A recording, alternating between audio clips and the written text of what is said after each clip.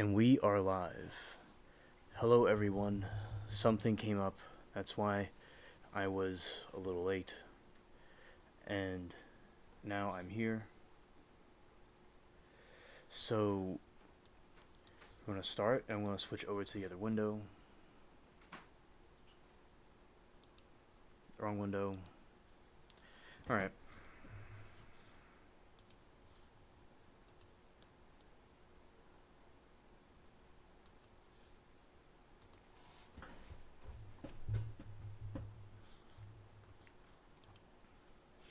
Alright, so here we are. Hello. We have some interesting topics to talk about.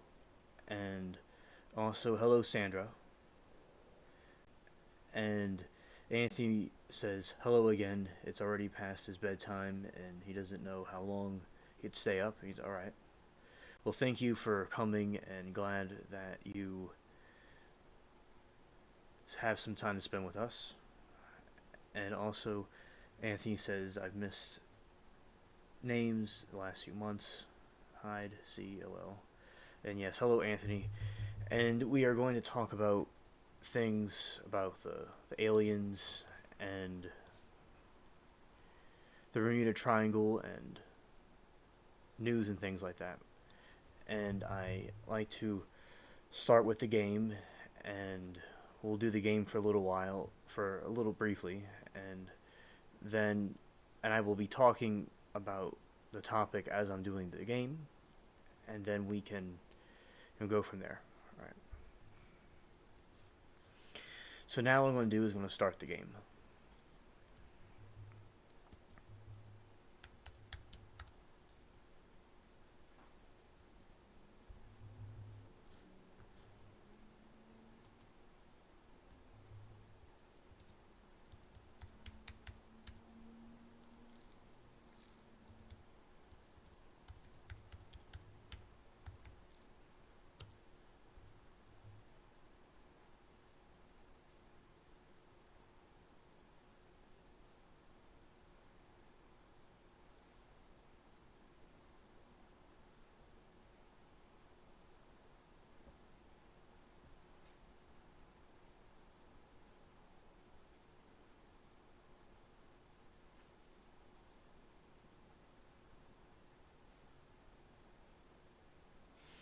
All right, now I will be switching to the other window.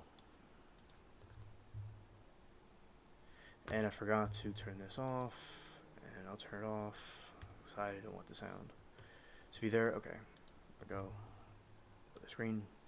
All right, so here we have the game.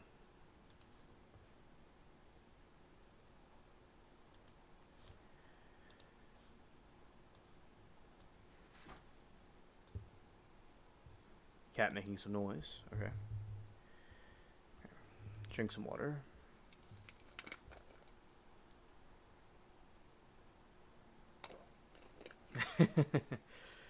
Anthony says, I just got done playing the flight simulator. And Anthony says, you could say I just landed, LOL. Oh yeah. You have certainly just landed. Okay. And, alright, we'll get that out. Alright. So, last night, we were talking about the Bermuda Triangle. Briefly, we got into that, and I'm going to get into this one this time. So, that is something that I studied about when I was very little. It was, the Bermuda Triangle over in the Caribbean, where there's a lot of supernatural occurrences. And another thing is that we were talking about the Book of Enoch and how basically it makes references to the fallen angels and the fallen realms, and it talks a lot about what we're dealing with today. Hello, Mary. Good to see you. Thank you for telling us what's going on. And the importance of that, because a lot of people are seeing strange things like aliens and Bigfoot type creatures, or the Goat Man, which is like a satyr, which was this mythological creature. Those things are from the fallen realm, and that's what we were talking about the other night. And near death experiences and stuff like that. And Anthony, him and I have talked about it on the show. Been a guest on the show, and we've talked about it, the pyramids and stuff. So I think that it was a good talk we had about that last night, and I gave like a rough, like a summary of the book of Enoch and the references from the Bible had to that book.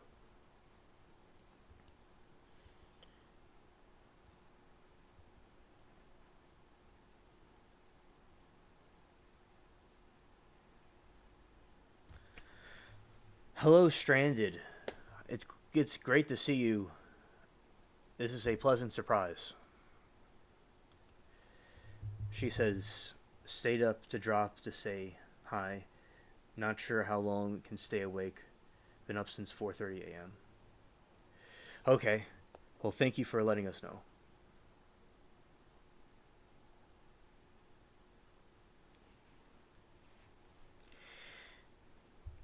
Hey, Jacob. It's good to see you too. Glad to see everybody. Thank you, everybody, for coming and saying hello on this late night special. It's about to be morning soon. And recently there's been some. So that's basically what I was talking about the other night, and that's how I got into the Bermuda Triangle and things like that. So with the cats, everything has been going well with the cats, and it's been very. I've been very busy. My family's been very busy with what's going on, different things that are going on, but everything's going good on my end. And I hope all of you are doing well too, and the cat is making some noise as usual.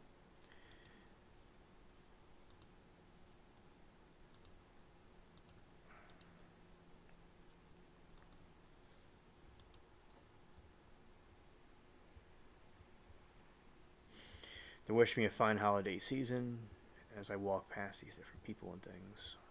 Let's go. So these different gods and things that they had were from these other dimensions. And that's what there's more videos of that, because in the end times there would be more of these appearances.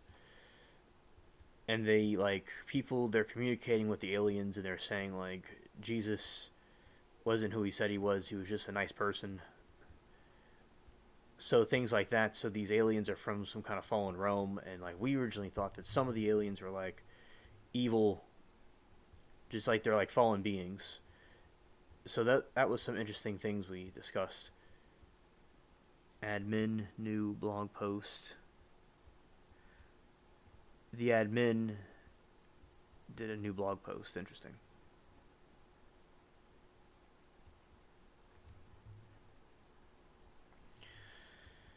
In Bermuda, that's so many ships and stuff disappeared in that area. It's very fascinating.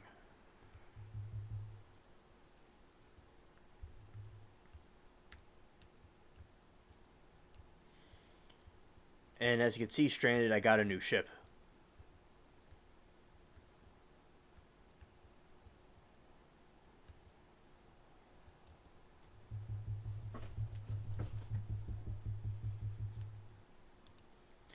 And I've been.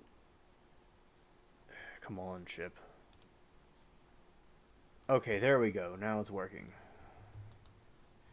Because the game wasn't. It was kind of glitching for a second.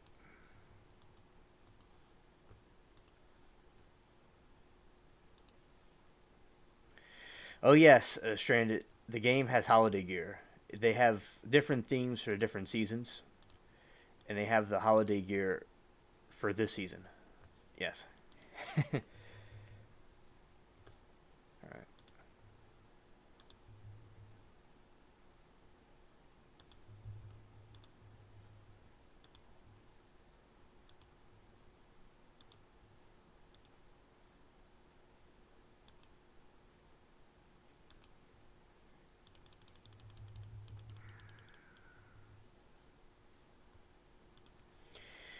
And also, yeah, and Mary was saying how she remembers that from the book.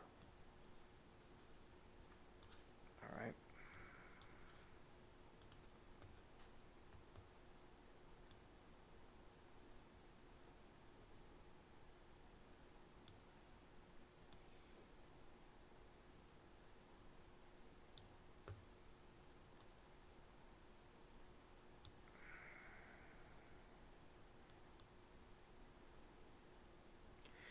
Okay, so it's been very nice weather, very nice and cool weather, very cool. I really enjoy the weather down here, and we've been having some more rain recently, which is good. All right, so now I'm gonna see what chat's saying. Alien, what do you mean by the new ship? Oh, this is a new ship. Like when Stranded was here last time, and Anthony, it was the Titan. This one's called the Wicked Duchess.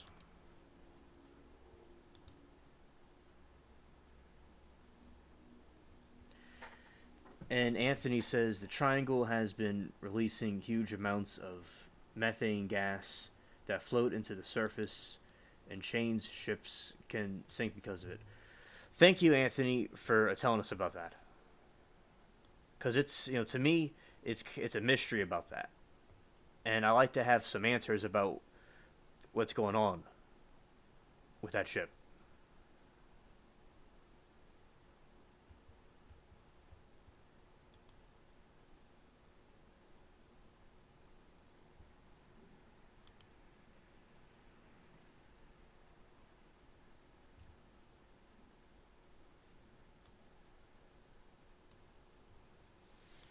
Well, I mean, in recent time, I know it hasn't rained recently, but it has rained more frequently than it did before.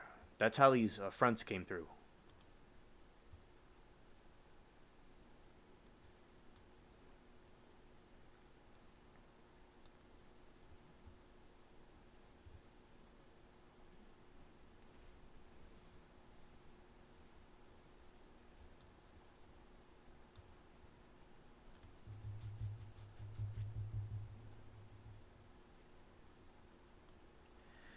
Yes, yeah, that's true. It's a little bit bigger, and this is a much faster ship. Here, I'll show you what I mean. Well, right now I have to wait for that to load, the ramming speed to load, but like it goes much faster than the other ship.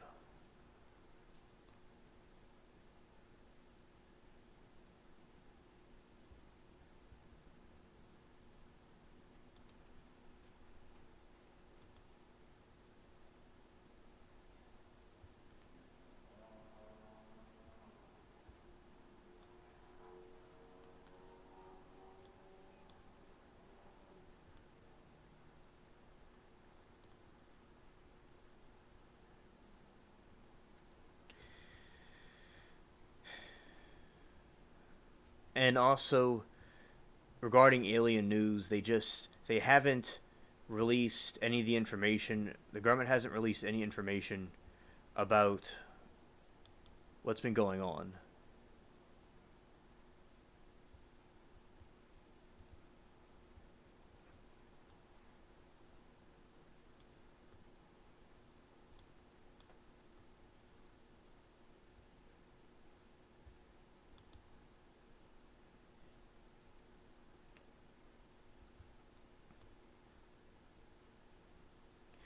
And they've chosen not to release any of the information for the time being. So that's shady in my opinion. So this ship goes much faster than the other one. All right, so we have it's up to 10, and at ramming speed, it goes to 19 knots.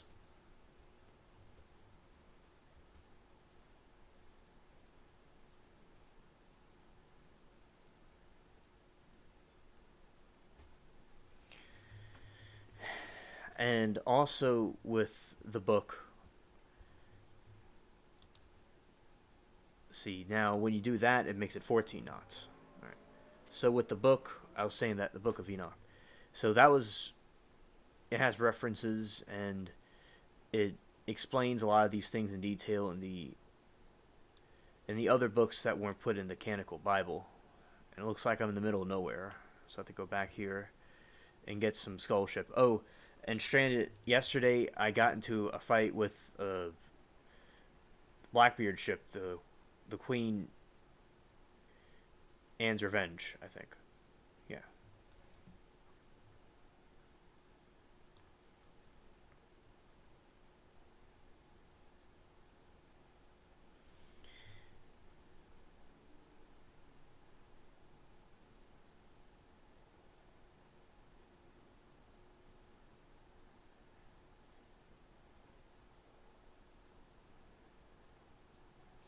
Oh, I didn't know in the 70s and 80s that the Bermuda Triangle was big news, but that makes sense. I know when I watched and when I saw stuff about it, that is what did it for me.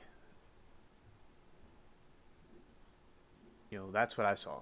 That all these mysterious ships and stuff were there, and I completely missed that. Wow.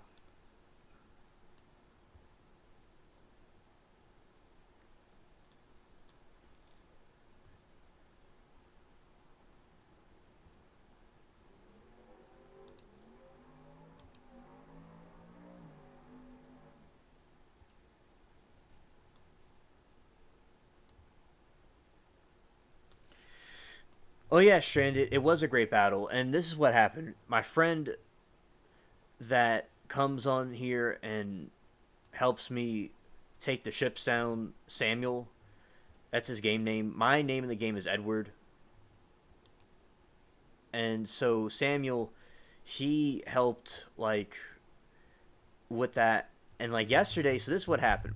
So when I was fighting Blackbeard ship, there was this other ship that was fighting it, and I was already plundering a bunch of ships. Like I told him, he said, "What are we after, Captain?" And I'm like, "We're after everything." And he said he made a joke. He was like, "Kind of greedy," because I wanted all the treasure from all the ships, and we got most of all the ships. So then we ran into Behold, Blackbeard ship. We went right into it, and then another ship and we were fighting it. But I had the Royal Navy, and I had the bounty hunters constantly coming after me, and him and I were constantly sinking them. And my pirate flag was getting more and more powerful until I hit the highest ranking in the game, which has to do with it has an eye patch,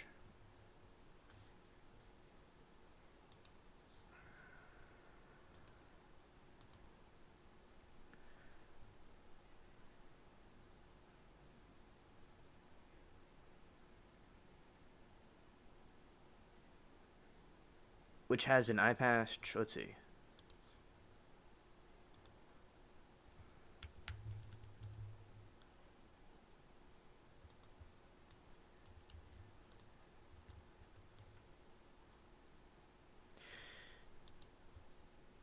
Anyway, so it has an eye patch on it, and it has a hat on its head.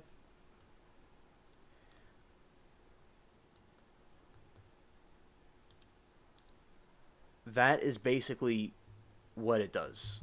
And then I had that.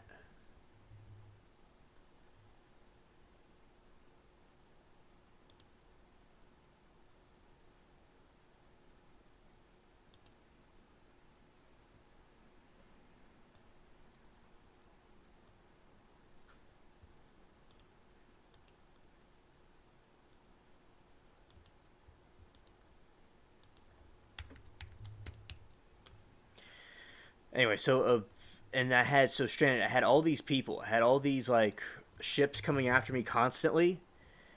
And there was a point where I had to take a break from Blackbeard ship because I was getting attacked by the entire navy and the bounty hunters. And then that other ship had them, and then we kind of drifted a little bit, and we went into where the volcano area is over there, and we took over every single ship in that region, and they had even more of the bounty hunters after me. And then we had this situation where there's two other ships that were following me around and helping me blow up the other ones that were coming at me because there's so many of them. There was like hordes of them from the Navy, and eventually, I over a long period of time, we eventually went to shore, and it was intense. I think it's one of the most intense battles I had because I've had a whole crew, and I went through the entire like thing this and like destroyed every ship in sight. Cause like I like the different. I like attacking the ships and getting the loot. That's what I like. And it's nice while I talk and do the stream and then get into the game stuff later. I mean, to the other things later while I talk about it.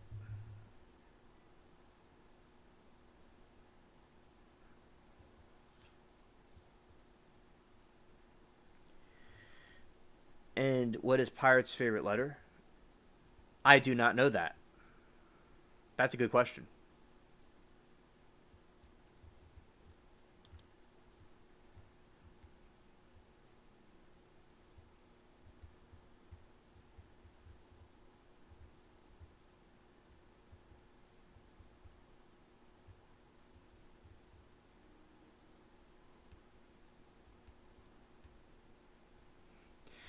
Now we're gonna go after these different things.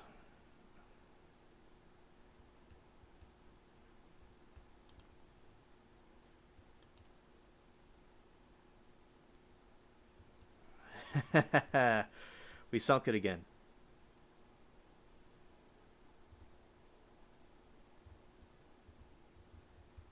Oh, letter. I thought you meant like a real physical letter. You meant like what letter? I know it's R. Yeah. I thought he meant something like I thought it must have been from a movie or something he saw, and it's a letter like a piece of paper with something on it. I wasn't thinking like a alphabet.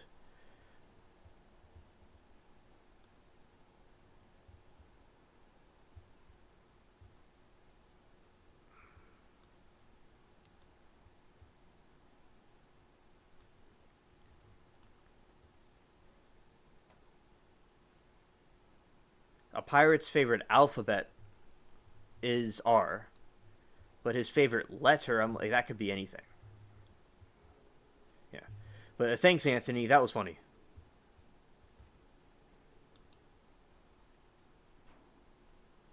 That one got me.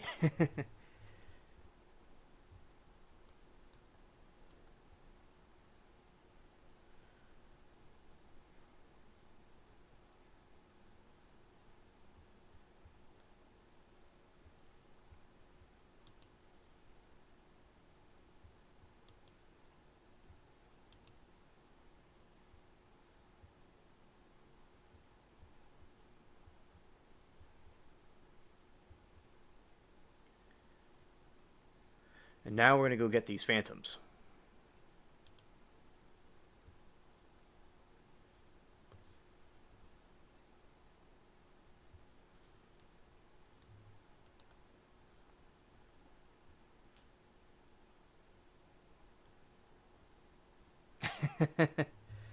Yeah. Yeah, stir up the hornet's nest.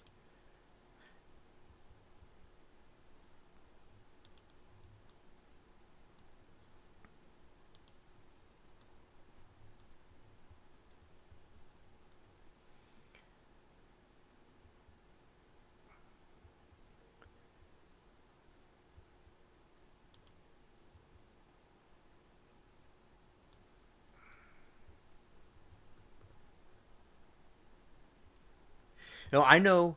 No, Anthony, you're actually wrong. Now I remember it. I know what a pirate's favorite letter is. It's the letters of marque.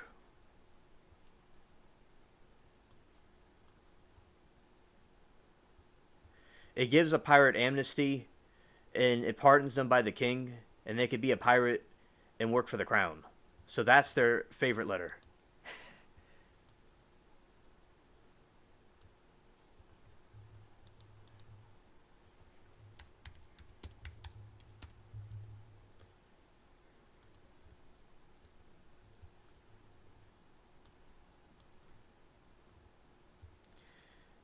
No, no, Anthony, you didn't do anything wrong. I'm just like thinking, like, I know there is a letter they like a piece of paper. I just couldn't think of it at the moment. But no, I like what you said. You didn't do anything wrong.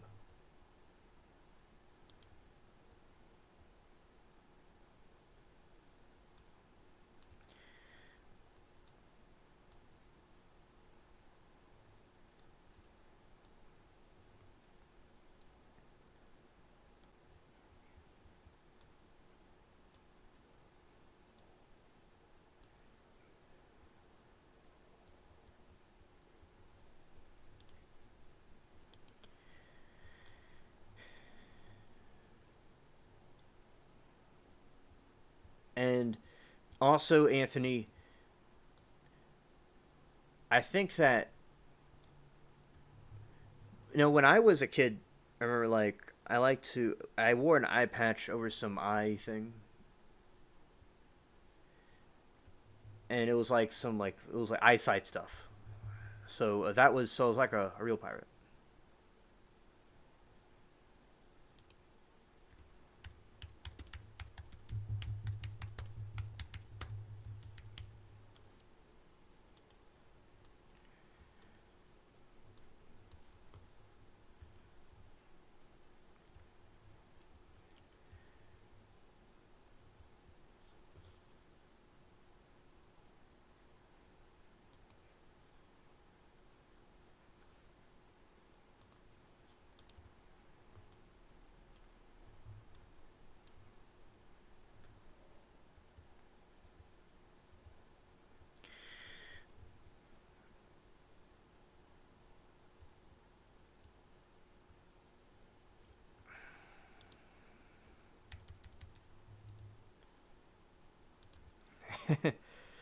All right, so now what we're gonna do is I'm talking to people in the game, and they're telling me like they're saying I'm multitasking. I'm like, yeah, I'm multitasking.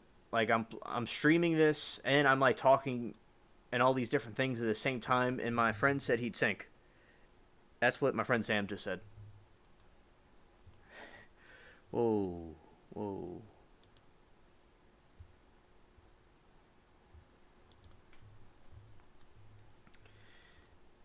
Hello, next online. Welcome.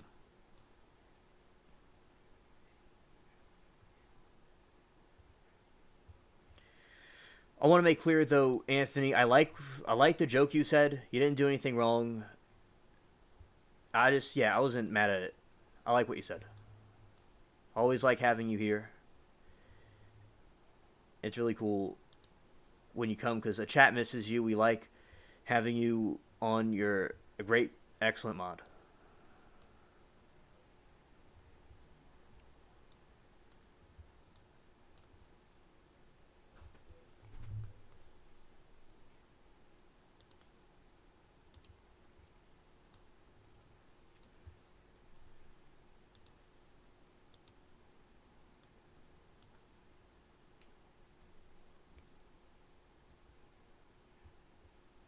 Okay, good.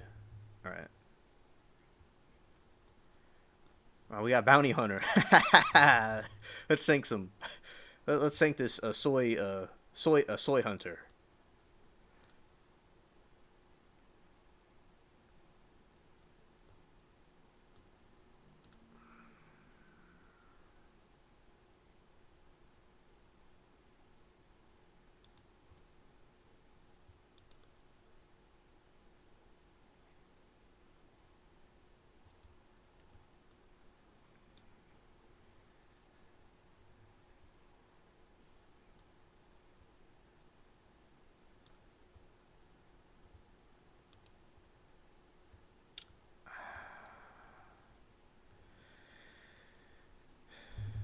So on my tail, I'm gonna try to turn around.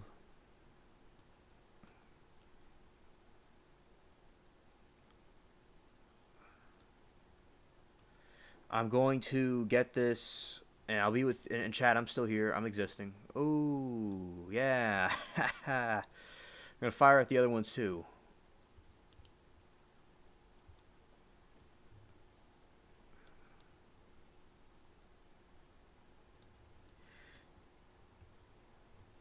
Do you know why pirates wear an eye patch? Well, in my opinion, and I could be wrong, they wore an eye patch because they were sword fighting and they got stabbed in the eye,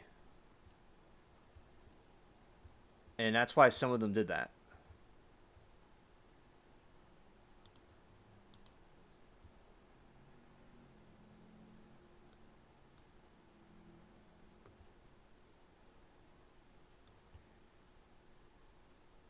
I love the Jolly Roger flag too.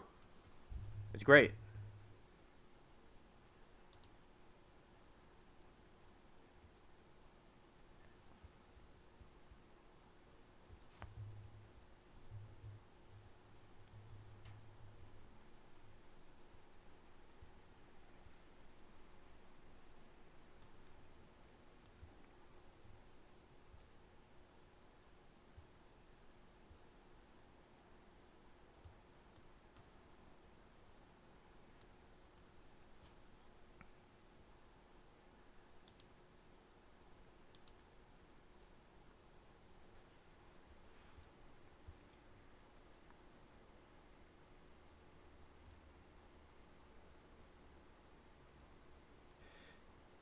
We missed.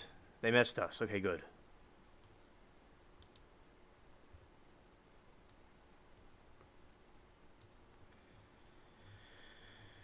All right. Got some mad skills right here. Here we go.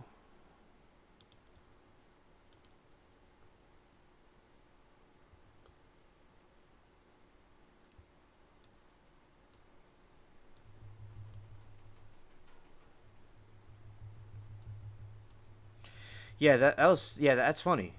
I agree.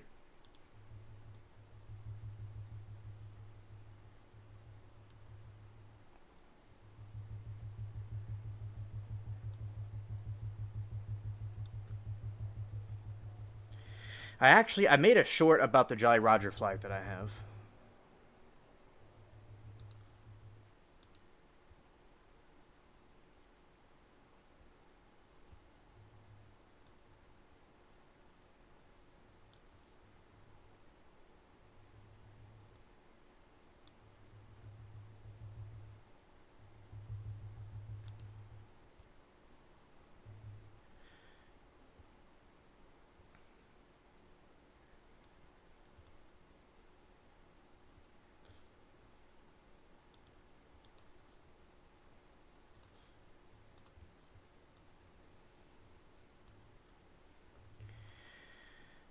All right. They kept one eye covered so the eye would accumulate to the dark. That's something I was thinking for a second before you said that. I was thinking of any other reasons that the pirates would have had for wearing eye patches.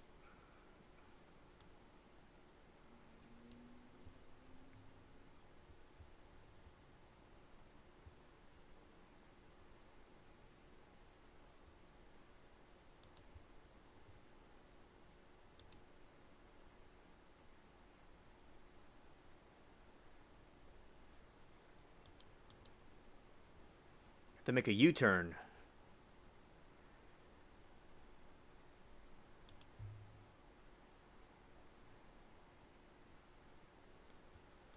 Oh, that was cool. What?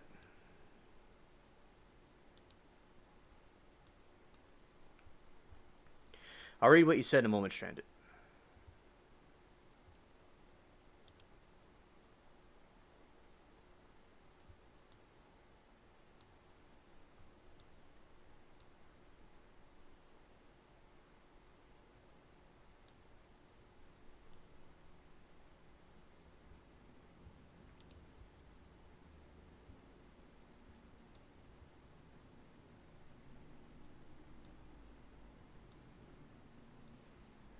There's a whole bunch of bounty hunters out here.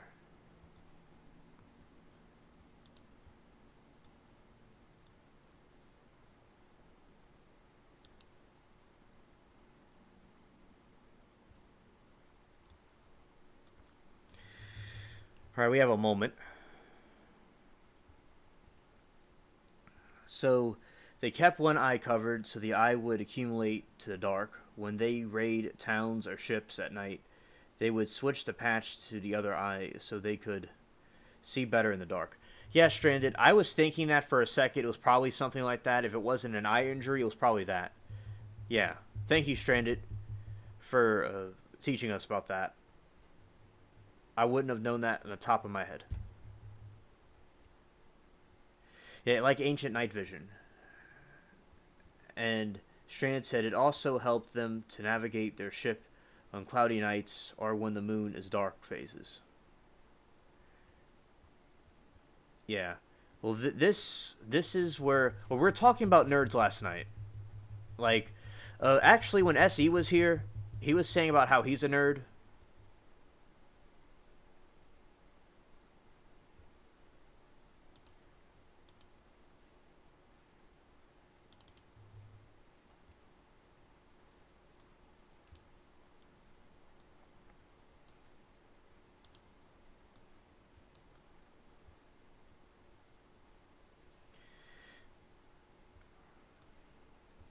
So basically, what happened was,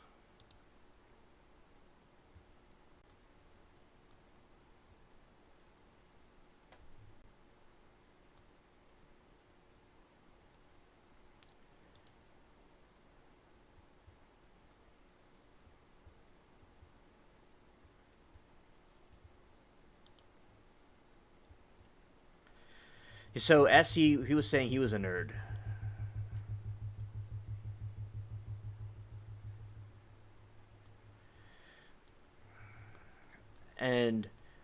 and I was saying like we're more productive than like people that are at some bar right now doing something stupid, and it's worth it.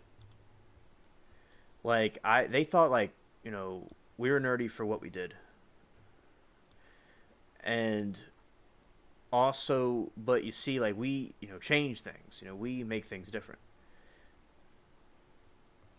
and we had the whole Navy after us. Stranded. I'm at it again. The Navy's after me.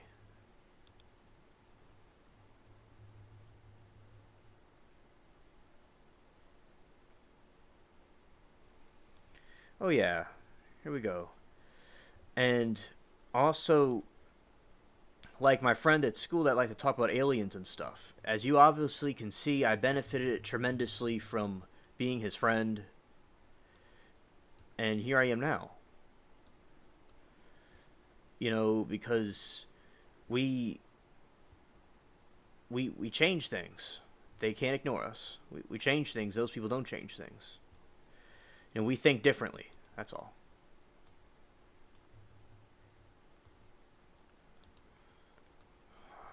I'll get back to y'all in a moment.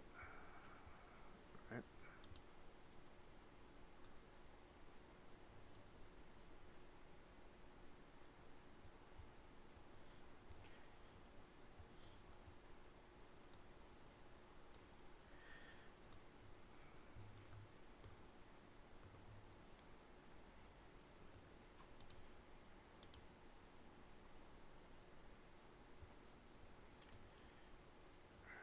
Here we go. We're about to sink them.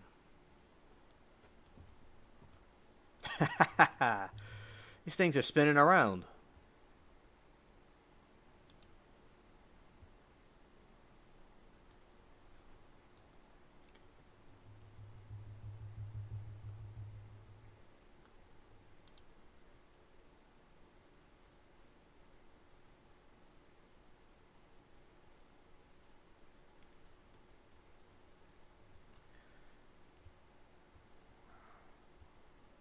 Yeah, kick some butt. Yes. Yeah.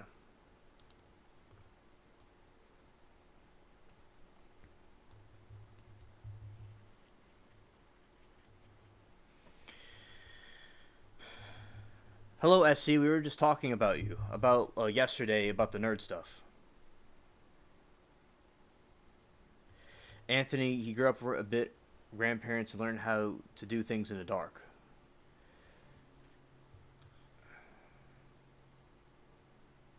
Yeah, please hit the like button. And also, nerd, it also helped them navigate in cloudy nights when the moon was in the phase. Yeah, thanks. And kick some butt, yeah. Here we go. Alright. We got everybody on our tail.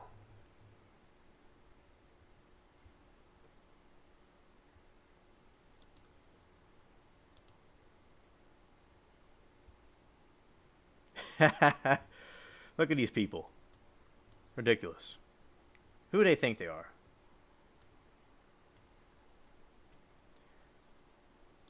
Yeah, take cover, everybody. I'm about to go and sink this thing. Look at this giant warship.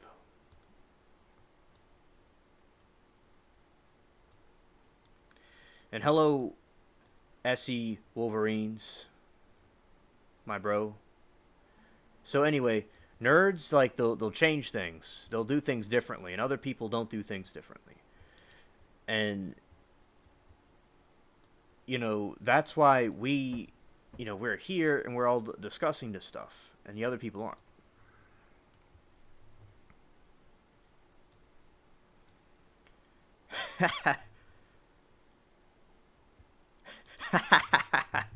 We're sinking this thing.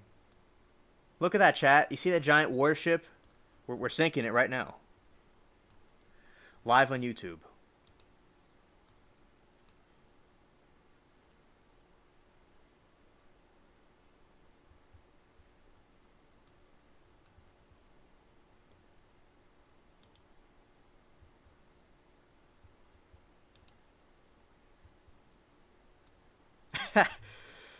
The bounty hunters are coming. Oh, we're about to sink the big one. Oh. Oh. We're like invincible. Oh, chat's freaking out. In this other game. Uh-oh. We got some fire right there. Alright, we're going to get away. We're going to kind of distance ourselves from that ship because it has something that's going to try to sink us right there. So we're going to try to... Alright. I'm making sure the ship doesn't get hit.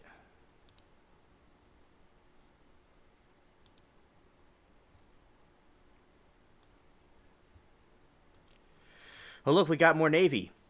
The Navy's coming. They're coming for comfort.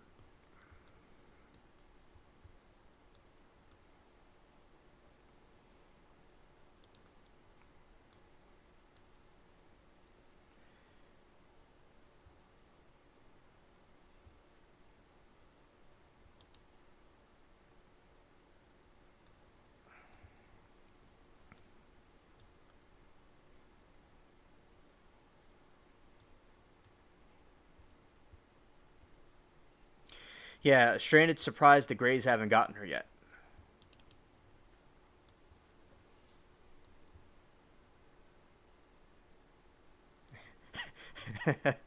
The Navy's after me. Do I care? No.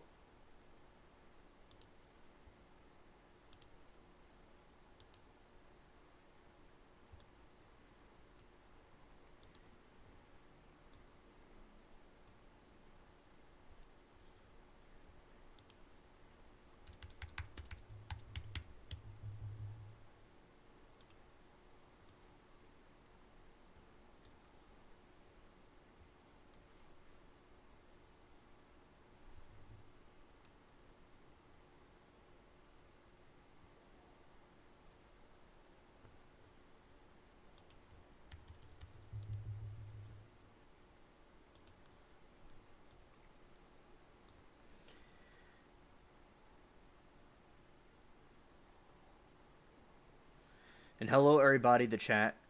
Yeah, get him. Yeah, yes, yes, still cheering you on. Yeah, thank you. Thank you.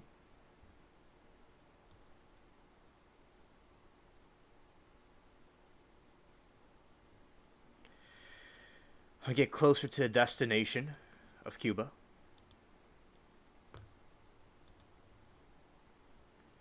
That's Tortuga. That's Port Royal. Where's Cuba? That's where we go. Alright, we're adjacent to Cuba.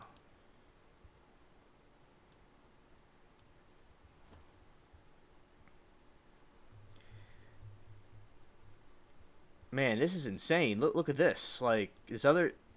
Everybody's attacked. The Navy's attacking everybody.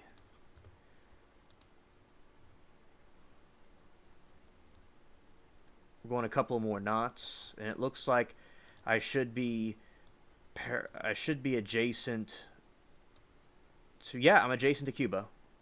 Let's kind of go up a little bit. Yeah, there's Cuba. We'll be right by the shore. If he gets close to getting sunk, he's jumping. Yeah, I don't blame you. Yeah, abandoned ship. Don't be like, especially like if I say it's just good business, like just get out of there.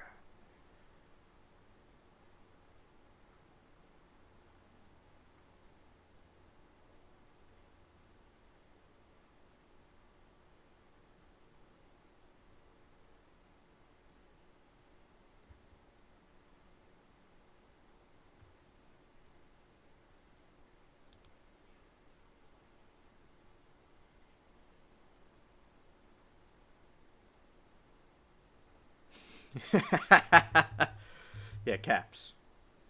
And hello, SC. I'm glad to see you, man. Hope everything's going, good with you. We're gonna get these little. Isn't that one on fire? No. Okay.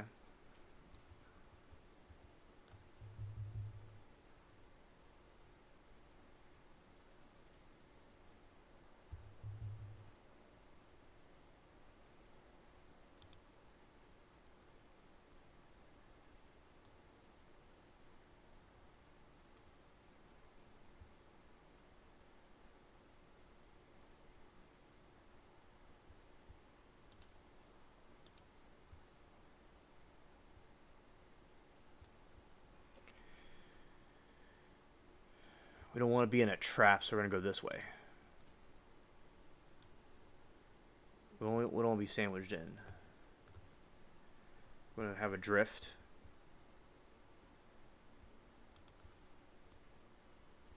Uh-oh. That's okay. Go that way. Okay, good. Keep going up. Keep going up. Keep going up. Up, up, up, up.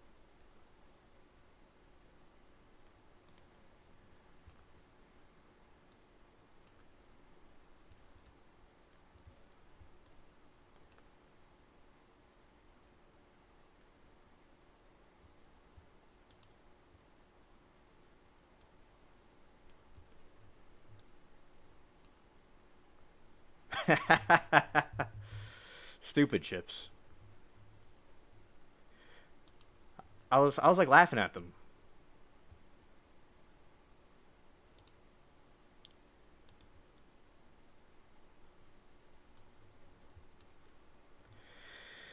Okay. We should be cruising. Should be cruising.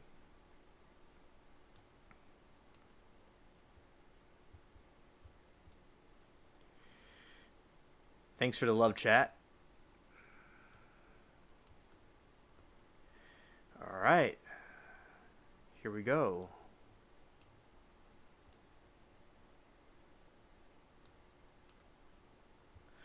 The lightning is like it's a power up that they have where they could shoot lightning at the enemy. They could shoot lightning bolts at them. So that's why there's lightning on the ship. They're getting lightning ready.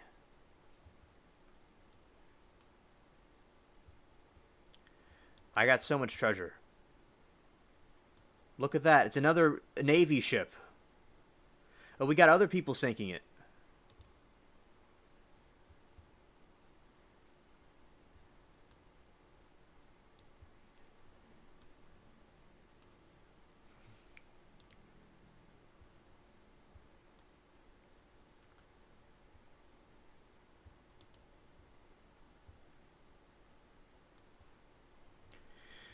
Me and another player are attacking it together.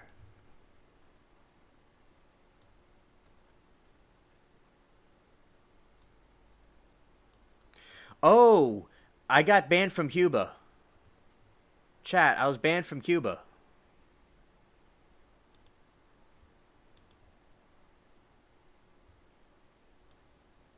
I have to go to Raven's Cove.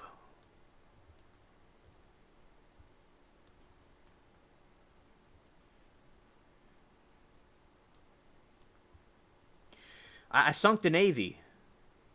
Whoa! See, the other ships are following me. Oh, there's another one. Look at this idiot.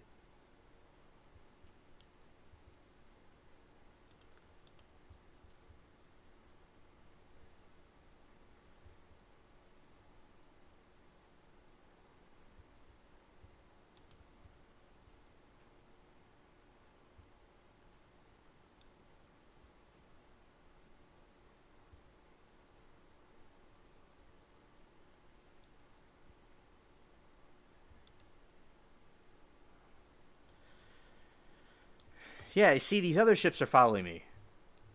I have other comrades. You see, like, this is how like a war works. You fight with your buddies.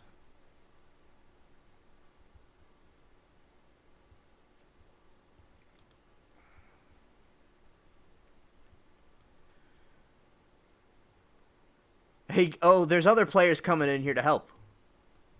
Uh oh.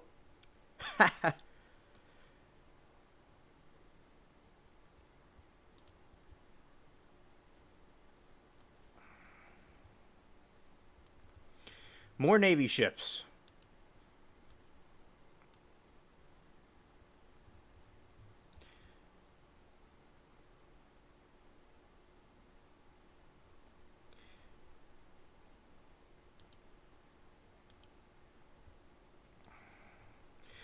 I did another drive-by.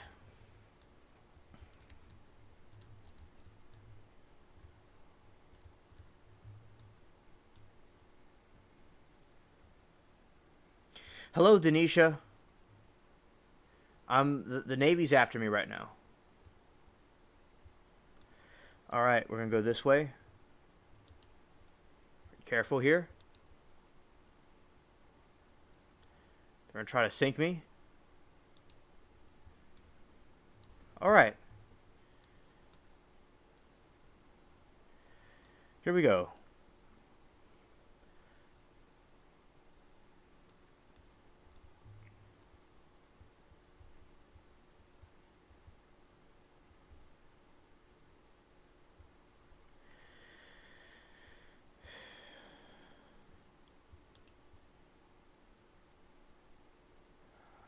Yes. Oh, there's more navies coming in. Oh, we got more people. More players are coming.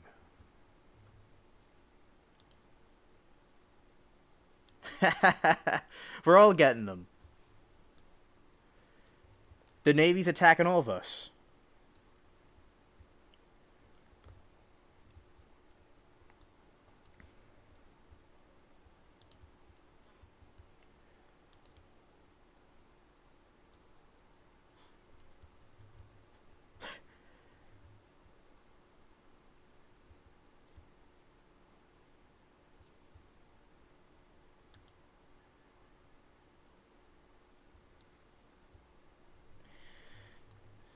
Wow, this is epic. All these players like working together is really moving.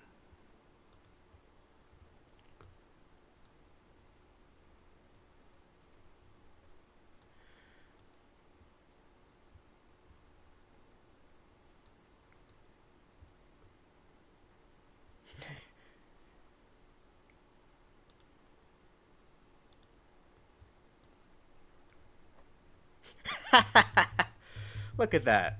That thing's on fire and it's coming over here.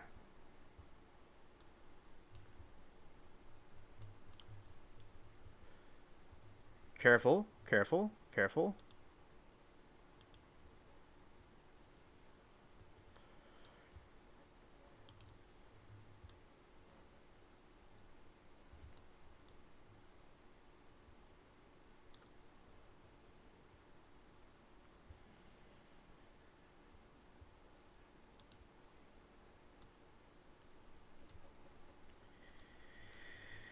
All right.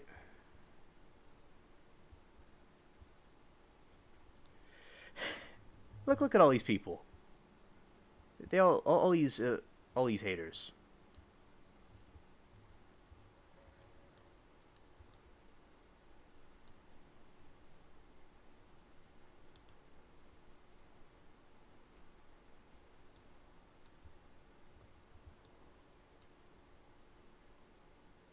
All right, I have victory. I have one. There's one more ship.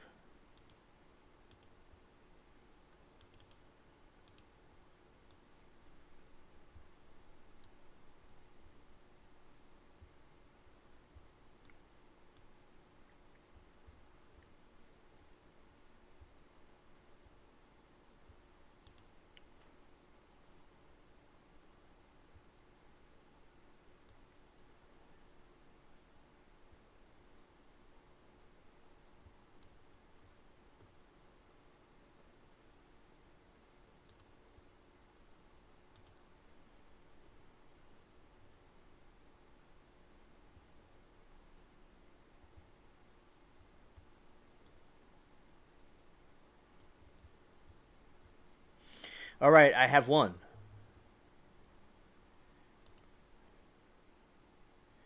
The crew is ready to go and dock. So now we've completed the mission and we're going to dock.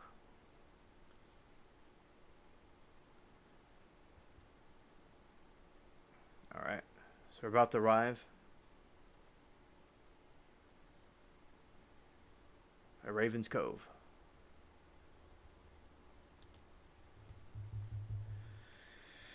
All right.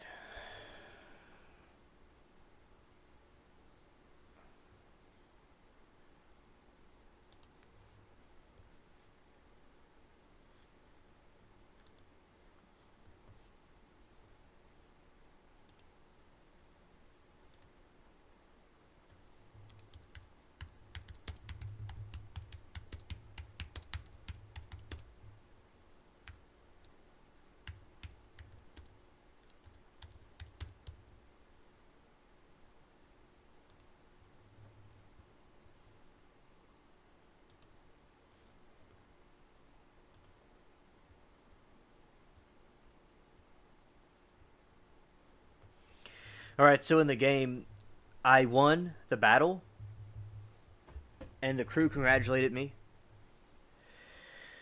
And also, we made a great plunder.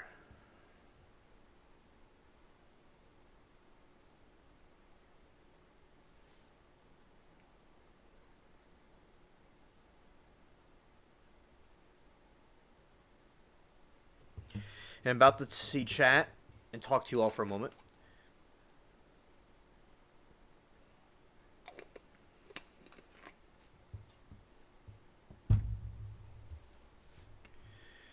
Okay.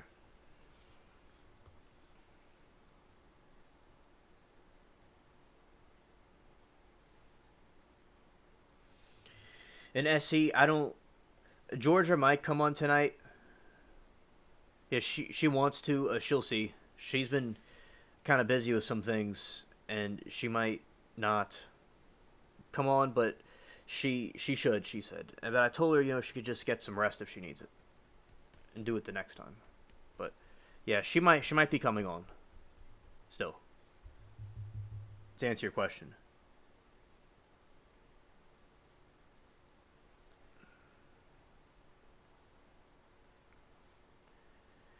And yeah, bumper boats. Yeah, turning gun says like bumper boats.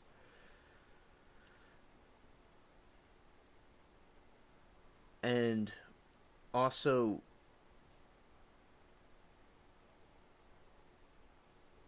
yeah, Jacob, I know, but it's how they're programmed to be. And so I took down the entire navy, and with two other people, I had absolute victory with my skills.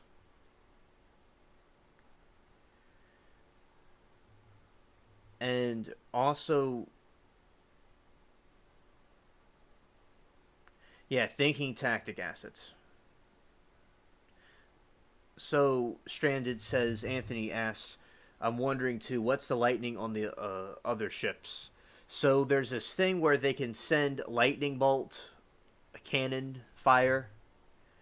That's what that is. And yeah, they're trying to ship ram me. It's this ramming speed where they ram into another ship to try to get me to not be coherent and knock me out of the captain's chair. That's what they're trying to do. And SC said, "You don't want to go to Cuba anyways." I wouldn't worry about it. Yeah, because the Navy banned me from Cuba, and then I had to go to Ravens Cove.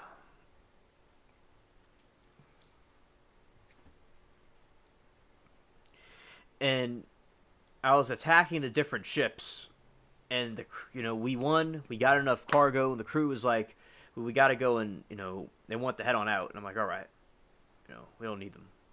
So because we won, they just all the game could do is just send more and more people, but there's no thing.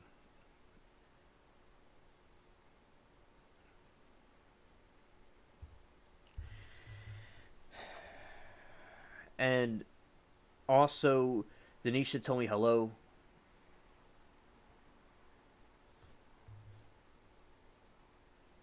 And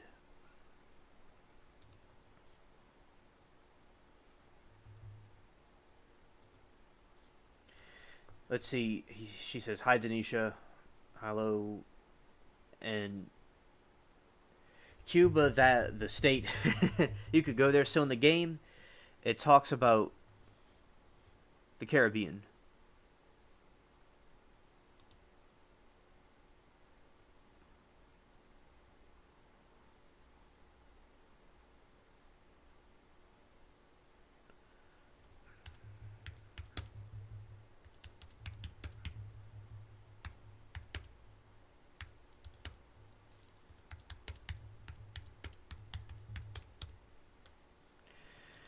All right, so I'm gonna go to my crew.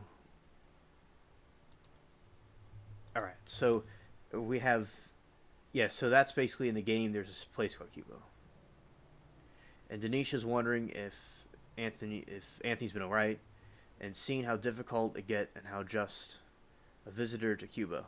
Yeah, I understand it next.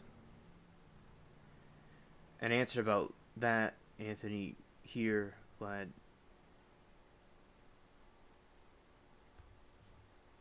Anthony, glad to see you here. Okay, sister passed away recently. Been kicking the head. But yeah, Denisha, I have condolences for your loss.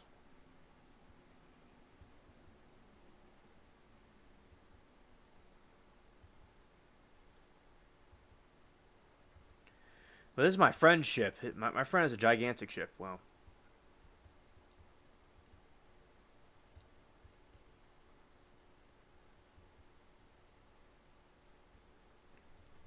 and also, yeah, all the haters are sinking.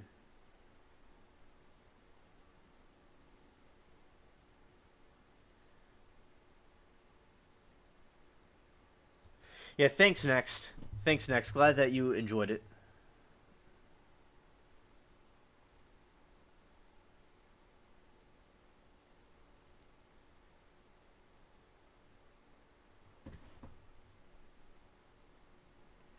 And Denisha, it was a battleship you saw. Thank you for the congratulations. That was a sweet battle. Yeah, yeah. There you go. Facts, Denisha. That's true.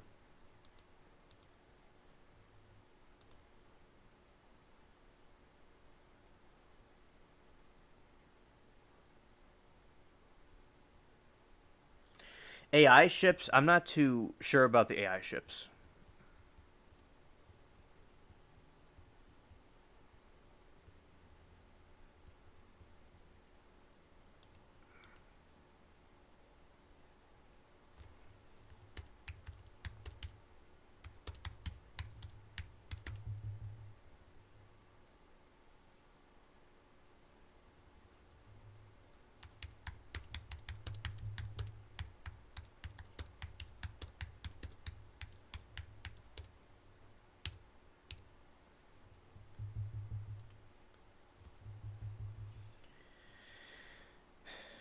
So that's the point about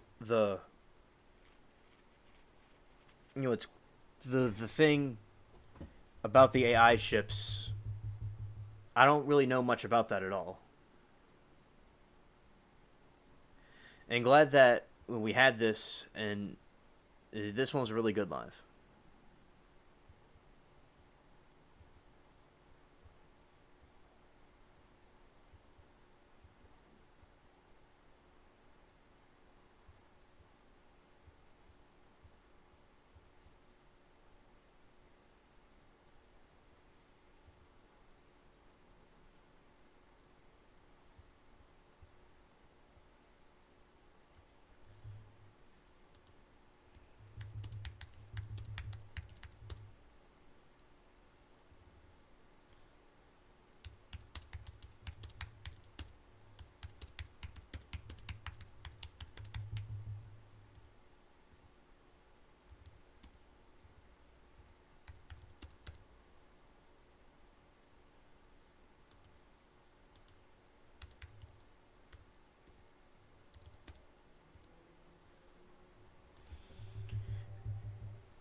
Yes, so next online says, do you need the captain's permission to board, visit another ship? And which pirate stole McQuaid's stash? Well, some ships are public. Like, there's less public ships because of the situation that happened with what the pirates were doing. And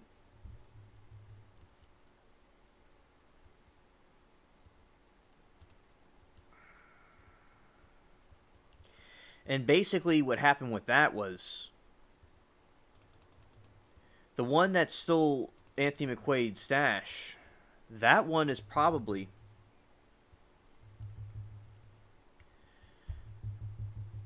Jolly Rogers.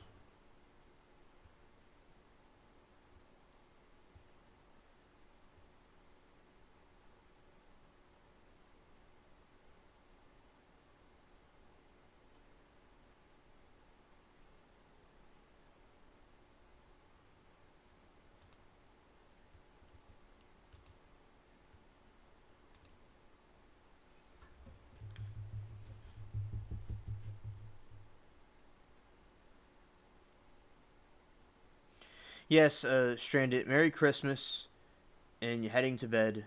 Have a good night. If he doesn't go in chat, if she doesn't go in chat, Merry Christmas to you all. Okay, thank you, Stranded.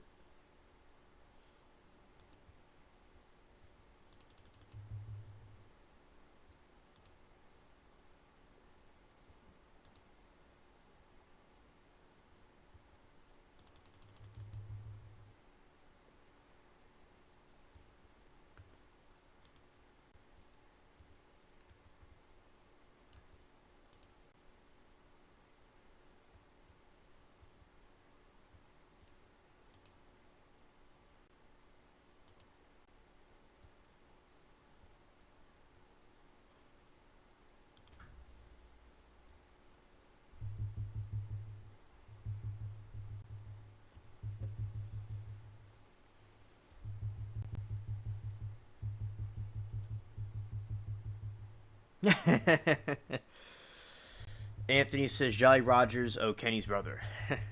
Yeah.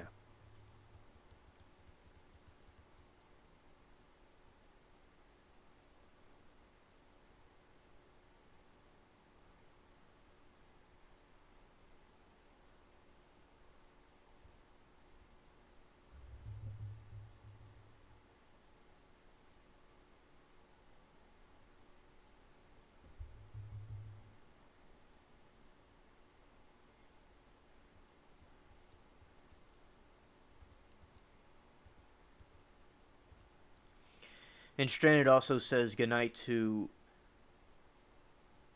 Denisha, Jacob, and Mary. And next.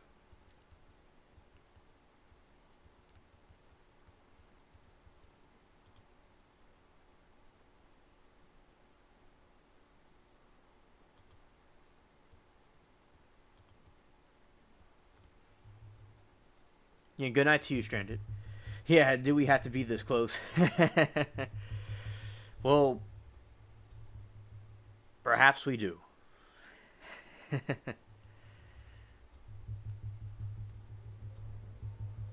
Perhaps it has to be, Anthony.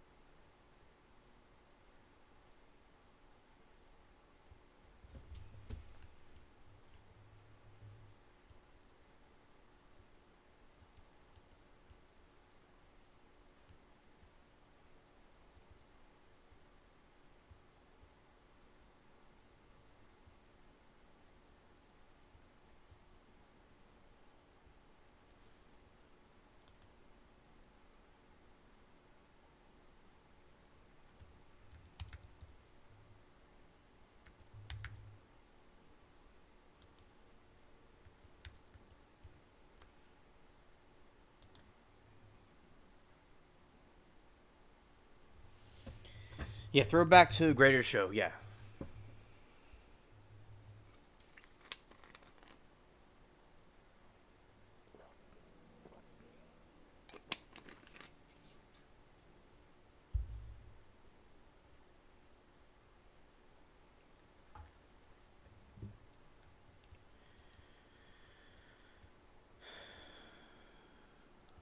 Boiling Bay.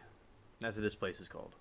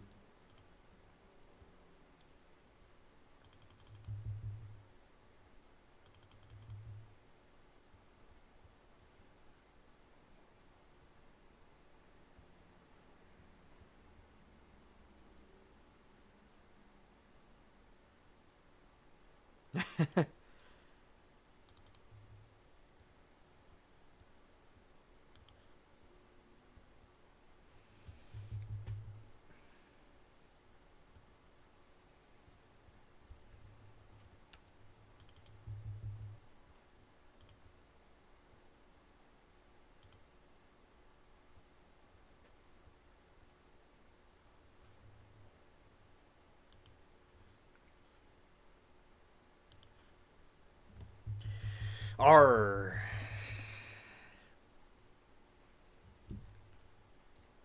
All right.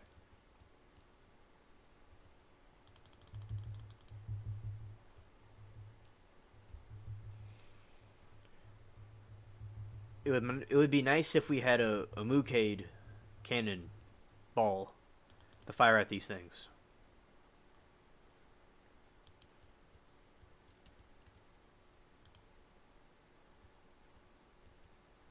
You see, that's the lightning.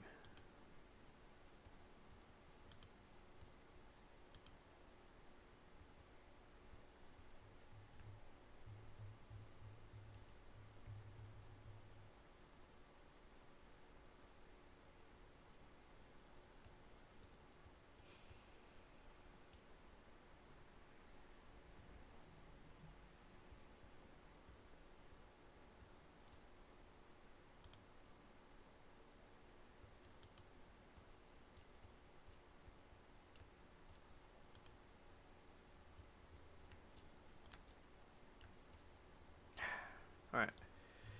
So, yeah, this is really. Yeah, this is my friendship who was helping me. It's very good. Do a very good job. All right.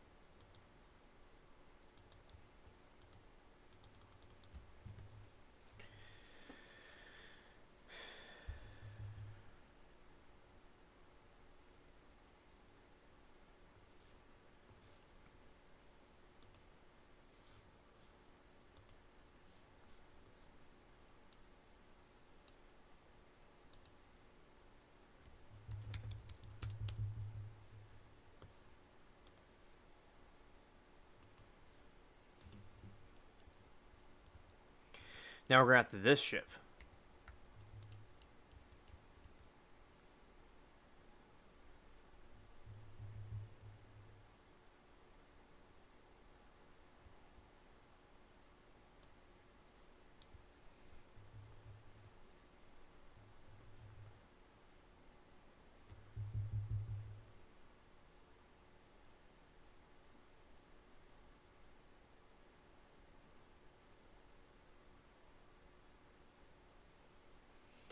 In chat, we were talking about the Bermuda Triangle, And I want to know, how do you all feel about the Bermuda Triangle in general?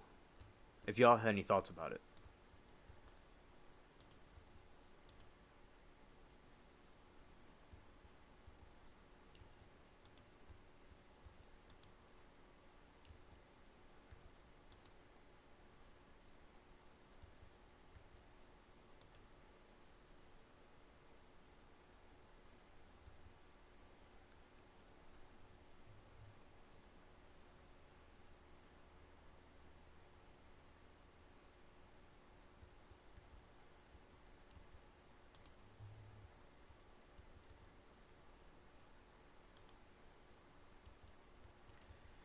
All right, Bounty Hunter.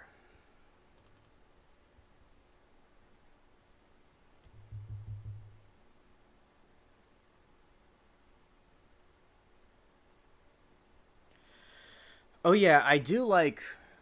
Speaking of fire, I think that like I like talking about survival things, survival stuff, and fire is good to have in survival situations and like camping and things like that.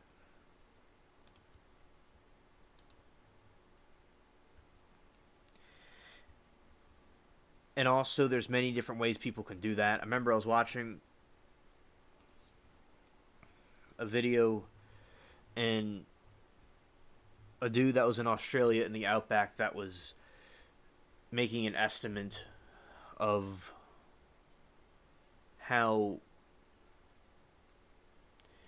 to survive out there in the outback, and he was trying to start a fire where you have like the piece of wood and you rub it together on a piece of wood, and it took him an extremely long time and failures until he got it right. And when it's done properly, that's how like you would start a fire. And he wasn't like doing it right, then he got it right, and that was very interesting. And there's these like things you could do like this that can start a fire pretty easily. Much more simple than the other thing, but the other method works when it's done right.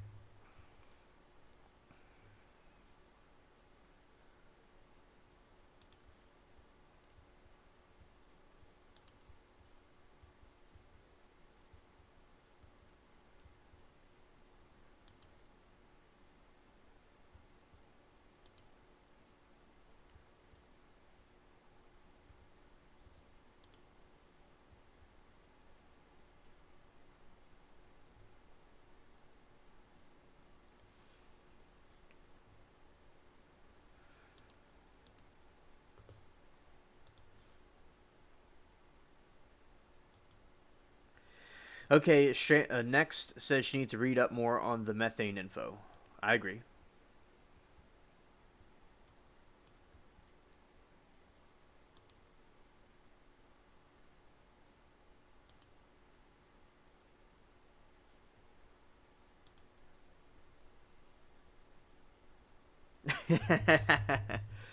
Anthony says, "I was out back, then I came in and went out front." That's funny.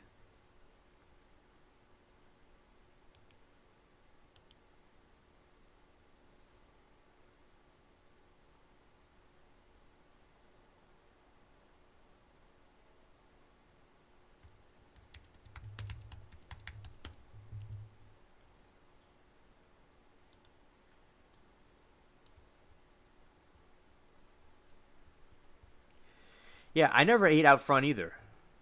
I ate out back.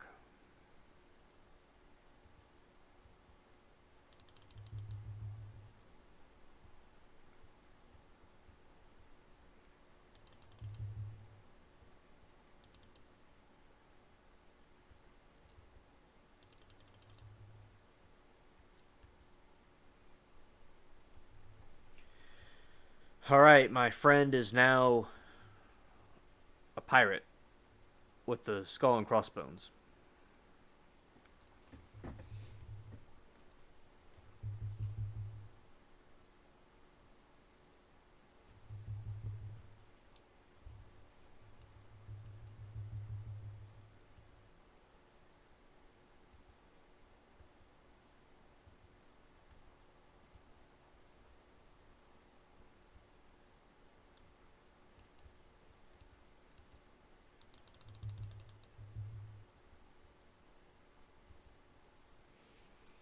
Oh, you have a bounty hunter that's burning on fire.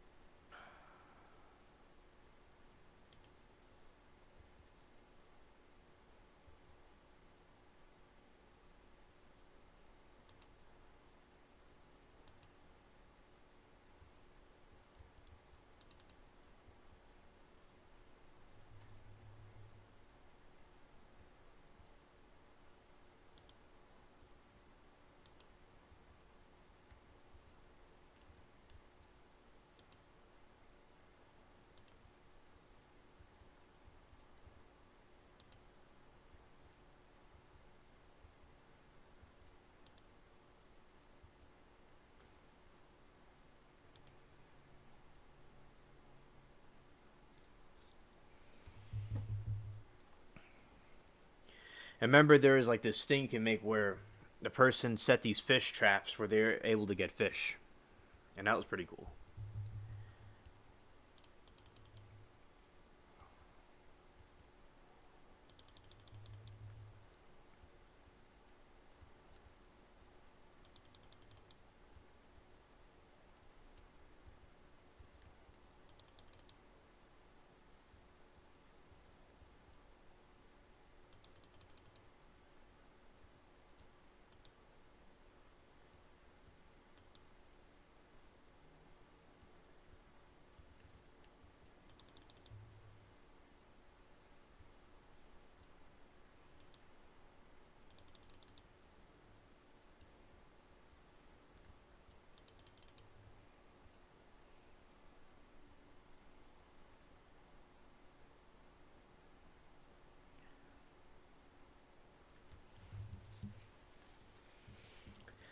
Next says, so if your ship is on fire, can you like use buckets of water to put it out just burning or keep it just burning?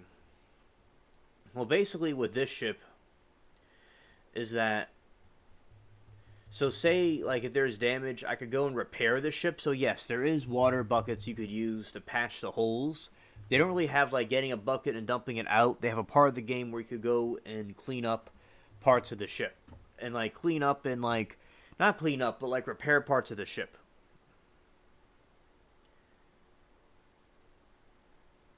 And Anthony says, shoot bowling balls at them. It'll knock more over. Cough, cough. Yeah, that's funny.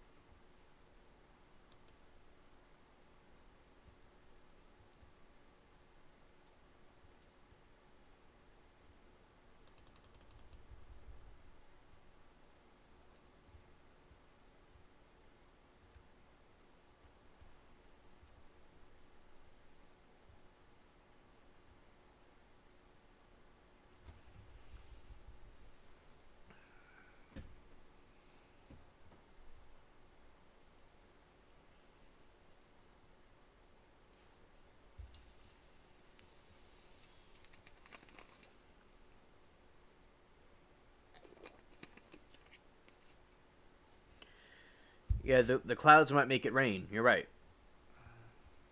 And take that in consideration.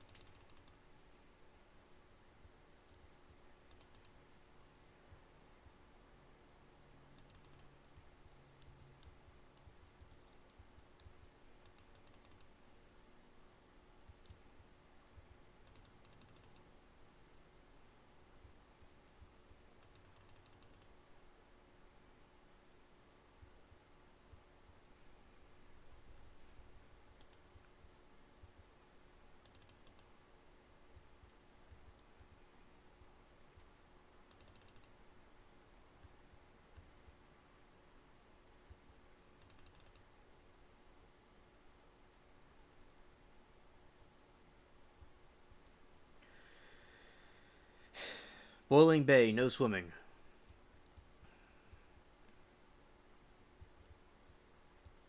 Oh, you're constantly repairing your gear in that game you speak of.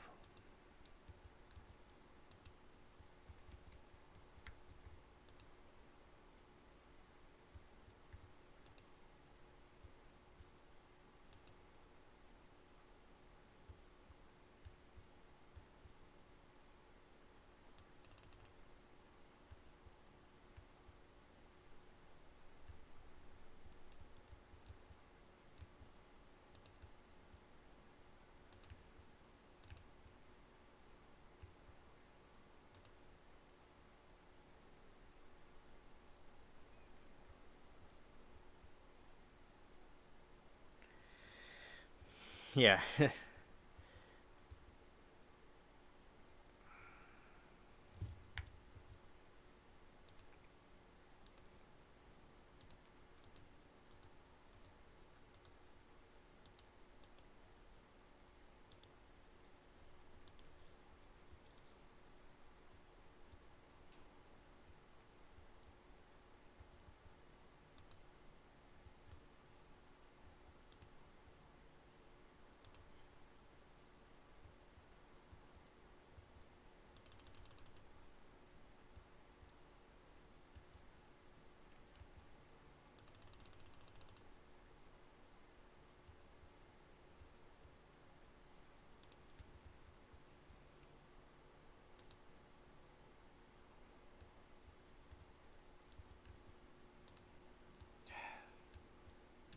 Alright, we're gonna get at this. Here we go.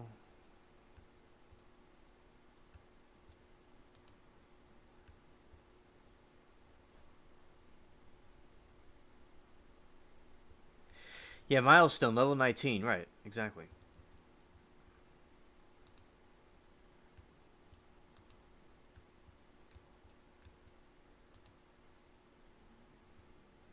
Mariner's Reef.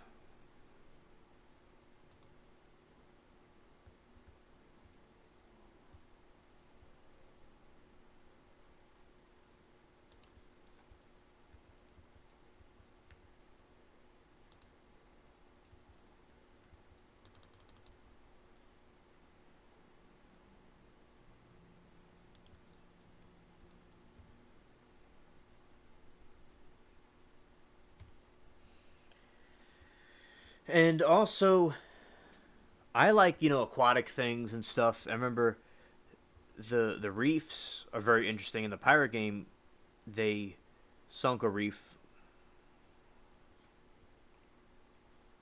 They thought they hit a reef, but it was really the Kraken.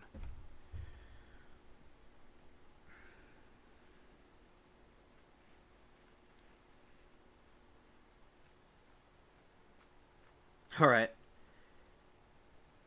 All right, next. See you in a little bit. Glad you have your headset on. I'll be talking. Yeah, and also, like, when I was a kid, I liked seeing the tropical things, underwater stuff. And the game, reminds you of that.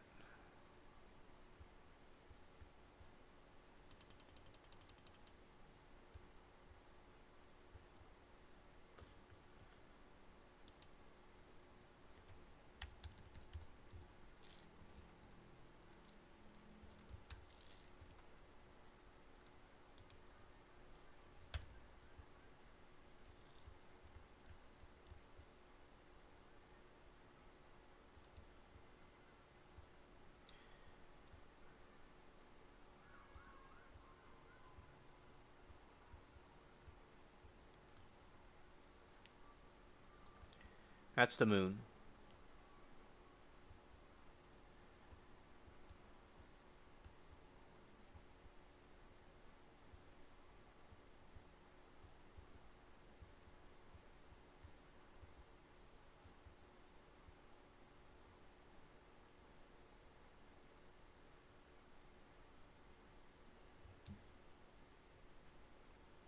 We made it to shore. We got some new things.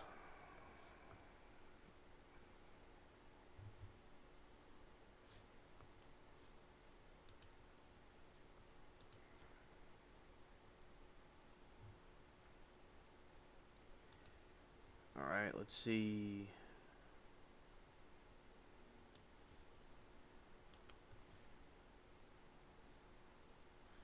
Trash.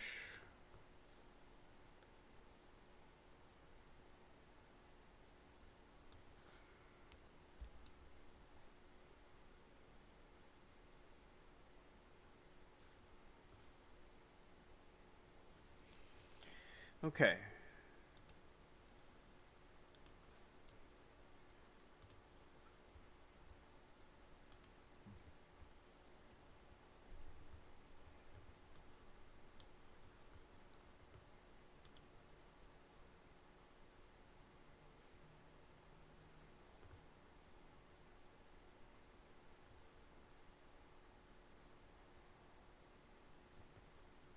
Okay, so we landed to the shore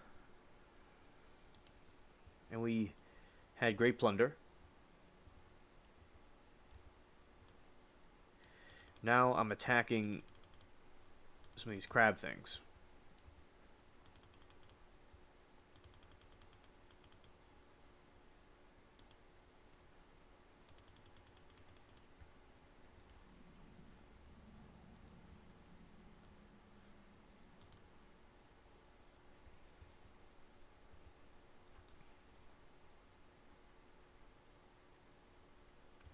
You got some sand snowmen right here.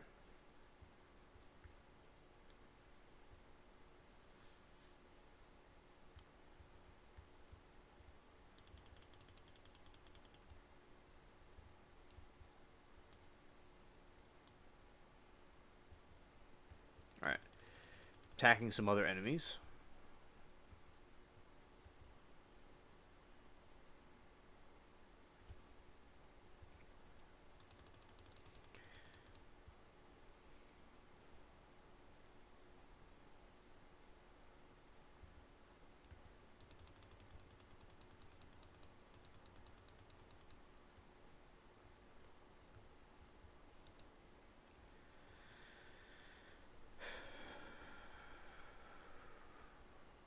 We got that these different things we use in our battle.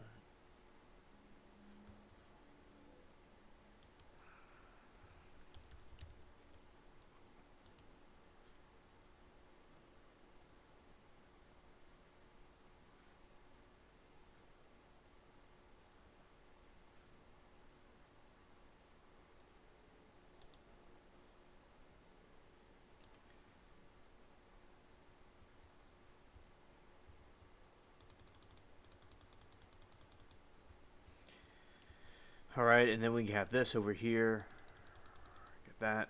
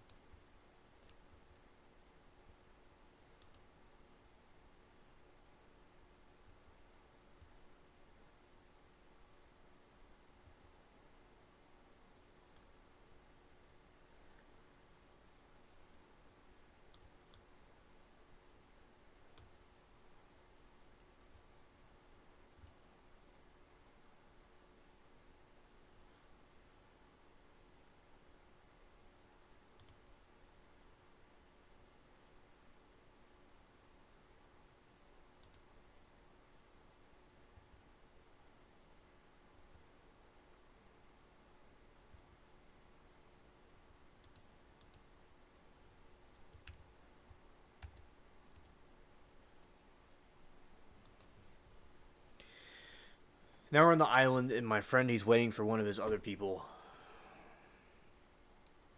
to come through.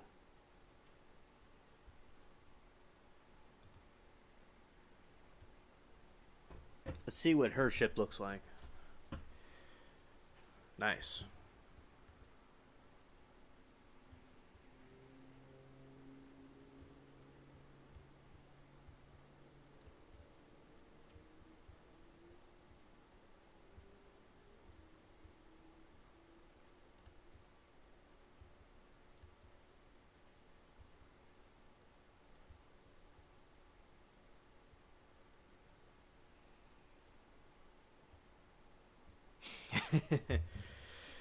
They're funny. because it was like the dude was like, no, she one of the players was like telling him to stop smiling because he's waiting for one of the other people. Then I started smiling, and the guy was like, "See, Ed gets it." People are funny.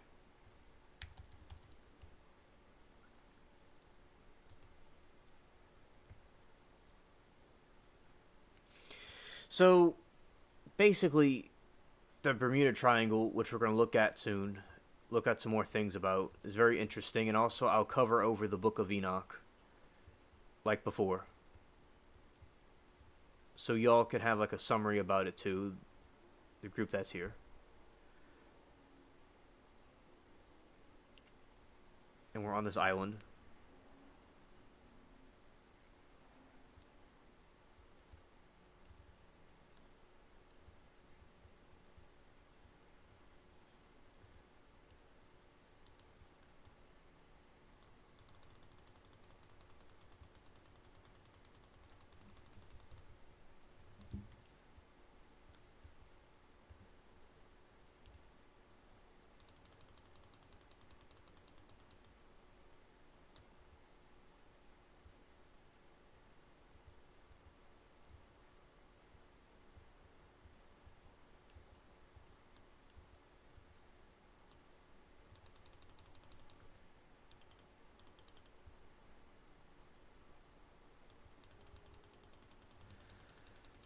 Yeah, now what I'm doing is I'm about to kill off this thing. All right.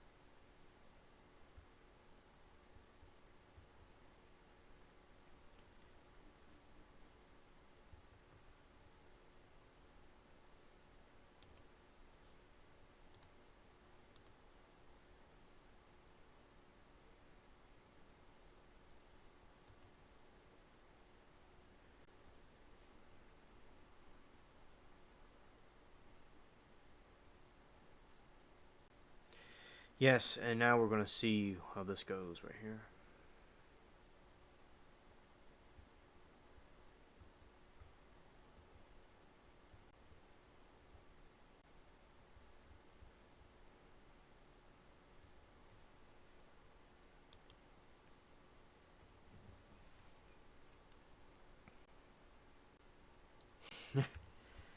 All right.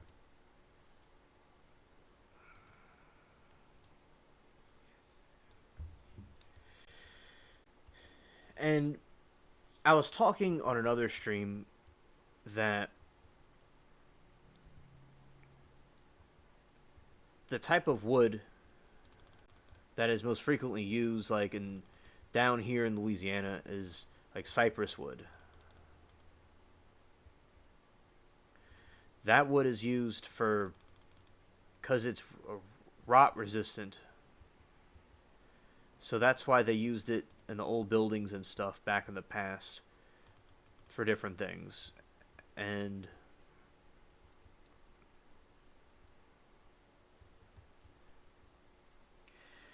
also in this situation, other kinds of wood rot out,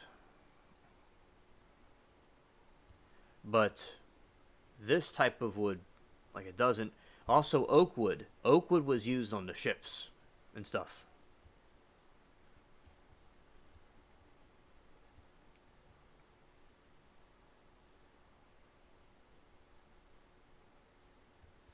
Okay, Anthony. See you soon.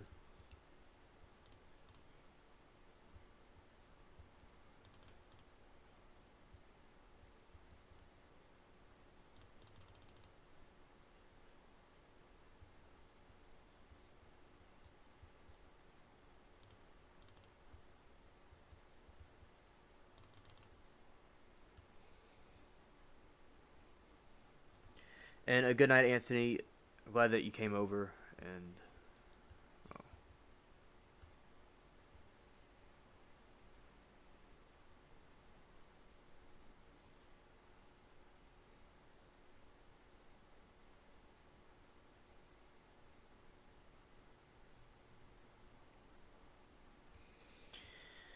so over here we have this is going good, and soon we'll be getting into the other part. And I'm glad Anthony gave insight about the Bermuda and different things like that.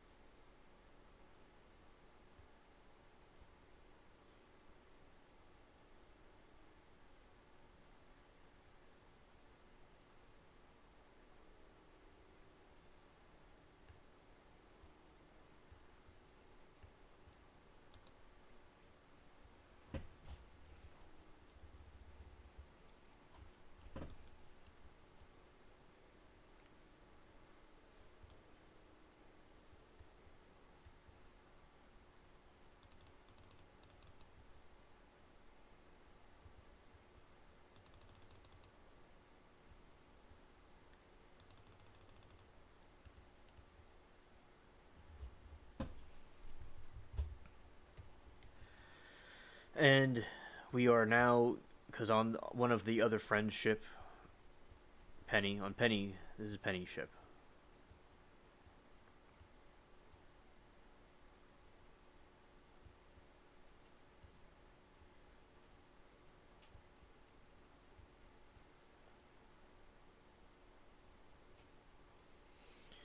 Hearing the cat in the background. Alright.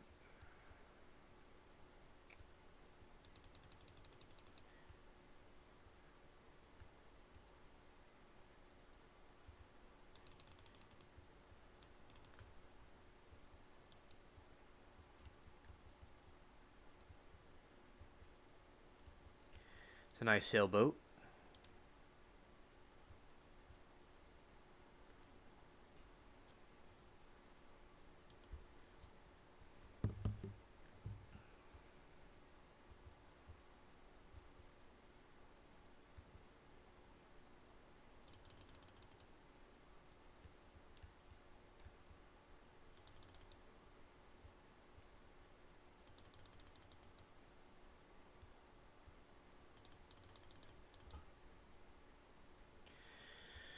Alright, we're getting that ship pretty good. On a roll here.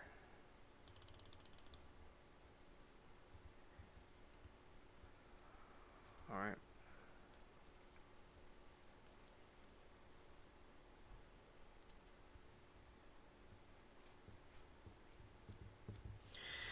Yes, Jacob, we have to pay coins for the cannon ammo. Yes, but sometimes we do have it in plunder. We'll have plunder, and the plunder will show. Will give it to us as a gift for free, but no, we have to buy it. It's not that expensive.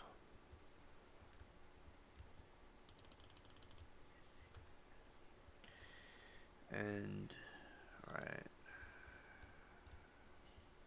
they had some candy canes. Nice.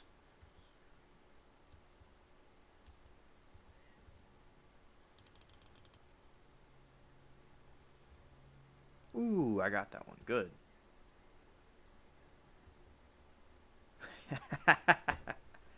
That's funny.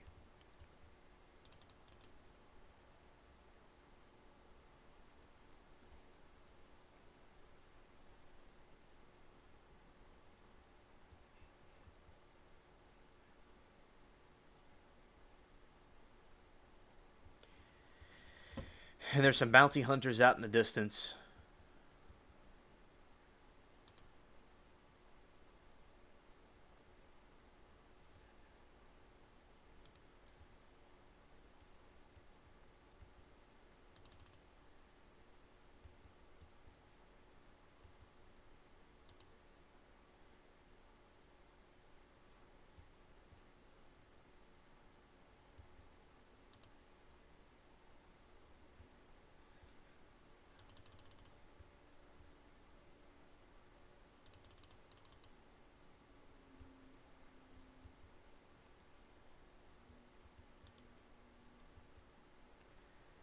That took a little bit too long to load. Let's just do that one. That one's 4 left. This one's 45.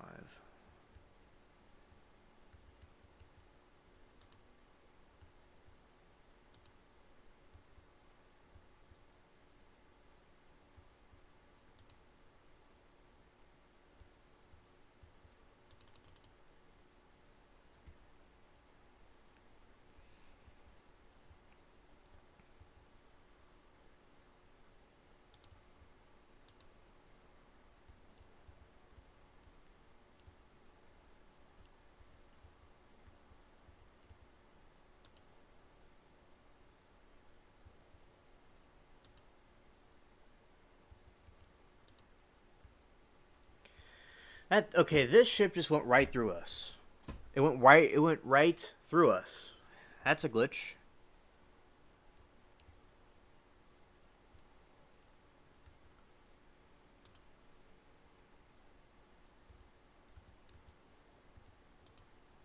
Hmm.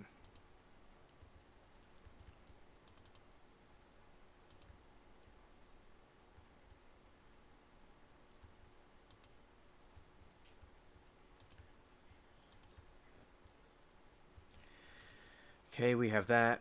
We're hitting that.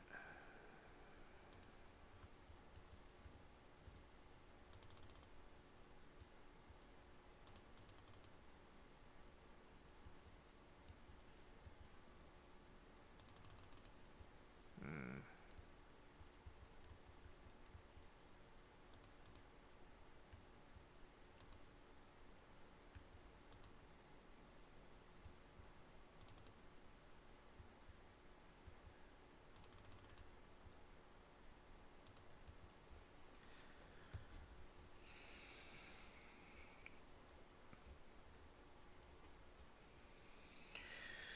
All right, and we're about to get close to the next levels. All right.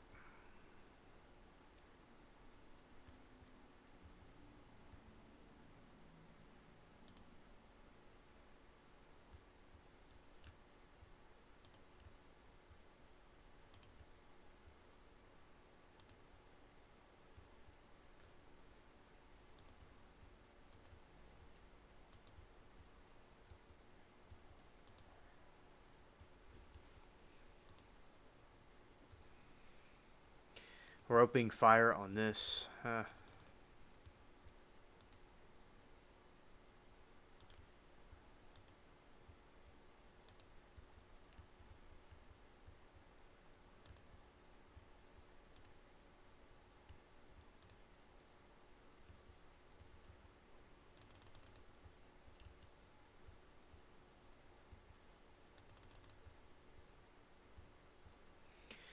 Now the Navy banned us from one of the ports, and Tortuga is the only one that's open.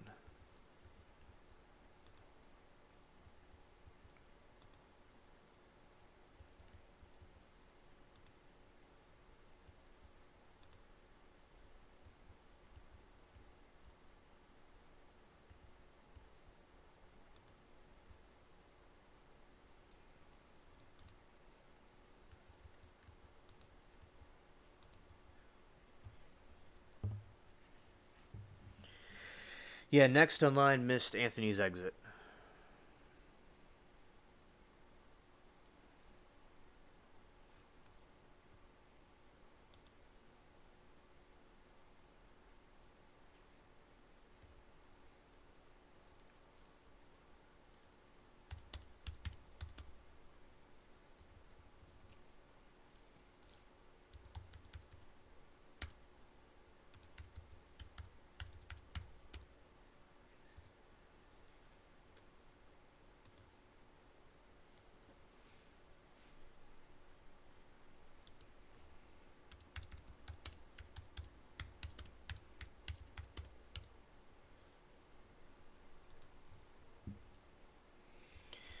Yeah, yeah. Shout out to Anthony.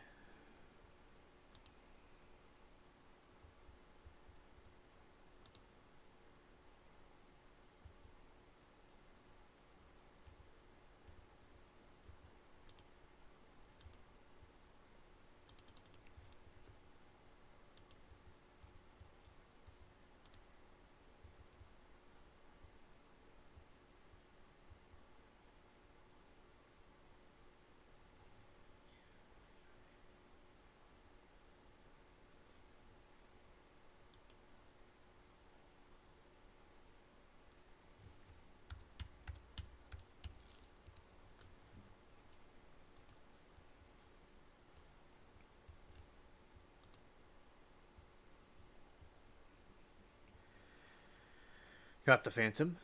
Good night. Yeah, Mr. McQuaid. Yeah, so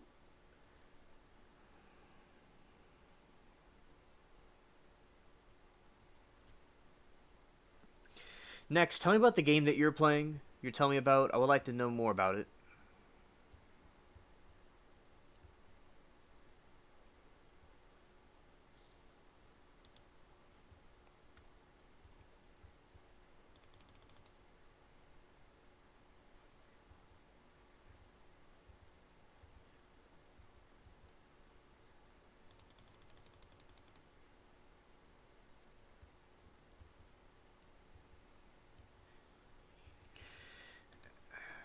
Okay.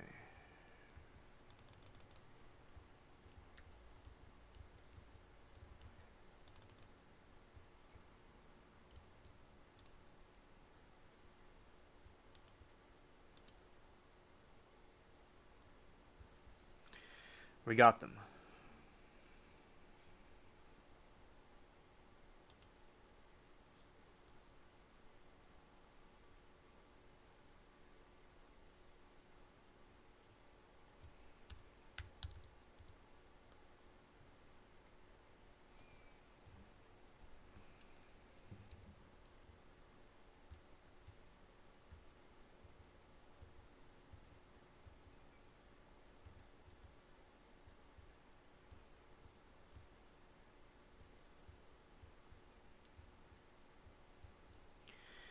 This is us in the back of it.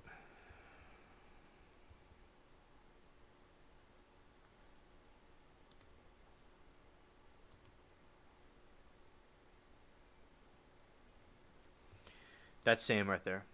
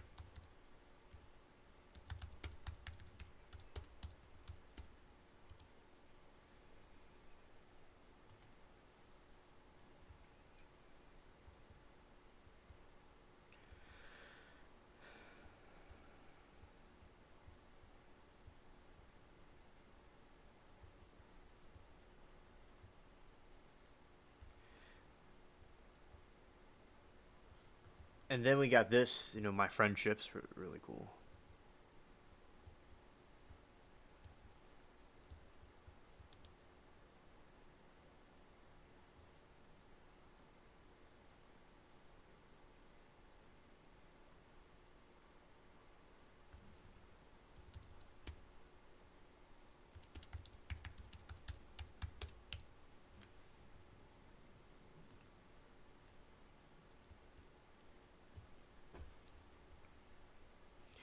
And we're docking at Tortuga.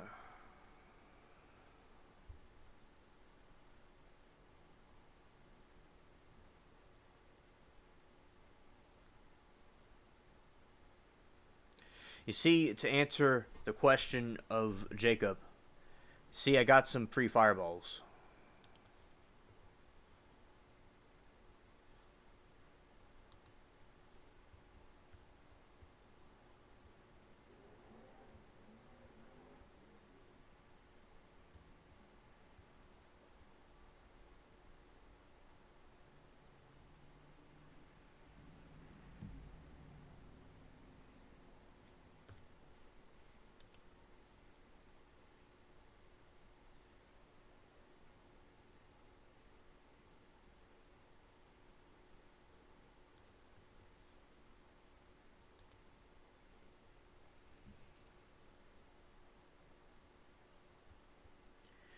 Yes, it's like, so basically we get a plunder. When we sink a ship, we get a pirate chest with a bunch of treats in it, like weapons, artifacts, and treasures and things, and it adds to the net worth.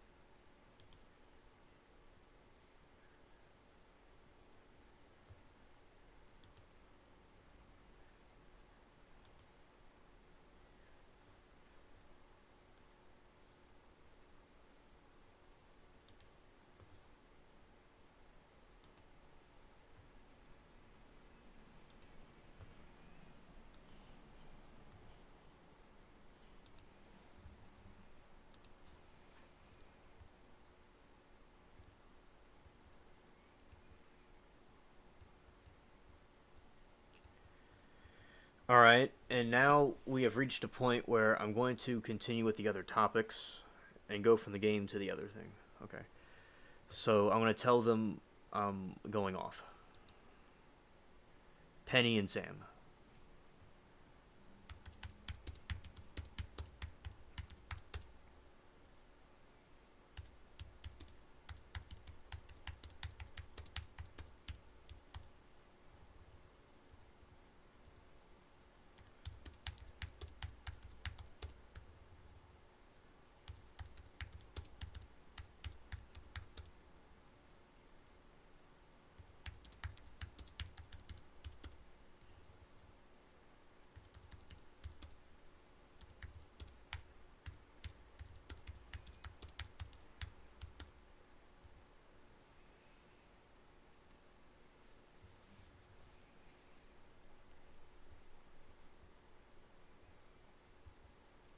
All right.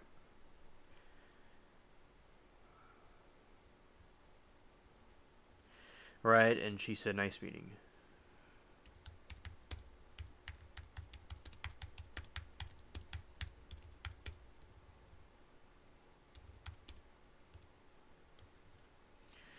Nice meeting, Penny.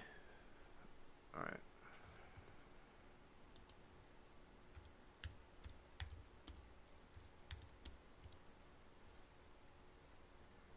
All right. They told me to take care. Now I'm going to just kind of go this way and end it right there.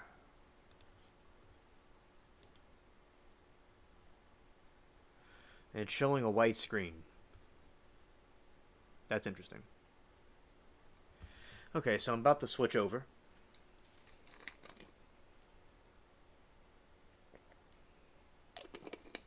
Alright. So going here. New.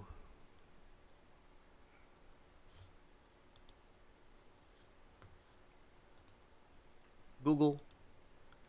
Google. Google. I always thought Google is a very fascinating word.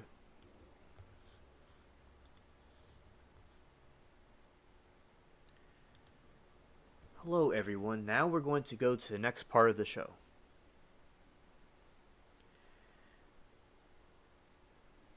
And here we go. I am now going to. We're going to look at some. I'll see what the topics are in a moment. I have to look on the list. So, the Bermuda Triangle, aliens, news, and chilling. All right, so we'll look at the Bermuda Triangle article, aliens, and also talk about the Book of Enoch as well. Okay. So, we're going here. Put that over there. Put that this way.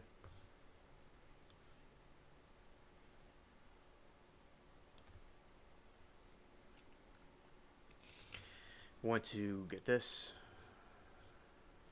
Other window, other display. Other capture. Safari. Alright.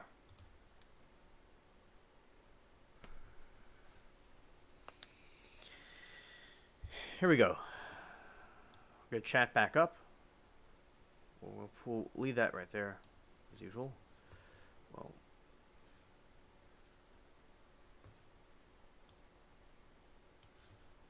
okay. All right.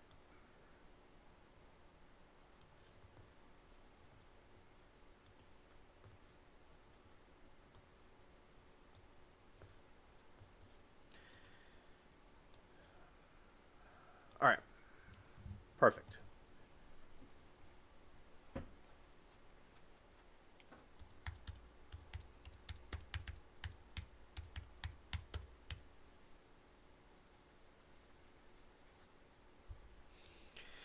The Bermuda Triangle.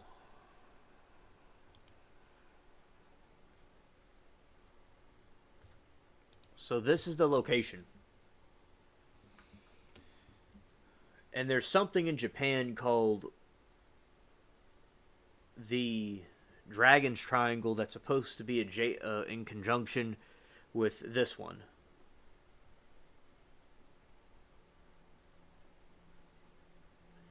So, and that was a nice gaming stream. I enjoyed it. And also, and that is where the triangle is. And this is the other. Another picture of it with like a meme because it's like the Illuminati stuff. Alright. It's in the Bahamas.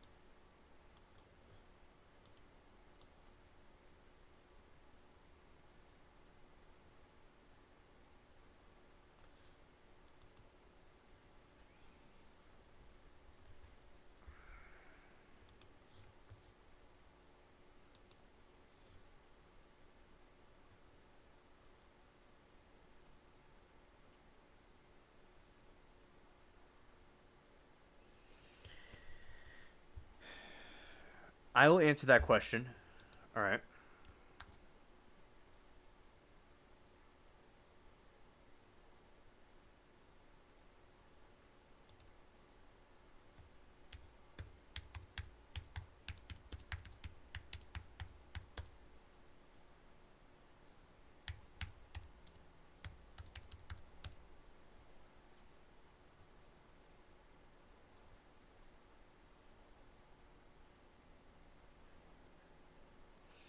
The Bermuda Triangle is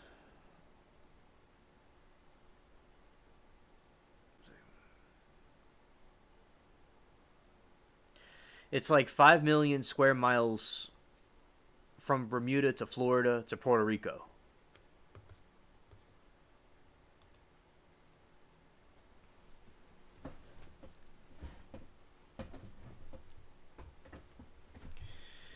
So the Bermuda Triangle, also known as the Devil's Triangle, is an urban legend focused on a loosely defined region in the western part of the North Atlantic Ocean, where a number of aircraft and ships are said to have disappeared under mysterious circumstances.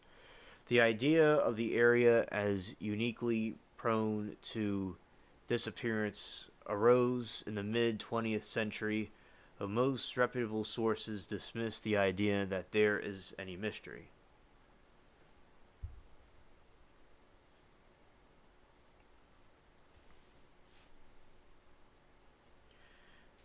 Origins. The earliest suggested of the unusual disappearances of the Bermuda area appeared in a September 17, 1950 article published in the Miami Herald Associated Press by Edward Van Winkle Jones,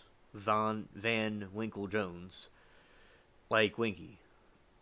2 years later, Fate magazine published Sea Mystery at Our Black Door, a short article by George Sand covering the loss of several planes and ships, including the loss of Flight 19, a group of 5 U.S. Grumman TBM Avenger torpedo bombers.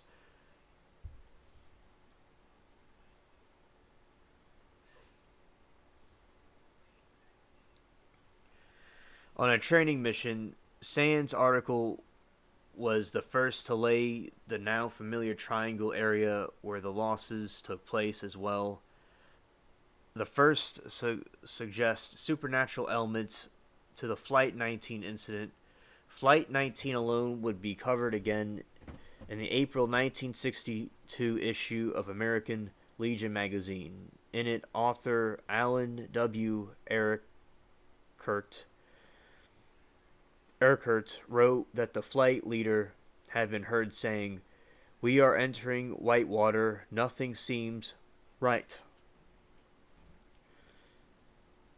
We don't know where we are. The water is green, no white." He also wrote that officials at the Navy Board of Inquiry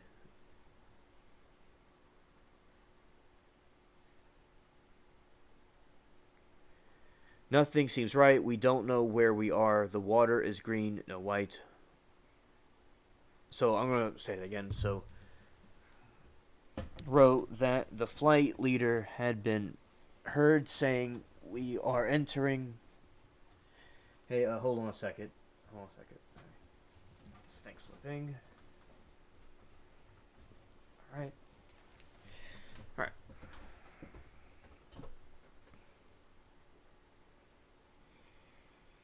So Allen wrote that the flight leader had been heard saying, "We are entering Whitewater. Nothing seems right. We don't know where we are. The water is green, no white." He also wrote that officials at the Navy Board of Inquiry stated that the planes flew off to Mars. That's strange. That's something like a joke we would say here. In February 1964, Vincent Gaddis wrote an article called "The Deadly Bermuda Triangle" in Argosy, saying Flight 19 and other disappearances were part of a pattern of strange events in the region. The next year, Gaddis explained that the article into the book Invisible Horizons. Interesting.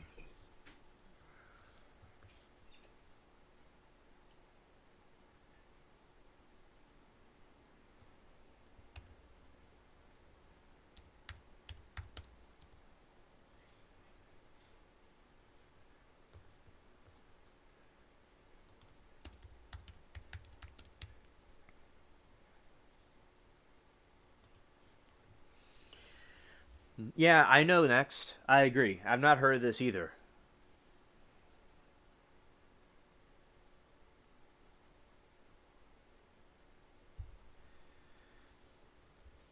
Other writers elaborated on Gaddis' idea. John Wallace Spencer, Limbo the Lost, 1969, reports on 1973, Charles Berlitz, Richard Winter, The Devil's Triangle, 1974, and many others, all keeping to the sum of the same supernatural elements outlined by Urquhart.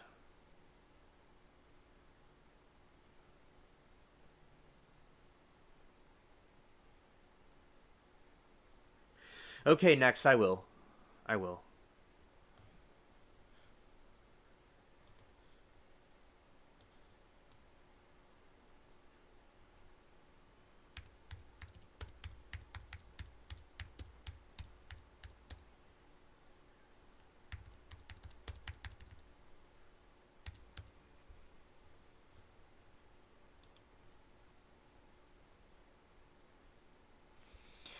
Methane is colorless, odorless gas that dissolves in water. Methane in water escapes quickly in the air as a gas. Methane gas build up into poorly vented areas such as bathrooms, laundry rooms, and in the well itself. If too much of the gas builds up, it can cause fire or explosion.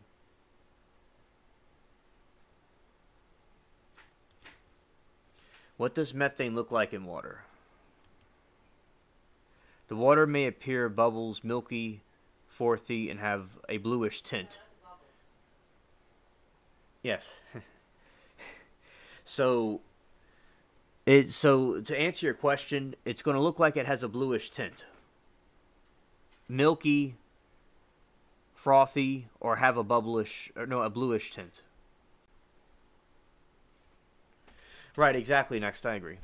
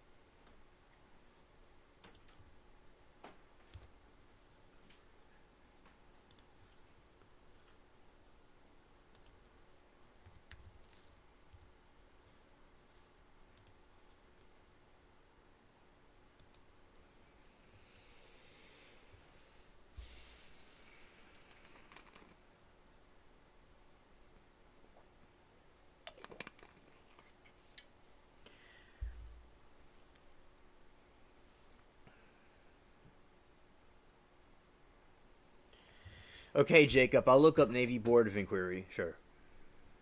Look that up too.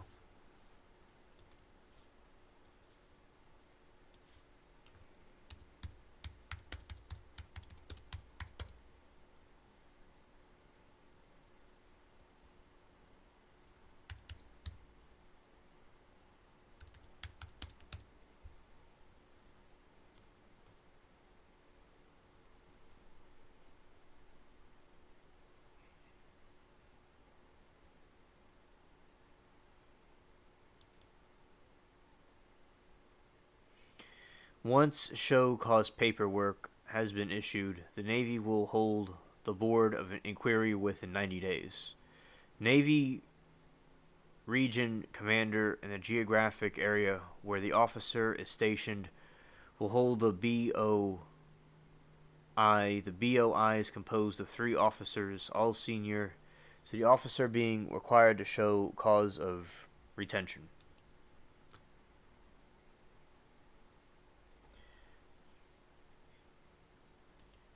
So the Naval Board of Inquiry is a naval court of inquiry are 2 types of investigative court proceedings conducted by the United States Navy in response to an event that adversely affects performance or reputation or the fleet or one of the ships or stations.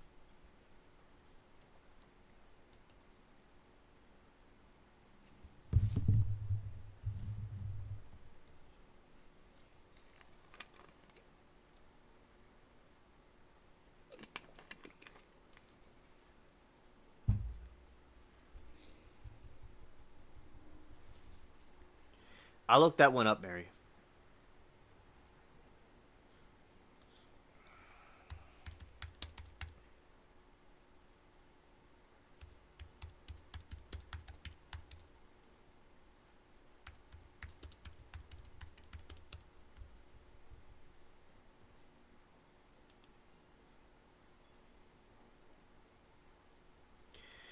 Okay, the last one, it seems like it was in 2017.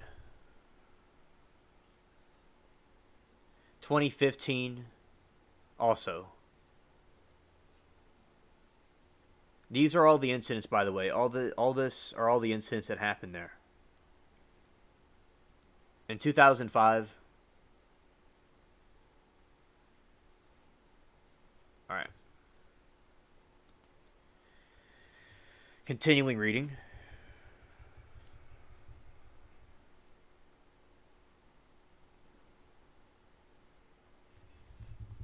Other writers elaborated on Gaddis' idea of John Wallace Spencer, Limbo and the Lost 1969, Rep 1973, Charles Berlitz's The Bermuda Triangle 1974, Richard Winter, The Devil's Triangle 1974, and many others, all keeping to some of the same supernatural elements outlined by Urquhart. Triangle area. The Gaddis Ergossi article delineated the boundaries of the triangle, giving its vertex as Miami, San Juan, Puerto Rico, and Bermuda.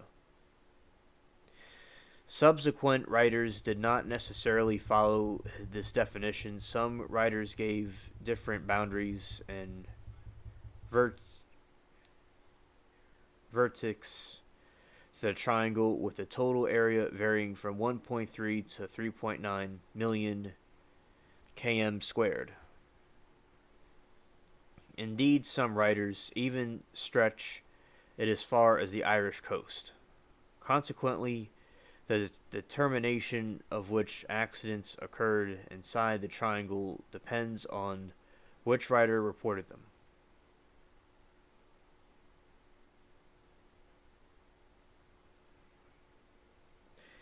And during that incident in 2020,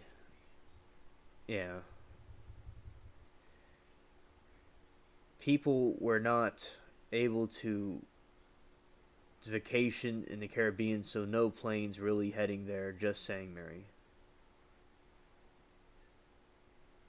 It is, and I didn't know. Wow, yeah. Good point, next.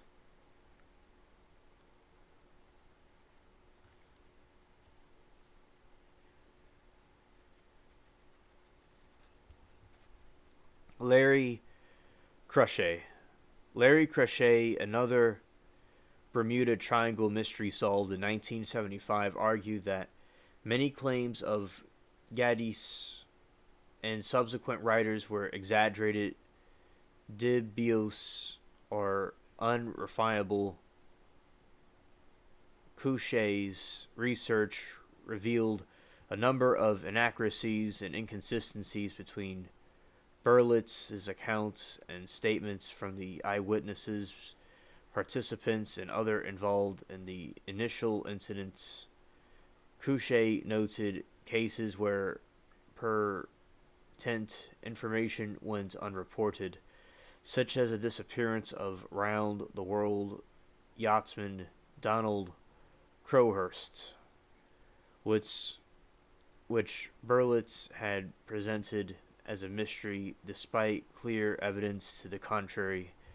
Another example was the Ori career encountered by Berlitz as lost without a trace 3 days out in the Atlantic port, when it had been lost 3 days out of a port with the some name in the Pacific Ocean. Crochet also argued that a large percentage of incidents that sparked allegations of the Triangle's mysterious influence actually occurred well outside it. Often his research was simple. He would review period newspaper of the dates of reported incidents and find reports on possibly relevant events like unusual weather that were never mentioned in the disappearance stories.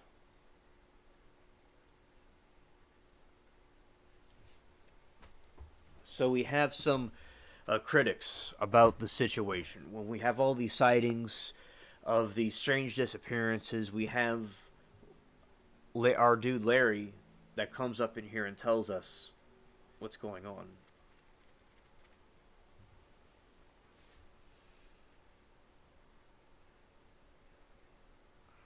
All right. I'm going to drink some water and continue.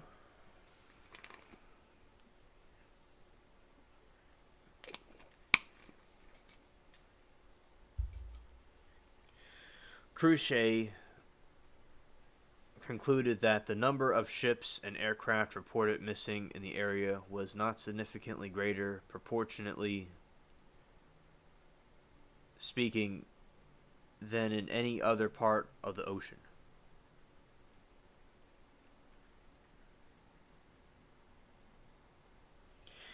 Yeah, exactly. Next, I agree that it would take a lot of methane to take down a plane or even a boat. Exactly.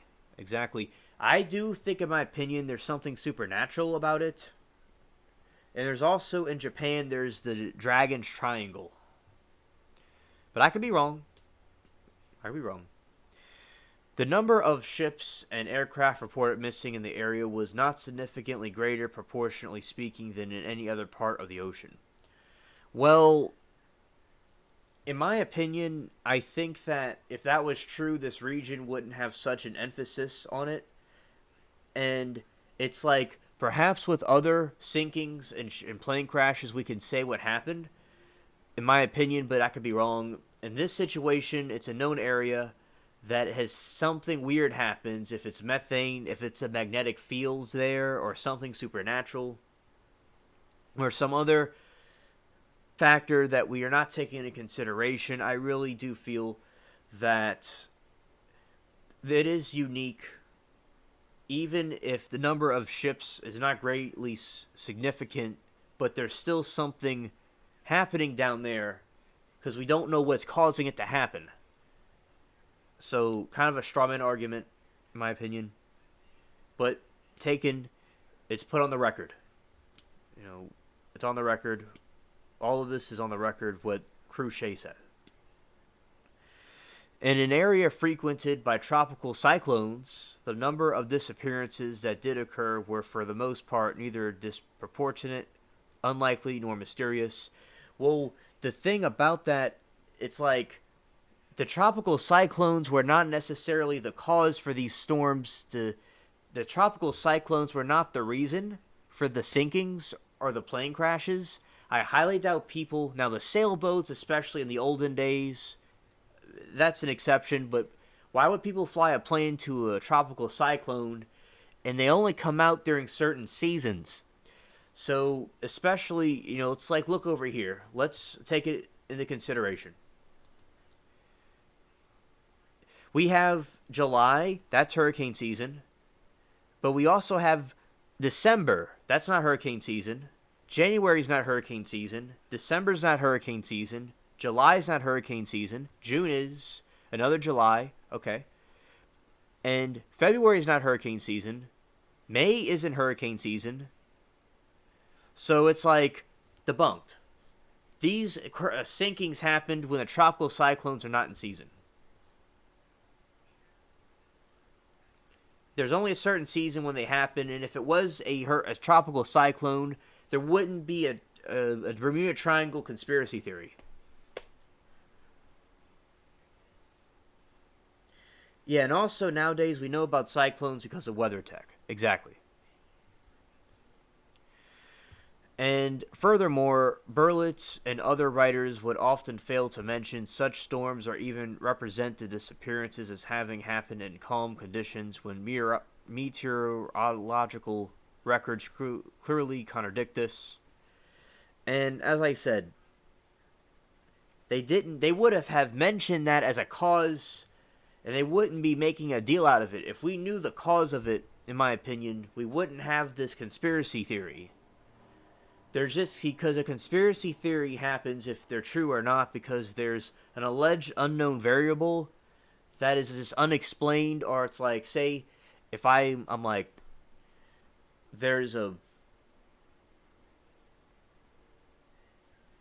basically, like, we have a situation where there's an earthquake, not an earthquake, that's what someone messaged me, said, but what I really meant to say was, there's these, like, say if I were to say that I'm not going to say there's a certain date I didn't go live on a certain day in some time in the future, and then they're like, oh, there's a hurricane on that day, so a conspiracy theory would be it was because there's a hurricane on that day. Right.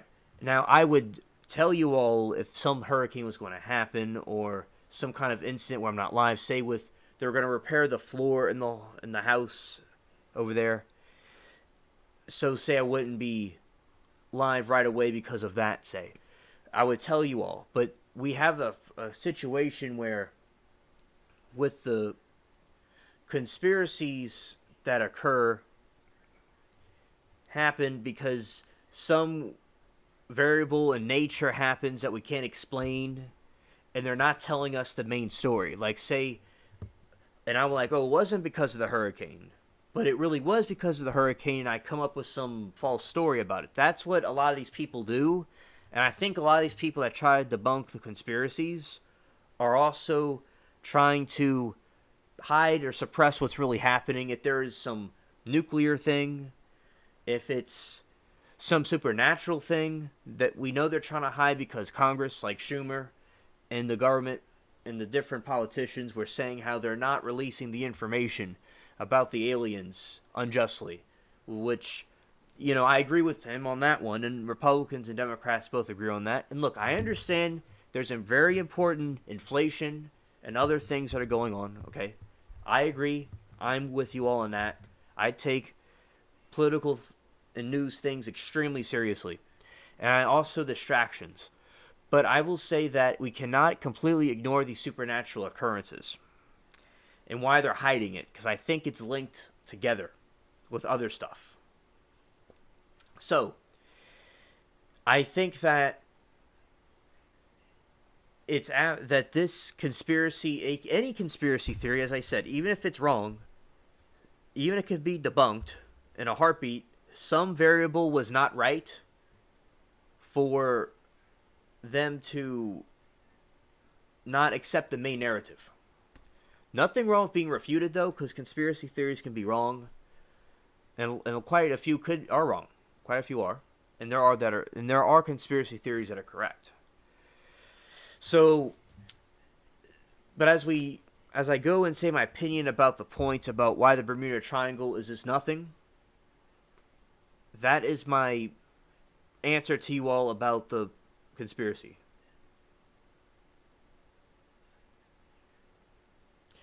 Jacob says, I'm sure the Navy has tested, but curious about the radiation, if there is any in the area, how much. Exactly, Jacob. I totally agree.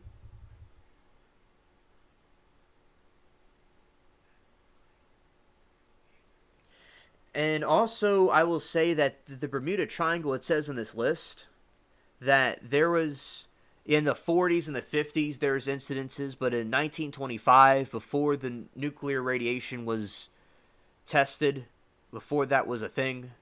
And also, we have incidences 1800, 1814, 1824, 1840, 1881. Those are the dates that we have situations where sinkings happen in the Bermuda Triangle mysteriously. And here, I'll debunk the gentleman right now. It says Rose Saleh, 1840. In 1840, was found abandoned. So there's some ships that didn't sink, but they're just found abandoned with no one on them. That's strange. And USS Wildcat, 1824, on a course to Cuba. Synchronicity, because I just went to Cuba in the game. To Tompkins Islands. Lost with 14 people on board. 1814, USS Wasp. Last known position, the Caribbean. Lost with 140 people on board. Possibly lost in a storm, possibly. 1800, USS Pickard.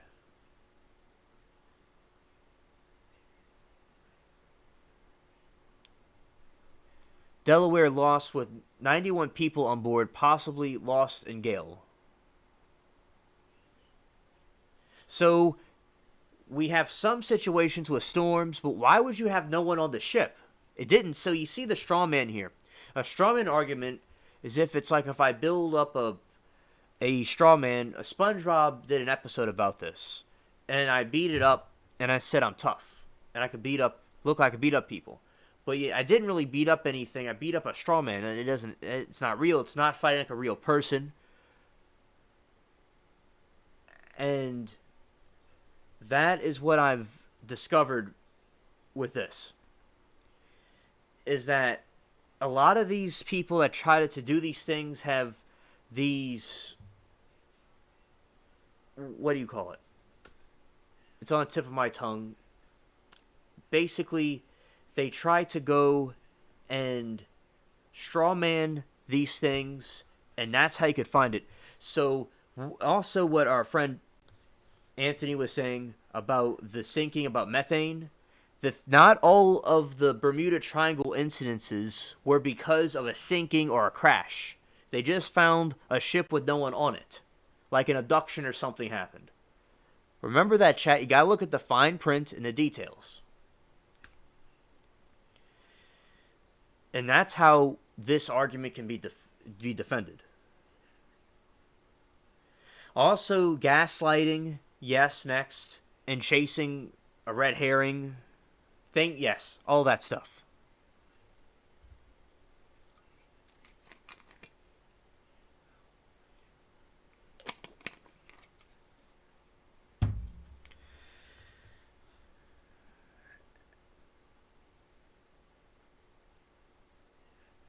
And now I'm going to go to the next points the person has.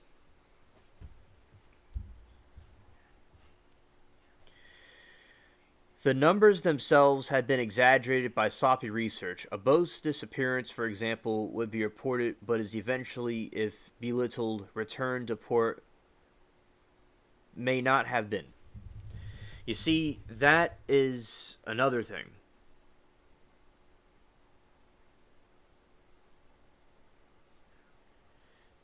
So, with these numbers themselves had been exaggerated by sloppy research, that's not true. Even if it was one disappearance is too many. But we have multiple disappearances. And would be reported eventually, but it's like, that is another thing. What caused the disappearance? It doesn't matter if it happened in the Atlantic or the Pacific or in Japan by the Dragon's Triangle, or it happened in the Cook Islands or the Arctic, wherever. Why did it disappear? And then why did that crash happen? Why did this and the other thing? Too many incidences were happening in one location. Say if something were to happen in another location in the middle of the Atlantic Ocean where Atlantis would be. Or say I'll be generous here.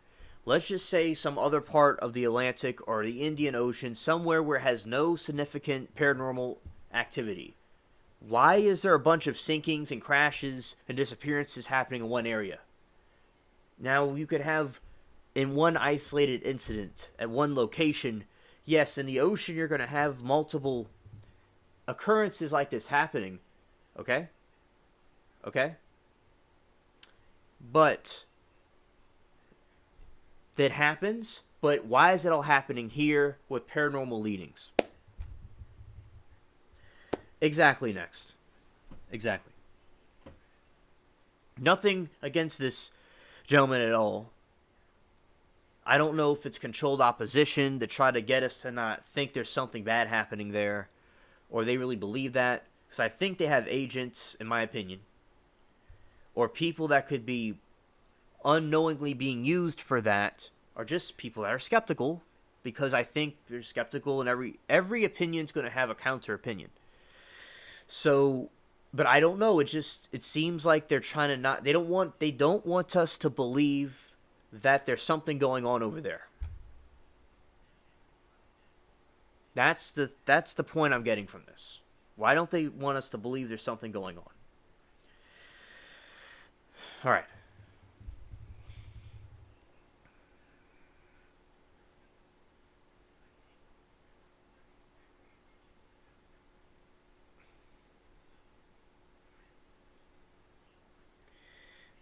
And also, eventual disappearance. Yeah, some disappearances had in fact never happened. One plane crash said it had been taken place in 1937 off the Daytona Beach, Florida, in front of hundreds of witnesses. The legend of the Bermuda Triangle is manufactured mystery perpetuated by writers who either purposely or unknowingly made use of the misconceptions, faulty reasoning, and sensationalism. And as I said, why choose that location? What would be the point of that?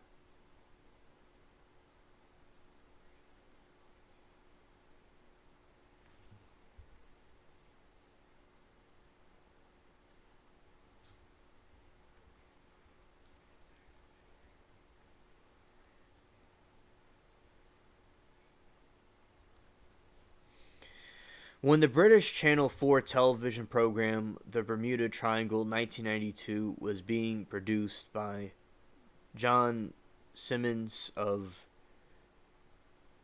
Geofilms of the Equinox series, the marine insurance market Lloyd's of London was asked if unusually large number of ships had sunk in Bermuda Triangle area.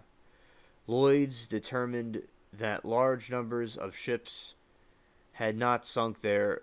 Lloyd's does not charge higher rates for passing through this area. United States Coast Guard records confirm their conclusion. In fact, number of supposed disappearances is relatively insignificant considering the number of ships and aircraft that pass through the regular basis.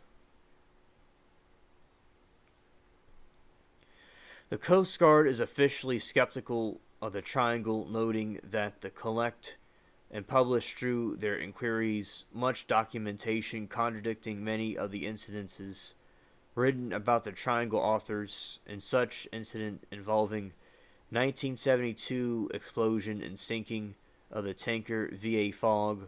The Coast Guard photographed the wreck and recovered several bodies. In contrast with the triangle, authors claimed that all the bodies had vanished, with the exception of the captain, who was found sitting in his cabin at his desk, clutching a coffee cup.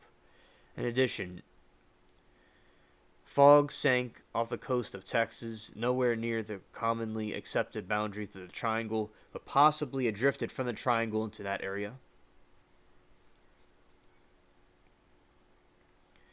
The Novel Horizon episode The Case of Bermuda Triangle aired on June 27, 1976, was highly critical, stating that when we've gone back to the original sources or the people involved, the mystery evaporates. Science does not have to answer questions about the triangle because those questions are not valid in the first place. Ships and planes behave in the triangle the same way they behave elsewhere in the known world.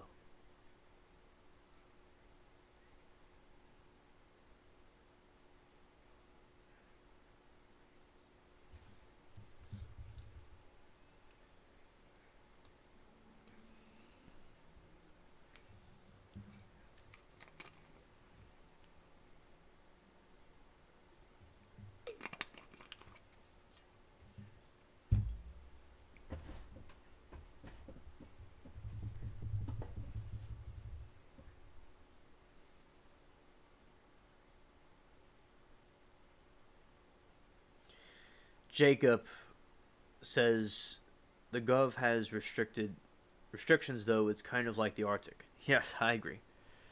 Skeptic researchers such as Ernest Tavis and Barry Singer have noted how mysterious and paranormal are very popular and profitable. This has led the production of vast amounts of material on topics such as Bermuda Triangle. They were able to show that some of the paranormal material is often misleading or inaccurate, but as producers continue to market it. Accordingly, they have claimed that the market is based in favor of books, TV specials, and other media that support the triangle mystery and against well-researched material if it exposes a skeptical viewpoint. Benjamin Ranfort, an author and scientific paranormal investigator,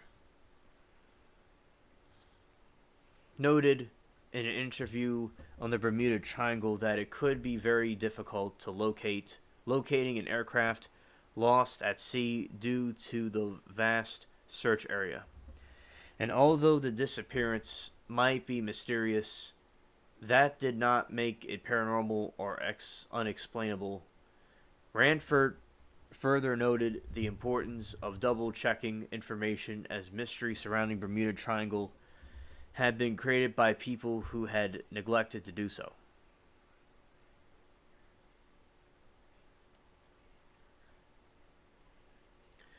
So hypothetical explanation attempts. Persons accepting the Bermuda Triangle as a real phenomenon had offered a number of explanatory approaches. Paranormal explanations. Triangle. Writers have used a number of supernatural concepts to explain the events. One explanation pins the blame on leftover technology from the mythical lost continent of Atlantis. Whoa, chat. Synchronicity. I didn't know that was a reason. I just mentioned Atlantis earlier. Whoa. Sometimes connected to Atlantis, story is a submerged rock formation known as the Bimini Road.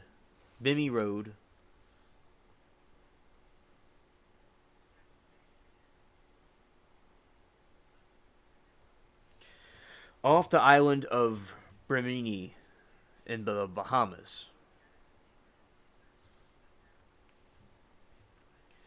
which is in the triangle by some definitions. Followers of the purported psychic Edgar Casey take this prediction that the evidence of Atlantis would be found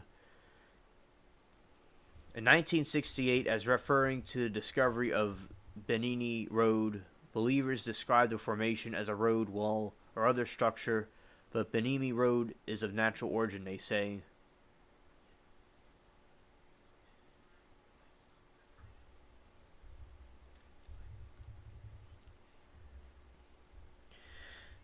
Next says relatives lived in the British Virgin Islands in the late 70s and 80s when sailing from Florida. Always heard of others speak about a void and edge off the triangle. Personally wasn't aware of such problems back then.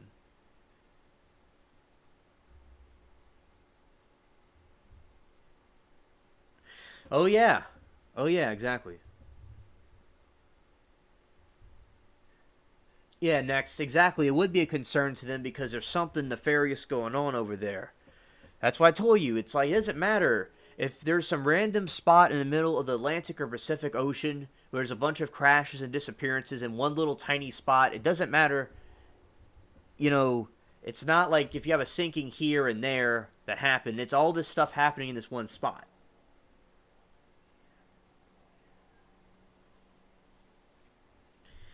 Yeah, sink time. Interesting.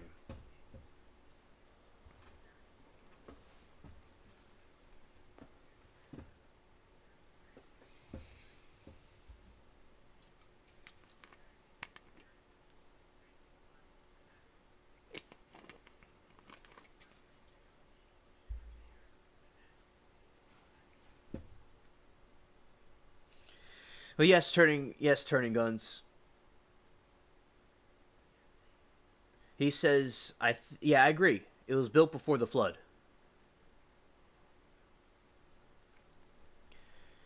Natural. And remember turning guns that night that we were talking about Atlantis. Right.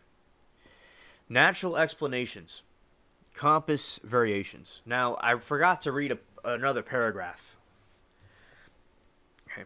Some hypothesis that a parallel universe exists in Bermuda Triangle. Remember how I talk about other dimensions? There you go. In the Bermuda Triangle region, causing time-space warp that sucks the objects around it into a parallel universe. Others attribute to the events to a UFOs. Charles Berlitz, author of various books on anomalous phenomena, lists several theories attributing to the loss of the triangle to UFO forces.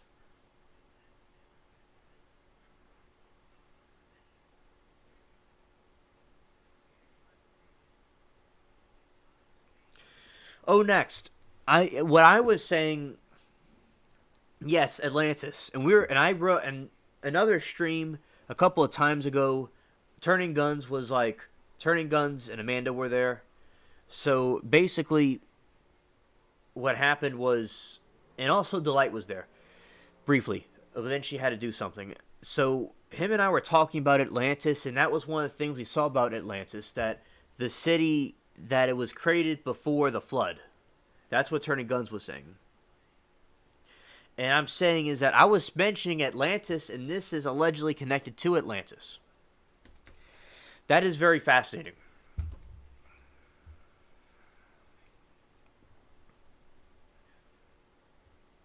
So it could have to do with the UFOs. So I remember the caller was saying about, oh, there has to be a place where all where this other dimension is. Maybe that's one of the portals. Maybe the Bermuda Triangle is some type of a portal.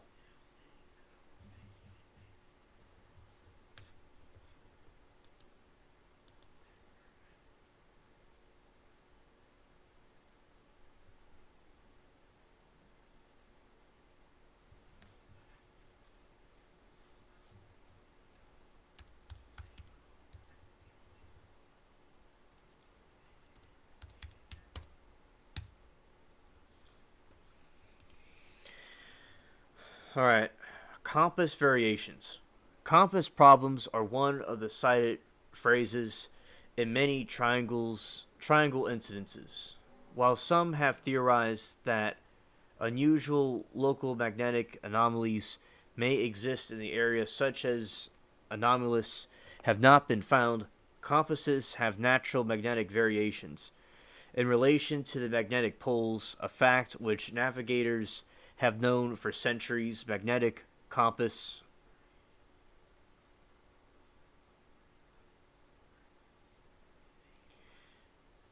in fact with which navigators have been known for centuries. Magnetic compass Okay, compasses have natural magnetic variations in relation to the magnetic poles.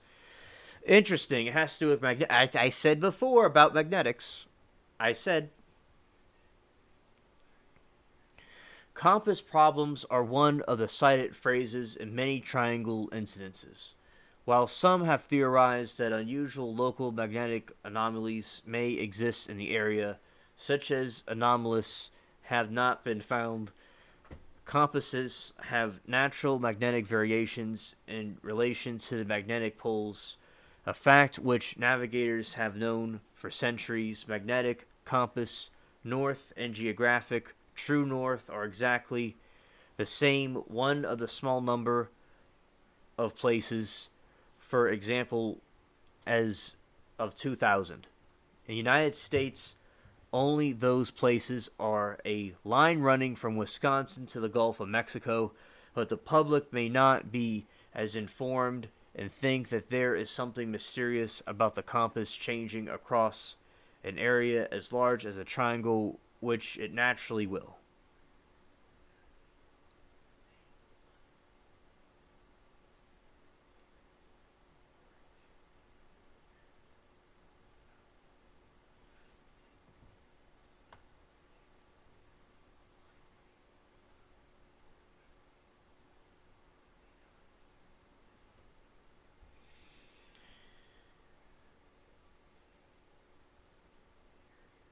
Okay, so this is some.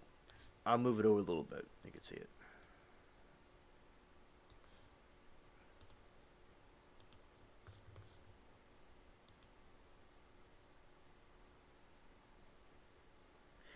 88th parallel.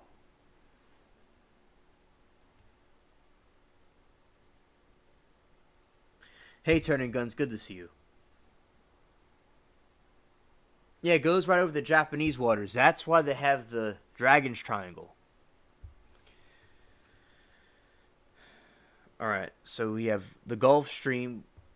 Florida Current is a major surface currently primarily driven by the thermohaline circulation that originates in the Gulf of Mexico and that flows through the Straits of Florida into the North Atlantic. In essence, it is a river within an ocean, and like a river, it can and does carry floating objects. It is a maximum surface velocity of 2 m's. A small plane making water landing or a boat having an engine trouble can be carried away from its reported position by the current.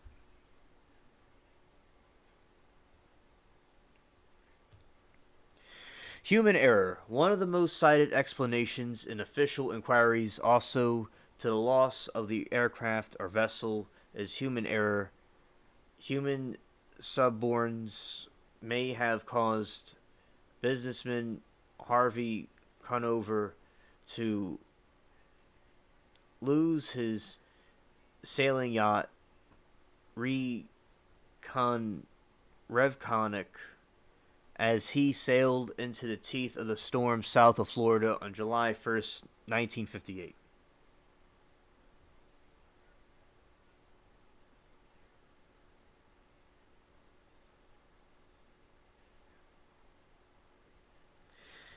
Thank you.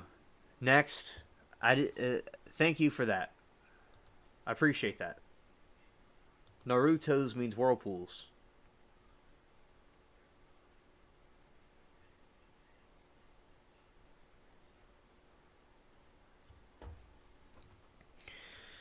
Violent weather. Hurricanes are powerful storms that form a tropical waters and have historically cost thousands of lives and costed billions of dollars in damage. The sinking of Francisco de Boabdila's Spanish fleet in 1502 was the first recorded instance of the destructive hurricane. These storms in the past caused a number of incidents related to the triangle. Many Atlantic hurricanes pass through the triangles as recurve off the eastern seaboard and before adverts of weather satellite ship, often little to no warning of a hurricane's approach.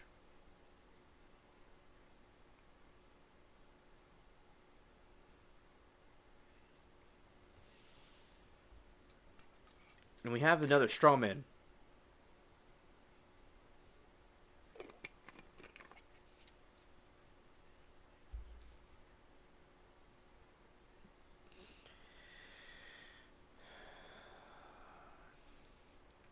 So behold, we have another straw man. They're trying to say in this other figure on below me that you have these hurricanes since 1851 to 2019. The incidences don't start. It starts in the 1800s, the earlier 1800s, and also hurricanes don't happen all year round. Like, they don't happen in December and January and February. So I don't think there's a correlation. I'm not saying that there are incidences where a hurricane could have caused a problem, but in that entire area, it could have caused a problem. So I think that there's something unique about that region. Again, that's my opinion. A powerful downdraft of cold air was suspected to be a cause in the sinking of the Pride of Baltimore on May 14, 1986. The crew of the sunken vessel noted the wind suddenly shifted and increased velocity from 32 km to 20 miles per hour, 97 to 145 km. A National Hurricane Center satellite specialist, James Lucchene, stated during very unstable weather conditions, the downburst of cold air from aloft can hit the surface like a bomb, exploding outward like a giant squall in a line of wind and water. The world is fascinating. It certainly is.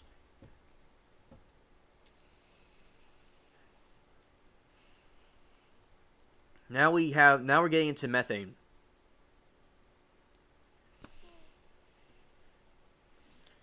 An explanation for some of the disappearances has focused on the presence of large fields of methane hydrates from natural gas on the continental shelves.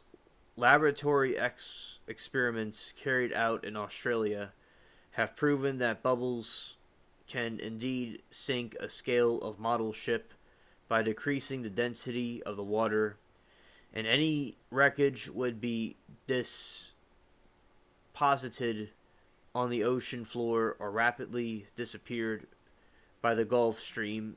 It has been hypothesized that the periodic methane eruptions, sometimes called mud volcanoes, may produce regions of frothy water that are no longer capable of providing adequate buoyancy for ships. It is this where a case such as area forming around a ship would cause it to sink very rapidly and without warning.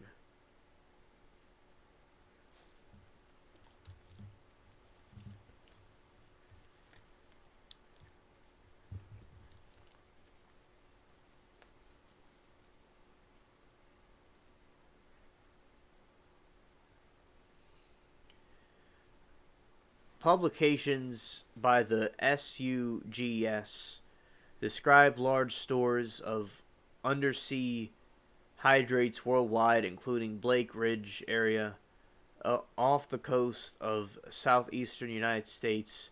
However, according to the USGS, no large release of gases hydrates are believed to have occurred in Bermuda Triangle for the past 15,000 years.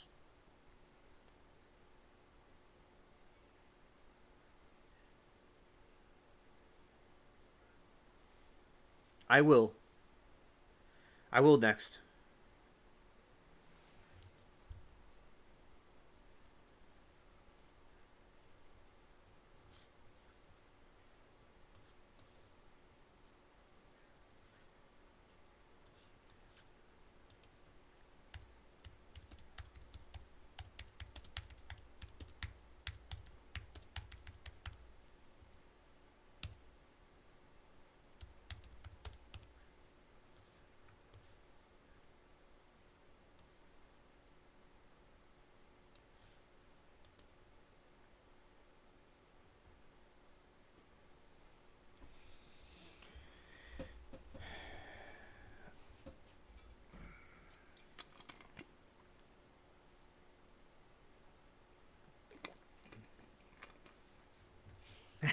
It's all good next. Exactly. That's why I told you next. With these arguments, you got to look in depth about what they're saying. And there you go. That's my point. There is no large release past 15,000 years.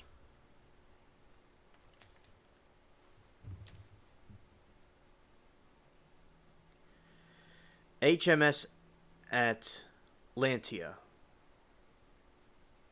The sail training ship HMS Atlantia.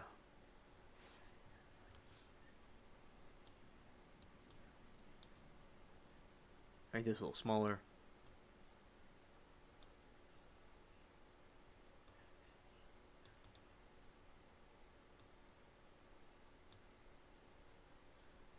Let's move it over here. All right. The HMS Atlantia, originally named HMS Juno. That's a movie I watched recently. My girlfriend at school told me about it a long time ago. Interesting. Disappeared with her entire crew after setting sail from the Royal Navy dockyard, Bermuda, for Falmouth, England on the 31st January 1880. It was presumed that she sank in a powerful storm which crossed her route a couple of weeks after she sailed, and that her crew began being composed primarily of inexperienced trainees may have been a contributing factor. The search for evidence of her fate attracted worldwide attention at the time. Connection is also often made. The 1878 loss of the training ship HMS Eurydice, which foundered after departing the Royal Navy dockyard in Bermuda for Portsmouth on 6 March, and she was alleged decades later to have been a victim of the mysterious triangle, an allegation resoundingly refuted by the research of author David Francis Rain in 1997.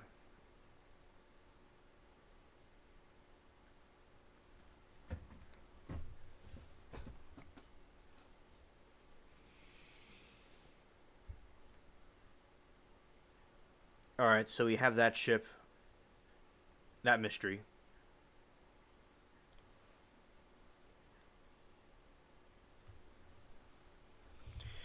USS Cyclops.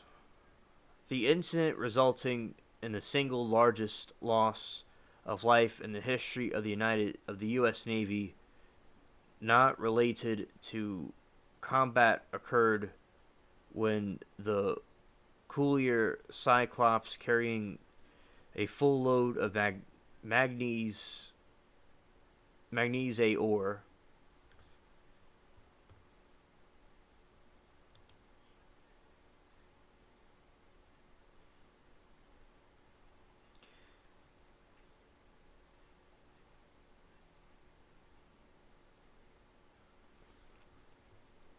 and with one of the engine out of action, went missing without a trace, with a crew of 306 sometimes after March 4, 1918. After departing the island of Barbados, although there is no strong evidence for any single theory, many independent theorists exist. Some blame storms, some capsizing, and some suggesting that wartime enemy activity was to blame for the loss, in addition of 2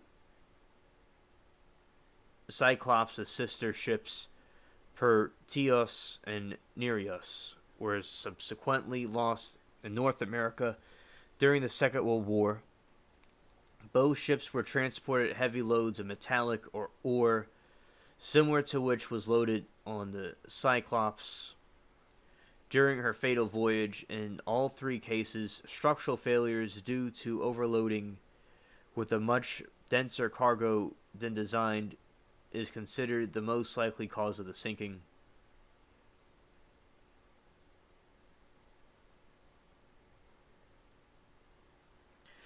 I agree, Jacob. And remember, chat, don't be distracted by a straw man argument.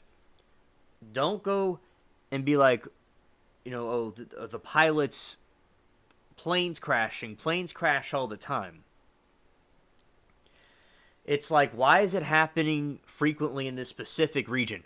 That's what you have to think of. What's the cause? In this situation. These strawman arguments are very manipulative.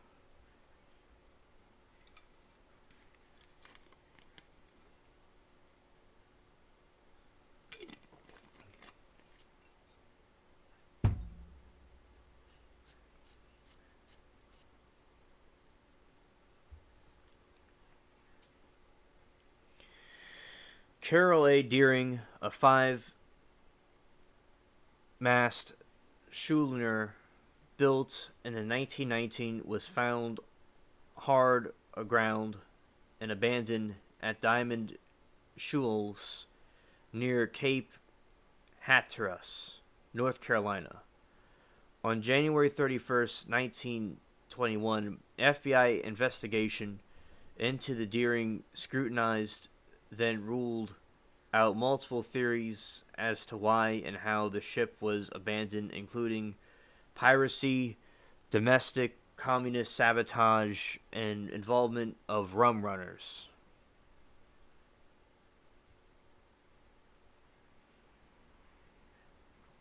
Below me is the ship that disappeared.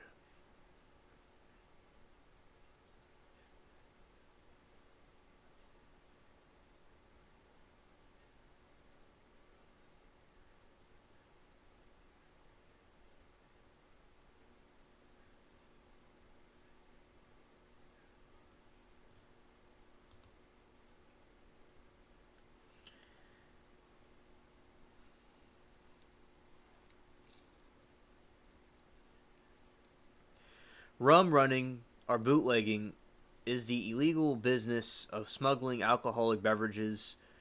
Where such transportation is forbidden by law, smuggling usually takes place to circumvent taxation or probation. Yes, amazing sales. Yes.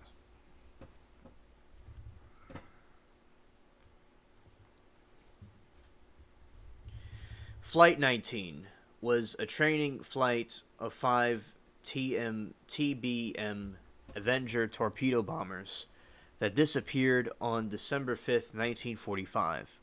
While over the Atlantic Ocean, the squadron's flight plan was scheduled to take them due east of Fort Lauderdale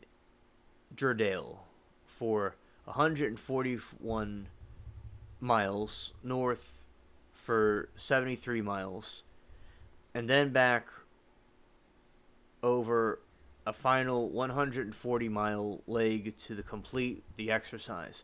The flight never returned to base. The disappearance was attributed by Navy investigators to navigational error, leading to the aircraft running out of fuel. One of the search and rescue aircraft deployed to look for them, a PBM Mariner with a 13-man crew also disappeared. A tanker off the coast of Florida reported seeing an explosion and observing widespread oil slick with fruitlessly searching for survivors.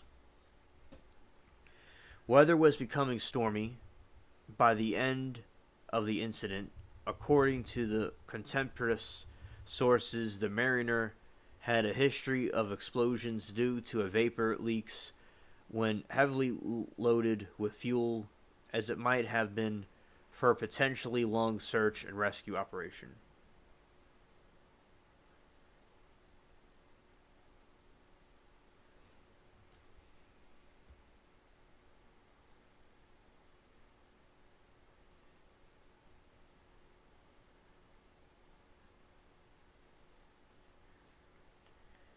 Similar to Flight 19.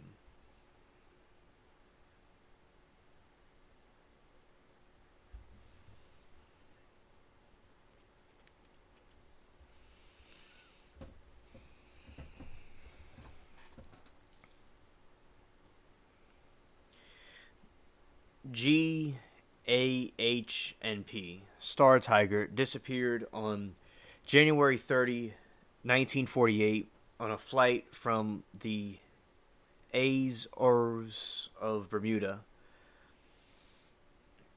GARGE Star Ariel disappeared on January 17, 1949 on a flight from Bermuda, Kingston, Jamaica. Both were Avro Tudor fourth passenger aircraft operated by British South American Airways. Both planes were operating at very limits of their range, and the slightest error or fault in the equipment could keep them from reaching the small island.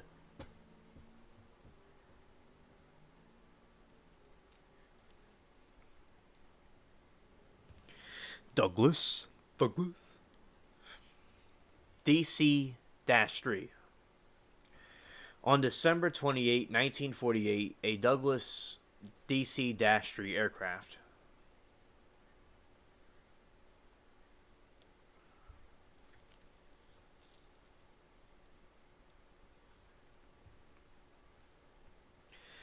number NC-1602 disappeared while on a flight from San Juan, Puerto Rico to Miami.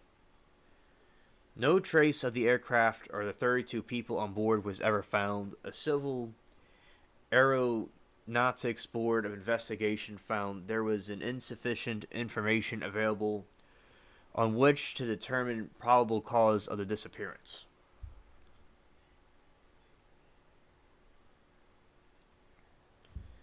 let's see, Khan Imara IV.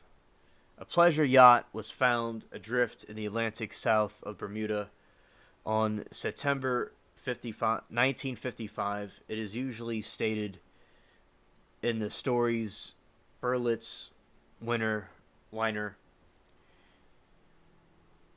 that the crew vanished while the yacht survived being at sea during the three hurricanes.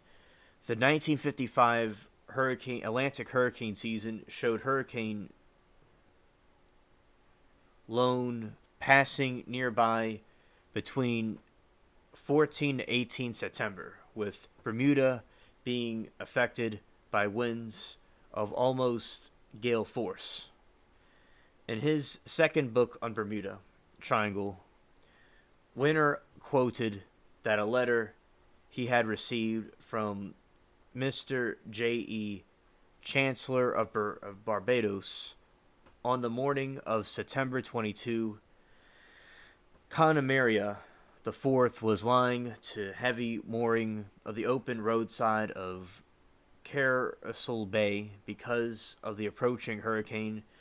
The owner strengthened the mooring ropes and put out 2 additional anchors.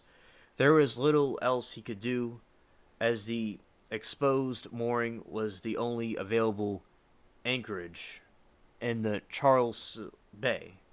The sea in the wake of Hurricane Janet was awe-inspiring and dangerous. The owner of the Connemara IV observed that she had disappeared. An investigation revealed that she had dragged her moorings and gone to sea.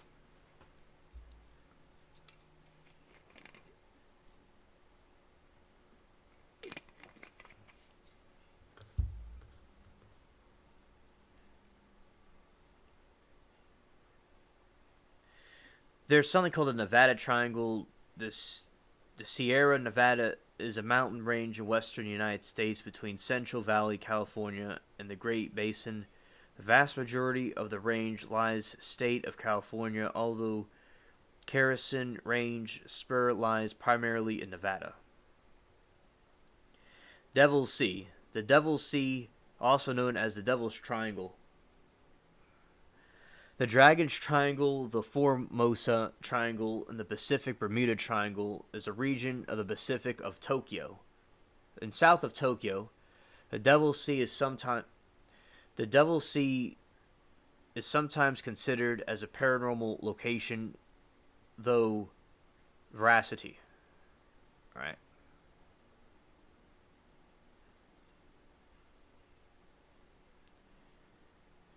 And on August 28, 1963, a pair of U.S. Air Force KC-135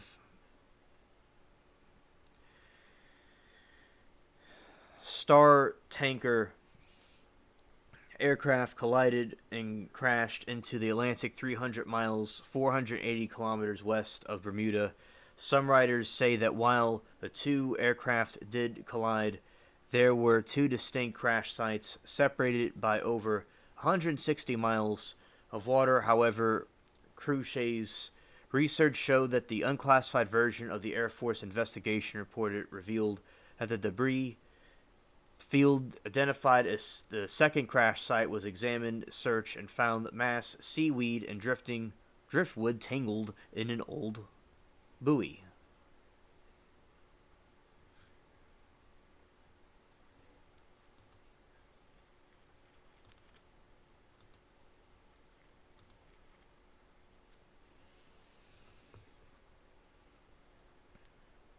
Neon. I said that wrong. Neon. Yeah, next. I don't know if I pronounced that right, but you could put that what the right pronunciation of that is.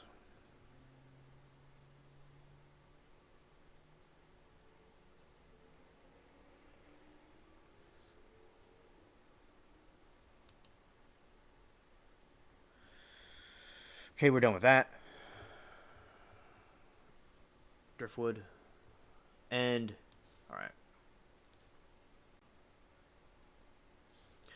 Okay. Here we go.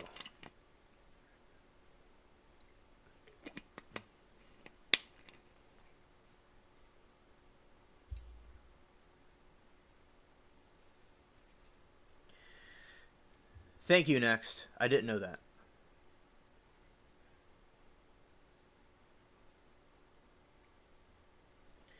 Okay, so I want to do one thing really quick. So it's been a little while since I did the calls with the show. I think like Stranded called last time and the other person, and so now if she's still up to it, Peach will call into the show and talk.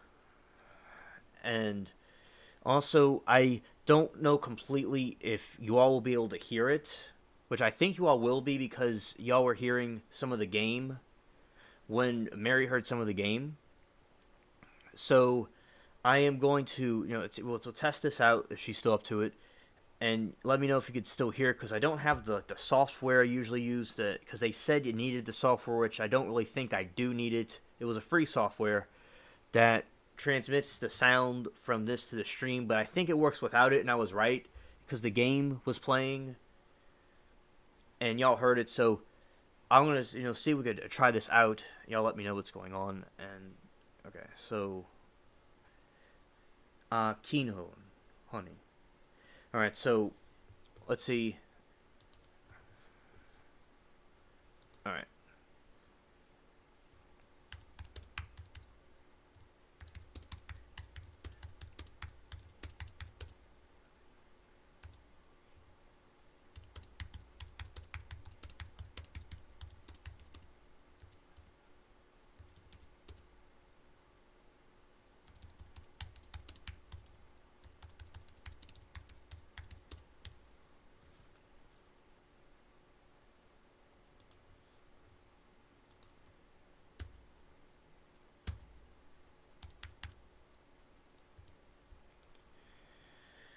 See, I'm still logged in here.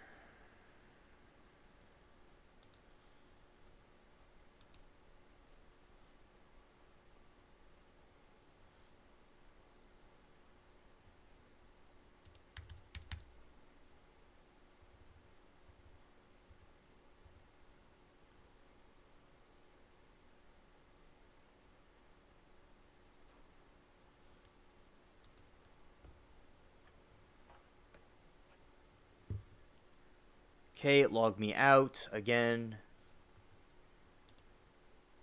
So I'm going to have to put the thing in so I could sign back into this thing. Alright.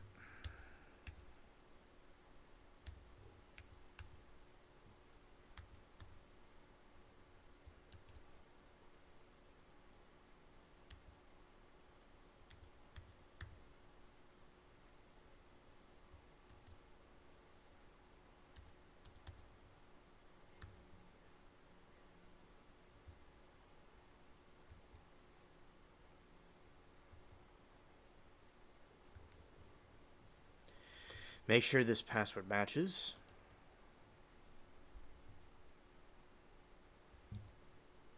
Alright.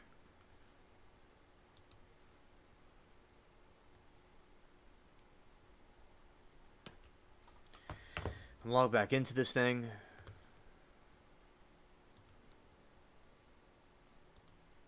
Voice.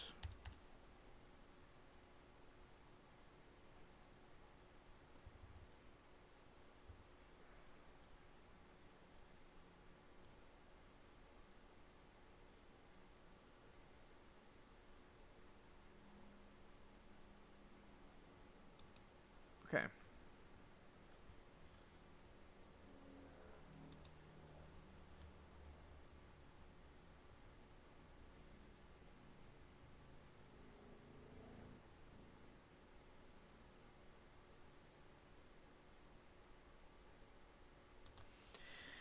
She's not giving any response. So we'll see if she comes through. Alright.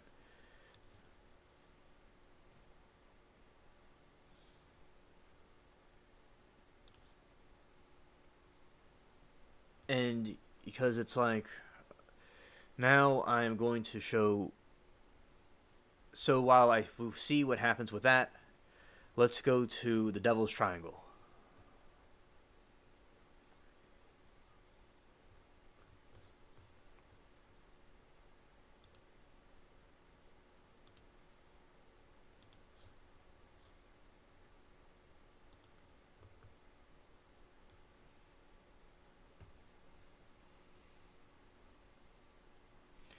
Ahakinhone.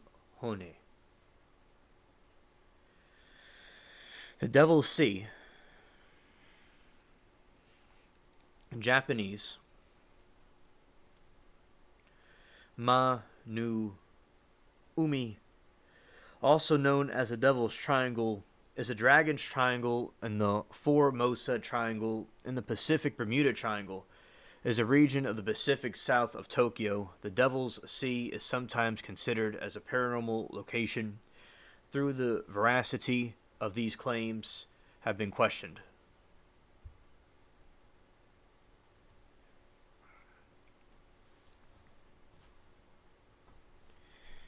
The Japanese word manumi translates as devil sea, troublesome sea, or dangerous sea.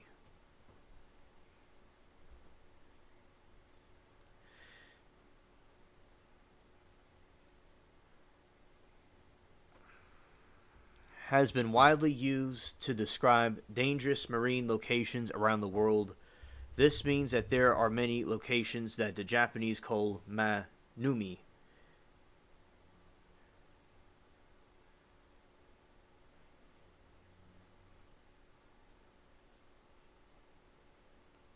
Kinney and honey.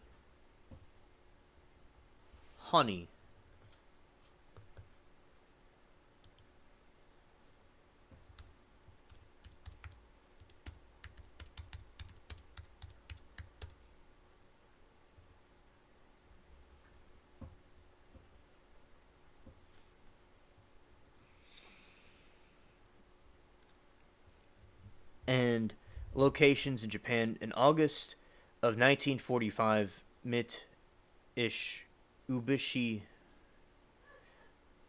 A6M0 supposedly went missing. A distress radio transmission from Zero F Wing Commander Pilot Shiro Kawamoto crossing the triangle near the end of the war created more questions than answers. The last thing his message said was, "Something is happening. The sky is opening up." Well, that's interesting.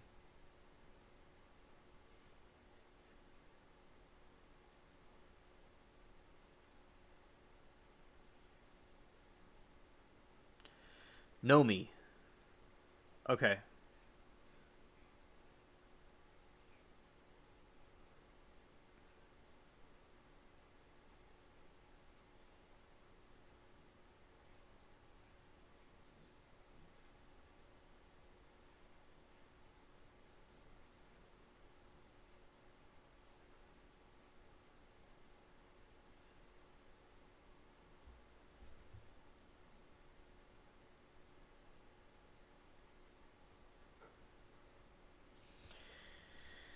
Okay, next we could have a stream about that, and you could also come on to the show and talk about that with us and teach us something new. Through the StreamYard. I'd appreciate that.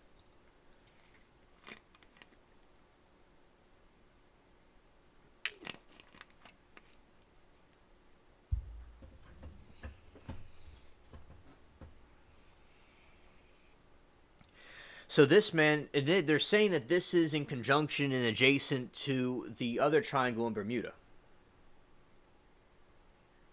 And to give some context, we had a tortie cat that died of old age, and one of the nicknames was Honey.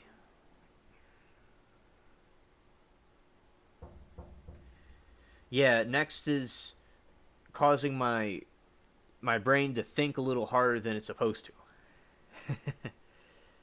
I always learn something new from next.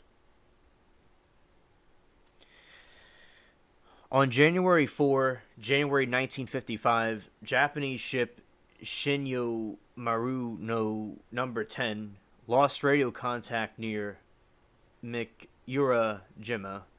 Japanese newspapers then began to label the location as Ma-numi. No, I said that wrong. As Ma-nu-mai. I think I said it before right. Namumi. Until the ship was found safe on the 15th January, Yo Yom Yuri Shimbyon Shim Shimbun, I said that wrong probably, showed a map of the sea with points of several other ships that had been lost in recent years and stated that those ships were lost within the area that Yokohama Coast Guard office had classified as a special area.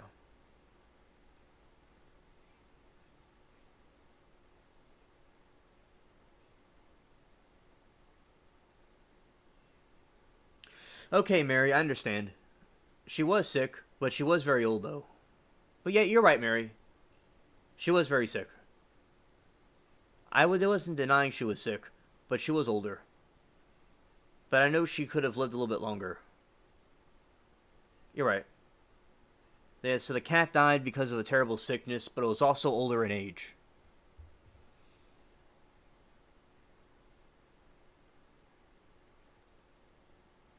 Yumi. Okay, thanks. Next. Hola Latina.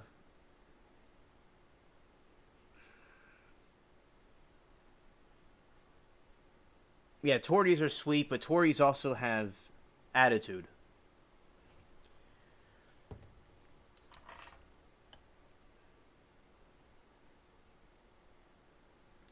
And Peach has not said anything about calling in since I said it was time she could call in. So that's just an update about that. All right.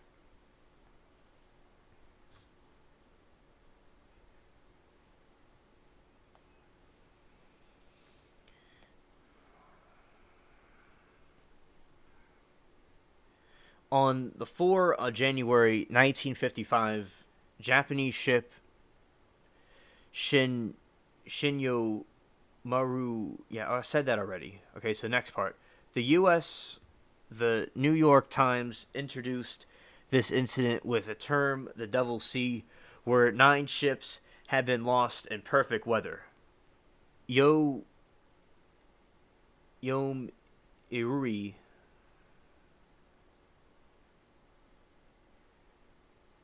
Shimbun described the size of the Manumi as follows: from the Izu Islands to the east of the Ogasawara Islands, 200 miles east to the west, about 300 miles north to the south, where 9 ships were lost in the past 5 years. However, 2 of the 9 ships were lost near Maiaki Jima and Iwo Jima, about 750 miles apart.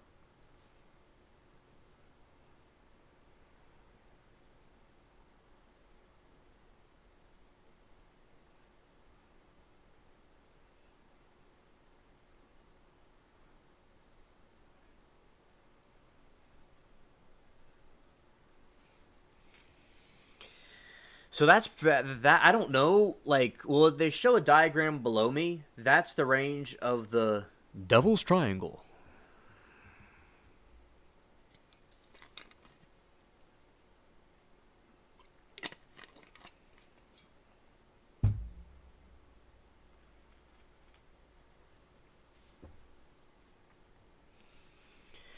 In 1974, American paranormal writer Charles Berlitz introduced the Devil's Sea in his book The Bermuda Triangle. Berlitz claimed that the 9 modern ships and several hundred crews were lost without traces between 1950 and 1954. In 1955, the Japanese government sent Keiyo Maru Number 5 to the sea for investigation and unexplained ship losses, but the ship vanished as well. After the incident, Japanese authorities had labeled the sea as a danger zone.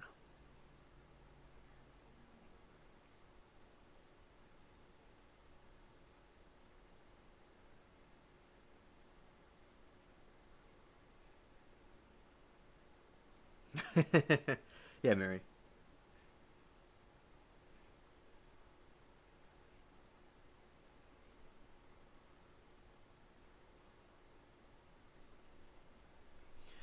And also, yeah, Latina, looking at the title. Yeah, I understand.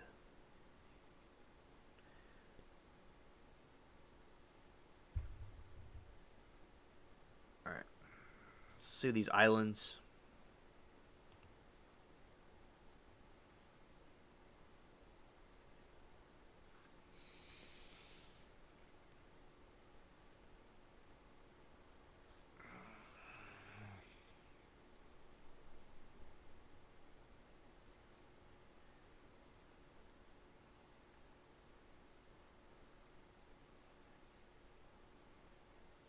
Synchronicity Latina.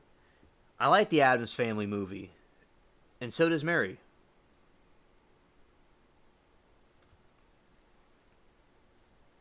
And we've been having a lot of synchronicity incidences during this stream. Like they mentioned Atlantis, and that's what Turning Guns and I were talking about.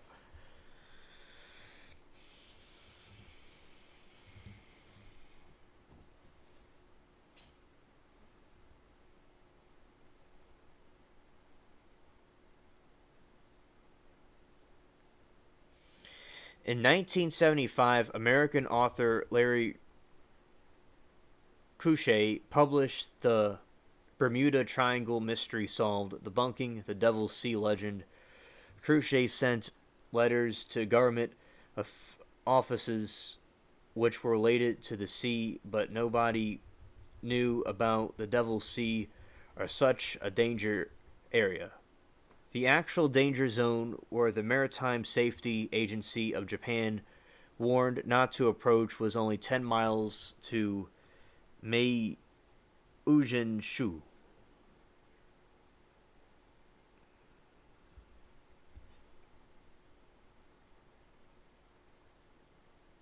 I saw reruns of it next, and it's really good.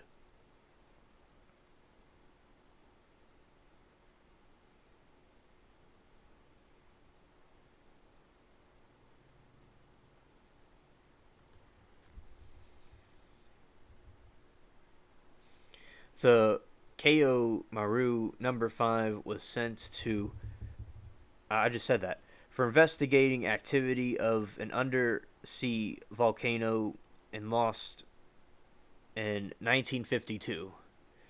The loss of the Kayo Maru was accounted undersea volcano eruption. One of the 8 other lost ships also was accounted. Most of the 9 ships were small fishing boats with poor or no radio.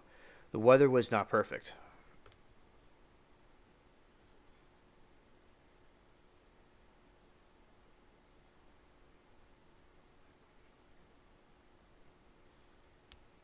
Latina.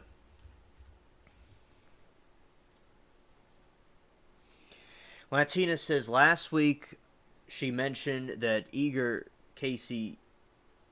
Hey, I was saying, Latina, I just read an article about him and I just talked about that on the show. Wow. Wow. Next is. It today. Next is having a field day. Because the gaming was awesome and it went very well, and there's been so much synchronicity. It's a whole, or it's an early Christmas present of synchronicity. So next is really glad to see all the synchronicity going on right now. Wow. In 1995, Couchet's research claimed that Berlitz's military vessels were actually fishing vessels, and some of those listed in Berlitz sank outside of the area defined by the Dragon's Triangle. Couchet also wrote that the Japanese research vessel carried not one personnel but only 31, and that an undersea volcano destroyed it on 24 September 1952.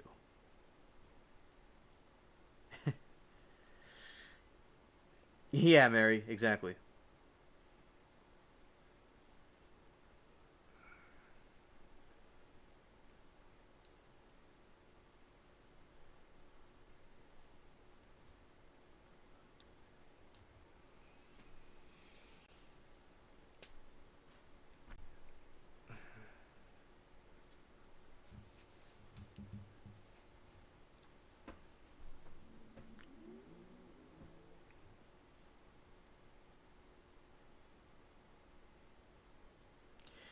And next says, yeah, just like the sky fish or sky rods, which her and her husband encountered, no debunking, craziest thing ever. Yes, next. Exactly. And also, okay, glad to hear that you're improving next. That's good. All right. So I'll continue. It's reported that the legends of the danger of the Dragon's Triangle goes back for centuries in Japan. Its most famously cost casualty was November 5th Ko Maru, a scientific research vessel which disappeared with the loss of all hands on 24 September 1952 with such a dramatic history, one which expected there to be all sorts of information on the subject, especially in Japan. A search completed by skeptoid author Brian Dunning for books, newspaper, and magazine articles on the Dragon's Triangle came up completely empty until a full 20 years after the loss of Ko Maru. Apparently, the story, even the very existence of this legendary name region, was not invented until very recently. Thank you, Next. I'm glad that you like the streams.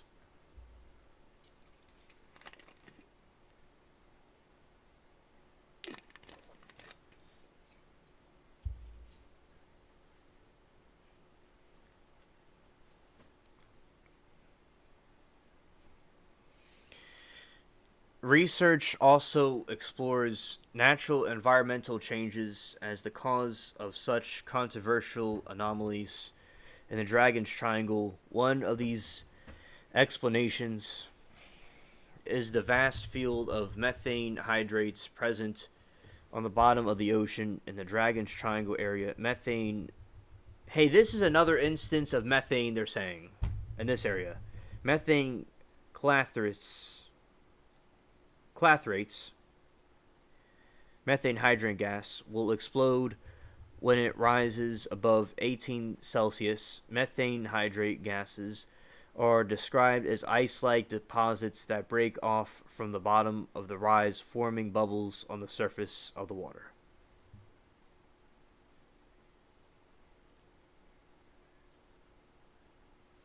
Yeah, Latina.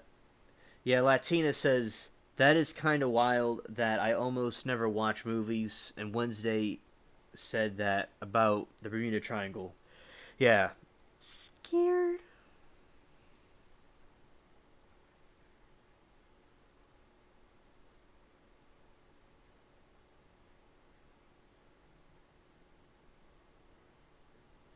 Yeah, Turning Guns is a pro at baking.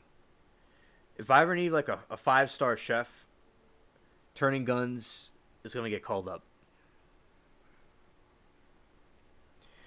These gas eruptions can interpret buoyancy and can easily sink a ship, leaving no trace of debris.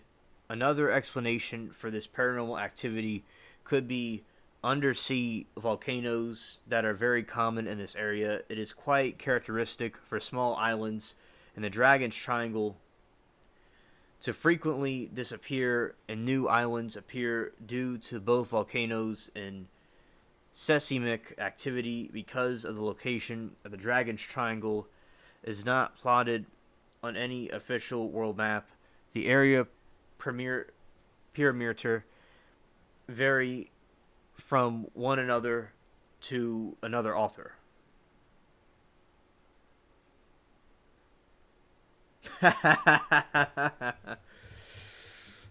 Next online says, seems like methane is the go-to scare. Oh yeah. Scared.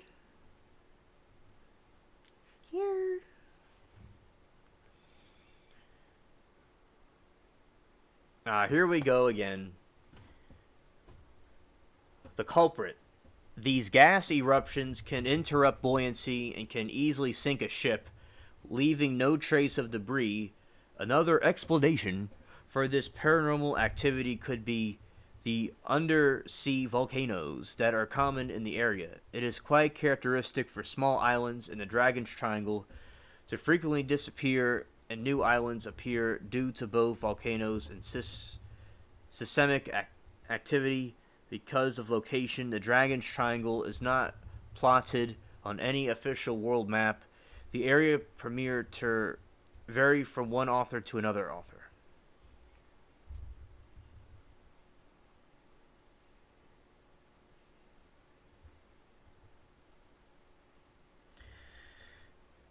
We should harvest the methane. Yes, Latino, we both need to harvest the methane.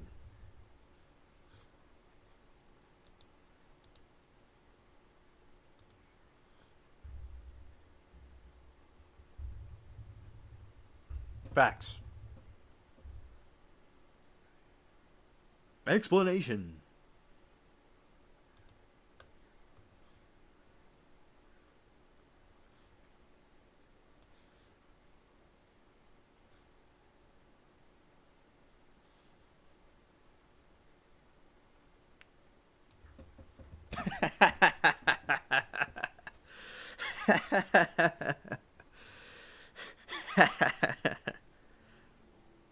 The way I said explanation was hilarious. And also, I'm laughing what Latina said as well. Like, I know I like said a moment ago, but that's just funny. Like, yeah, we're gonna harvest that methane. We gotta, yeah, yeah. Us aliens on this spaceship. That's gonna be our power weapon.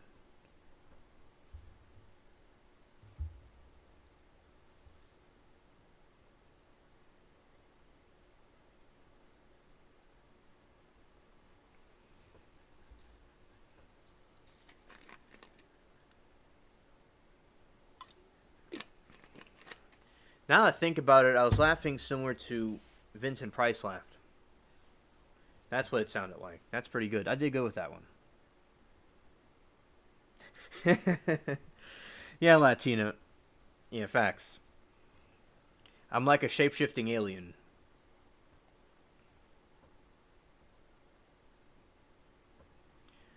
Like Raelian. Almost like chameleon. That crawls on the ceiling.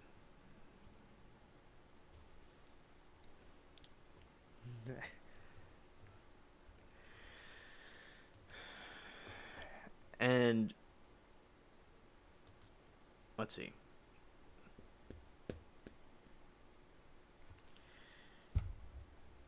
And we have this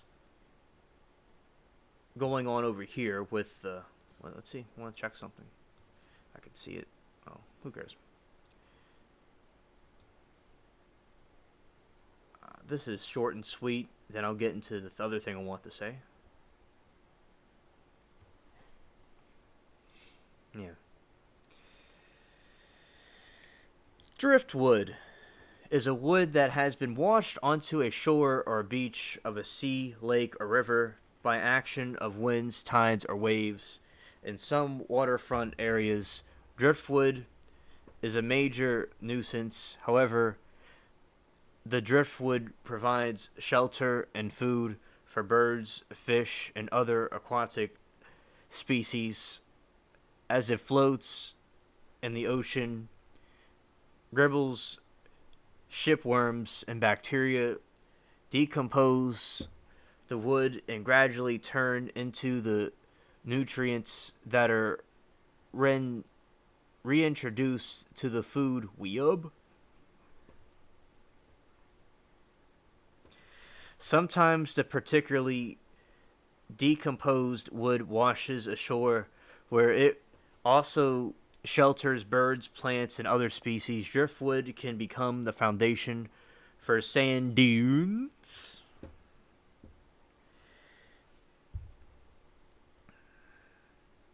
Yeah, facts, Mary, and Latina.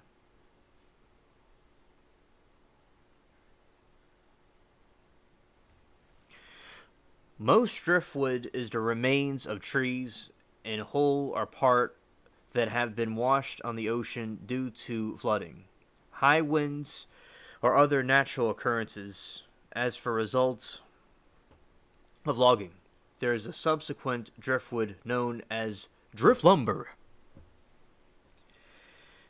Drift lumber includes the remains of man-made wooden objects such as buildings and their contents washed into the sea during storms. Wooden objects discarded into the water from the shore, drop, dunnage, or lost cargo from ships and jetsam, and remains shipwrecked. Wooded ships and boats, floodsam, erosion, and the wave action may make it difficult or impossible to determine the origin of a particular piece of driftwood.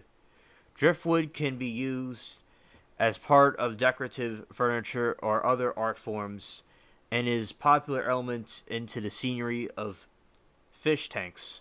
Yeah, because we had the fish tank and down the street back in that time period, and we had like stuff in there like that. And I think the hermit crab had something like that.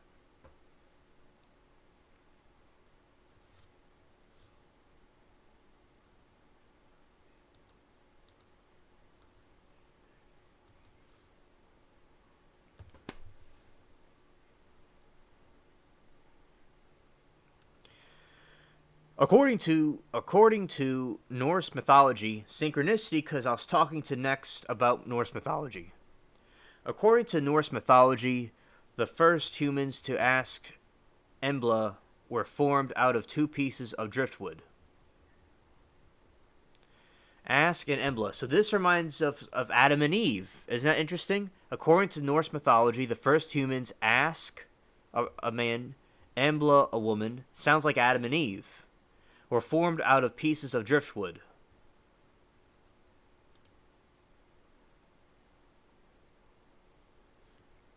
An ash and elm by the god Odin, which Odin, in my opinion, is some kind of a deception, like one of the false gods, of course, like the fallen realm. And his brother Vili and they, the Vikings would cast wood into the sea before making landfall. The location of the wood would be an indication of where to build their mead halls. So mead halls, it's like this alcohol they would drink. Alcoholic honey. The wood used would be found in the high sea pillars of the new hall.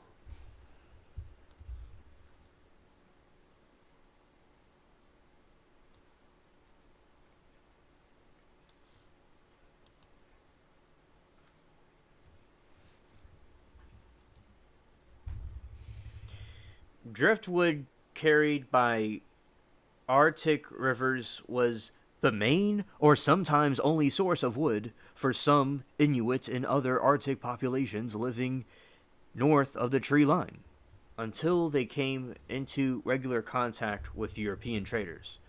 These are like people that are like natives, similar how in America we have natives, or like people that are like of like Asian descent, like say a Latino or Latina person that's like mixed with the Spanish and the native people, like that were here in say America, they call the Indians in different places. They have people like that in Scandinavia, and the Scandinavians are like mixed with that because no one's like pure anything really. Like in my opinion, like some people can be mixed with something way back. So like those Europeans were mixed with some Asian in them. And I have like almond shaped eyes. I'm related to the Scandinavians. And because they'll have like a sort of an Asian look and that's like they like the Vikings and those people were distantly probably related to them a little bit.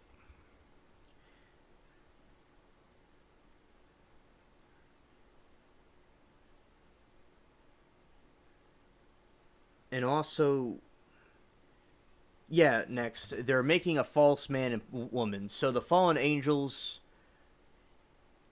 went out to these different places and made a mockery story of the Adam and Eve story, or made a false man and woman. Exactly, next. Yeah, they have Inuits all over the world.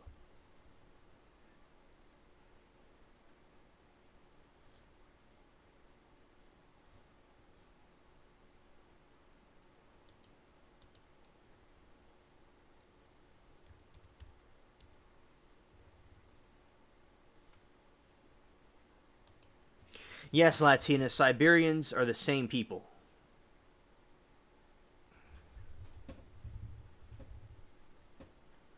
It's the same, yeah, the same group.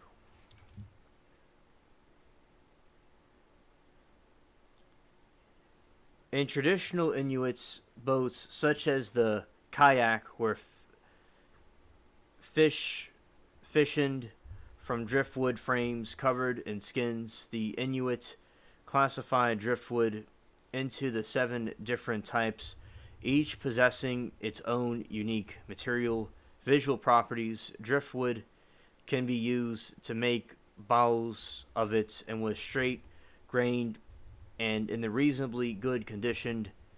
These were reinforced with the sinew cables.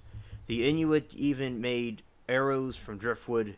These were often short and fitted with bones or antler foreshafts. Drying scarplings produced by working this material with collected, stored, and used for starting of fires year round by Inuit. Wood that is burned in these regions mainly consists of remains of condemned wood structures. Driftwood is still used as kindling by some woods with resinous qualities, such as cedar, and are preferred to their lengthier burning times.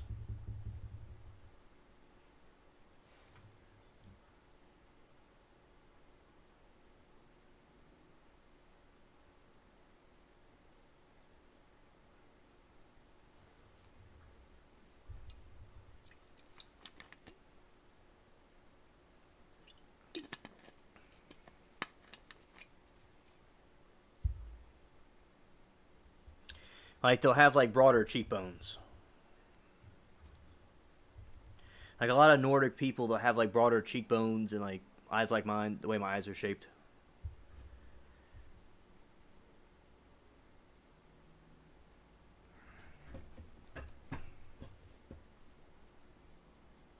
Yeah, so where we have it, I made driftwood great again.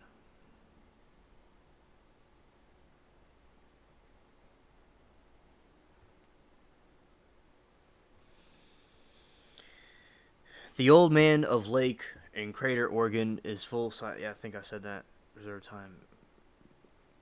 Oh no, this is new.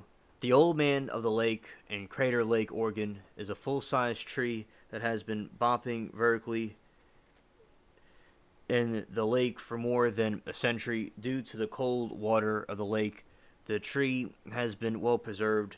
Alice Gray, the legendary Diana of Dunes, who fought to preserve the Diana Dunes, which contained qualities of driftwood, named her college driftwood and made all her furniture from driftwood. Yeah, that's interesting. I didn't know that.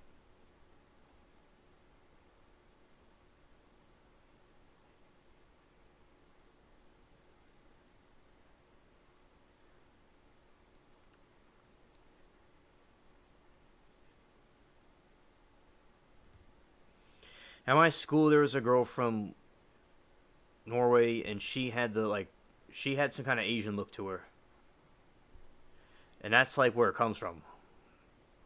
So that's just a fun fact about the Scandinavian people.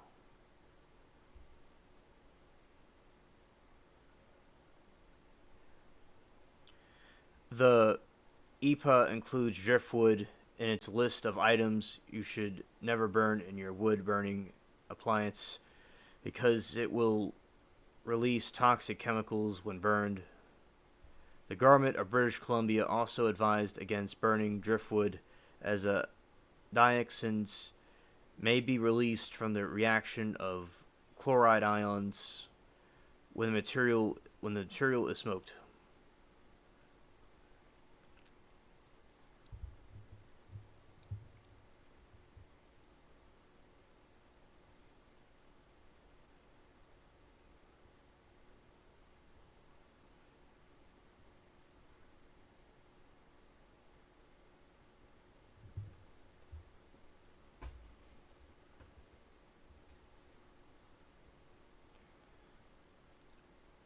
Driftwood sculptures are sculptures that are made of driftwood found on beaches or along riverbanks.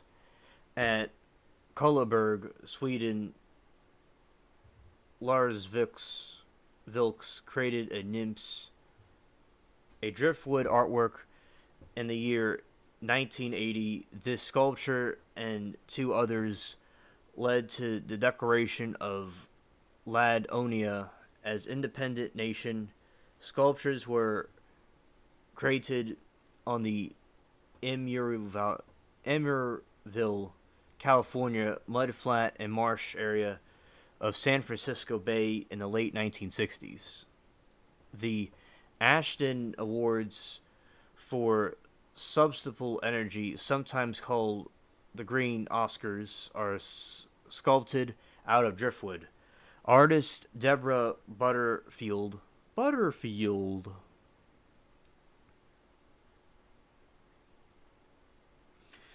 is known for her sculptures or horses initially rendered from driftwood before being cast into bronze.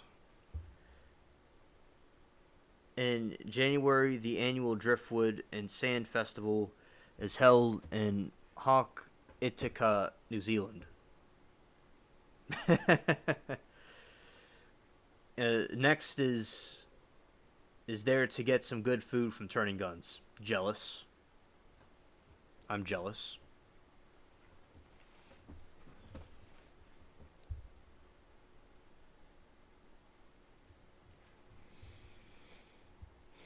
Large diameter sequoia sempervines logs spent enough time exposed to wave action to round their contours before being driven to comfort into what really I mean is into the mouth of a narrow ravine by storm surf. Sequoia's high tannin content is resistant to decay, so these logs retain structural strength for decades. Storm flows within the Shoretail Gulch are insufficient to move the logs back to sea. This unique habitat at the mouths of the small estuaries of the California coast is threatened by diminished quantity of large redwood logs available in water since the logging of native forests. Yeah. Yeah, right on next.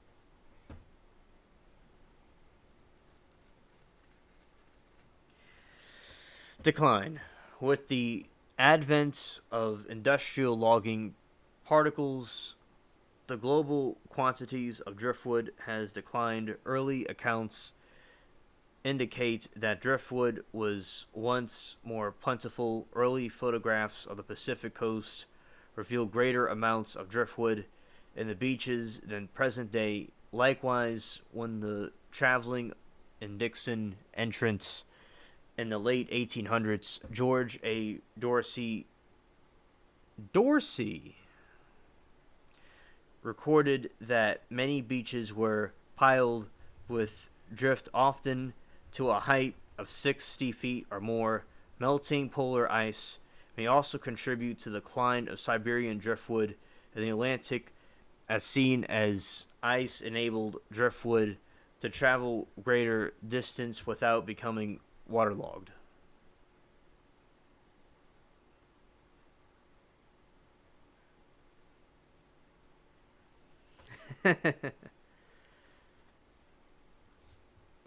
Sea glasses. I don't know what that is.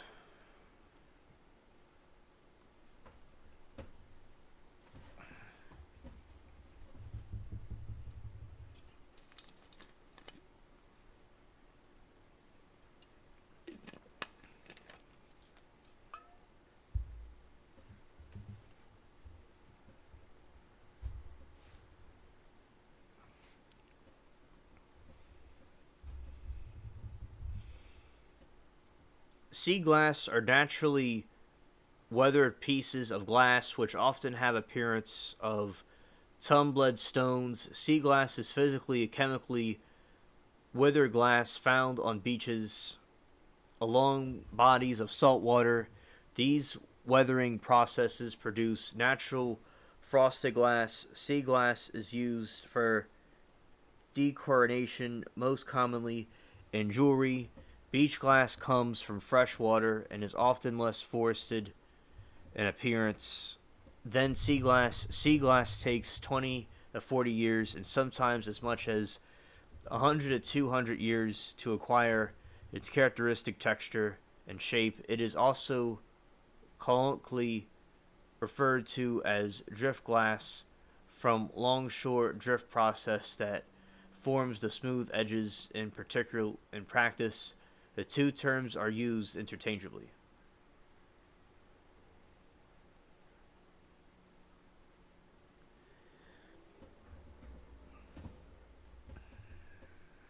And next says, Alien is important to know that woods are safe to use as beach fires. Wonder how many don't. Exactly. Yeah, you're welcome next. You're very welcome.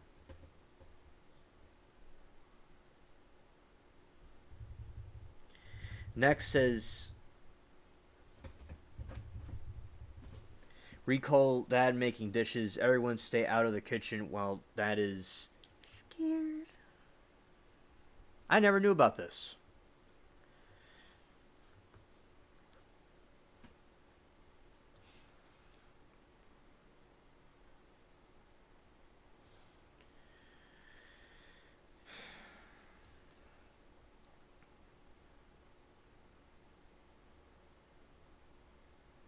I'll check. Right now.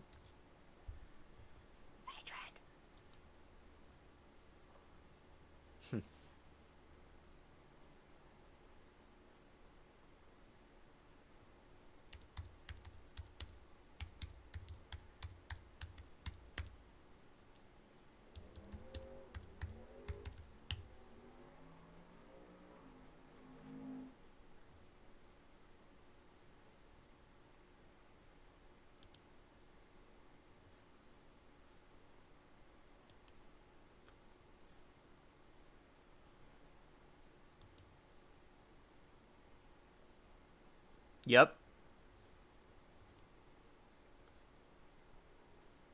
This is Australia.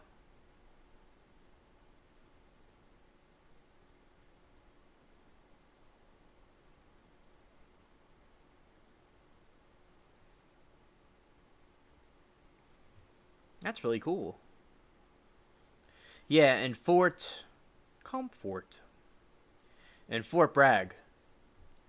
So to answer her question, next in Fort Bragg, California, they have it. That's beautiful. Oh my goodness.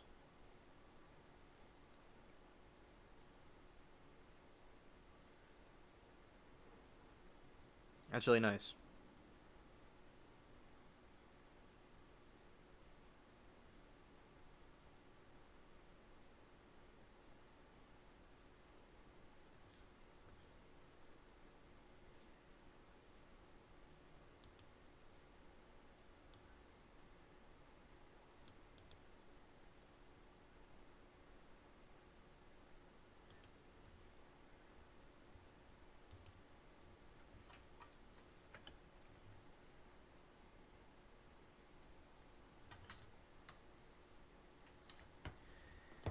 Old Man on the Lake. The Old Man on the Lake on the TV a long time ago, and the lodge there is beautiful, overlooking the lake. Great views. Oh yeah, this is something interesting. It's like an Arctic glacier with these things.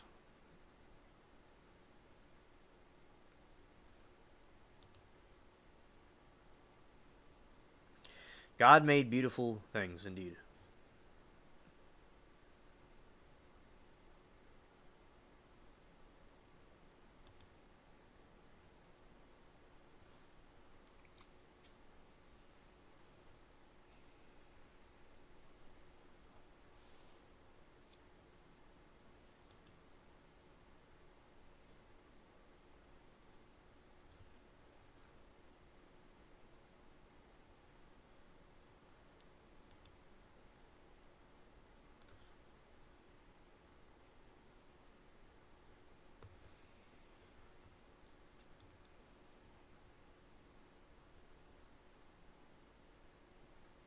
Yes, turning guns.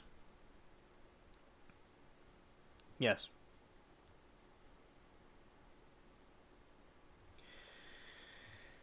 So along the bodies of salt water, these weathering process produce natural frosted glass. Sea glass is used for decoration, most commonly jewelry. Beach glasses come from fresh water and is often less frosted in appearance than sea glass. Sea glass takes 20 to 40 years and sometimes as much as 100 to 20 years to acquire its characteristic texture and shape. It is also called quali, referred to as drift glass, from the longshore drift process that forms in a smooth edge and particle, two terms used interchangeably.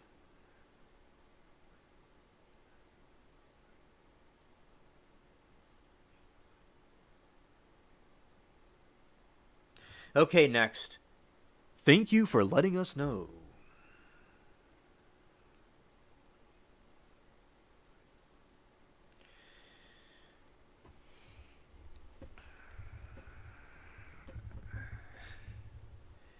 Sea glass begins as normal strands of broken glass that are then presently tumbled and ground until the sharp edges are smooth and rounded. In this practice, the glass loses its surface but gains a frosted appearance over many years. Naturally produced sea glass. Genuine sea glass originates as pieces of glass from broken bottles, broken tableware, or even shipwrecks, which are rolled into a tumbled into the ocean for years until all their edges are rounded off and sickness of the glass the slickness of the glass has been worn and frosted appearance, and the glass will wash to shore and may be collected.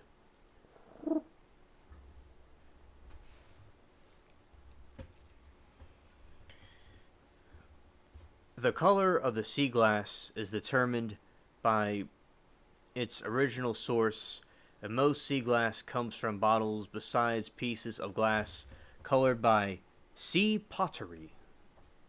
Pieces are often also found. The most common colors of sea glass are Kelly green, brown, white, and clear. These colors predominantly come from glass bottles mostly used by companies that sell beer, juice, soft drinks, and more, and other beverages. The clear or white glass comes from clear plates and glasses, windshields, windows, assorted other sources. Less common colors include jade amber from bottles for whiskey, medicine, spirits, and early bleach bottles. Golden amber and Brenia, most used for spirit bottles, lime green from soda bottles during the 1960s. Forest green and ice are soft blue from soda bottles, medicine bottles, ink bottles, and fruit jars from the late 19th and 20th century. windows and windshields. Windshields. These colors are found about once for every 25 to 100 pieces of sea glass found.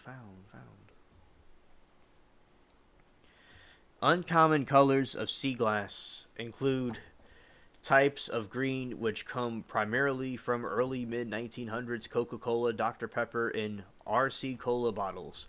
Isn't that something interesting that they originated from us and they went into the sea and became into little rock crystal things? That is interesting. Bottles as well as beer bottles, soft green colors could come from bottles that were used for ink, fruit, and baking soda. These colors are found once in every 50 to 100 pieces.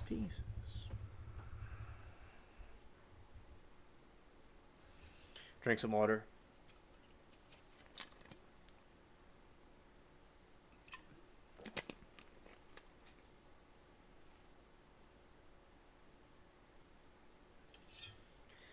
Turning Gun says next.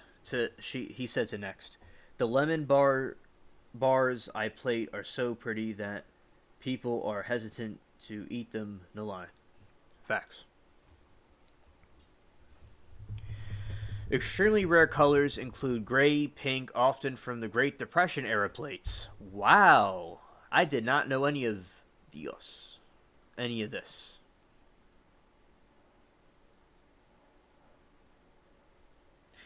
I have found some plates or like pieces of glass like that underground, where I live, and that must be where it's from, that era. Interesting.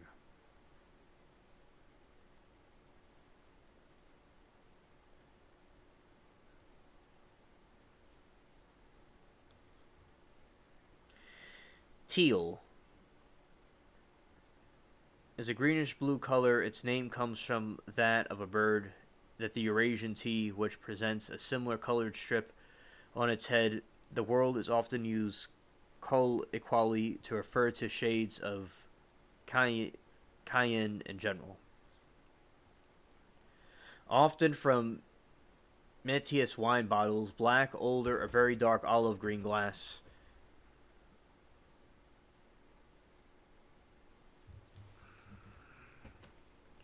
Wine glass, yellow, often 1930s Vaseline containers. So yellow, often from Vaseline containers. Turquoise from tableware and art glass. Red, often from Schiltz bottles. Car tail lights, dinnerware are Nat ecolites. It is found once in about every 5,000 pieces in orange, the least common type of sea glass, found once in about 10,000 pieces. These colors are found once in every 1,000 to 10,000 pieces collected. Some shards of black glass are quite old, originating from thick 18th century Gion beer and wine bottles.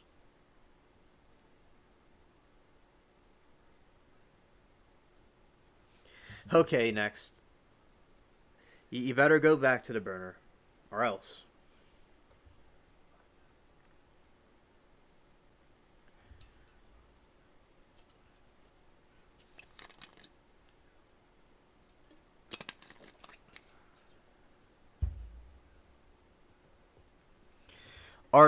Artificial. In order to make artificial sea glass, a tumbler. That's a pigeon noise I make. A tumbler, sand, and glass are necessary. A number of characteristics highlight the differences between artificial sea glass and natural sea glass. Starting with colorization and surface texture of each piece, an example of natural sea glass will usually have a frosty, almost powdery texture at different points. One of the most reliable indicators for natural sea glass is a C-shaped design all over outside the sample. If the design is located in the piece, it is authentic sea glass, since artificial glass will typically not have particular design. Sea glass usually comes from broken glass, bottles, and other household items, so pieces found on beaches will not be perfectly shaped, unlike artificial sea glass, often sold as beach glass. I did not know any of this.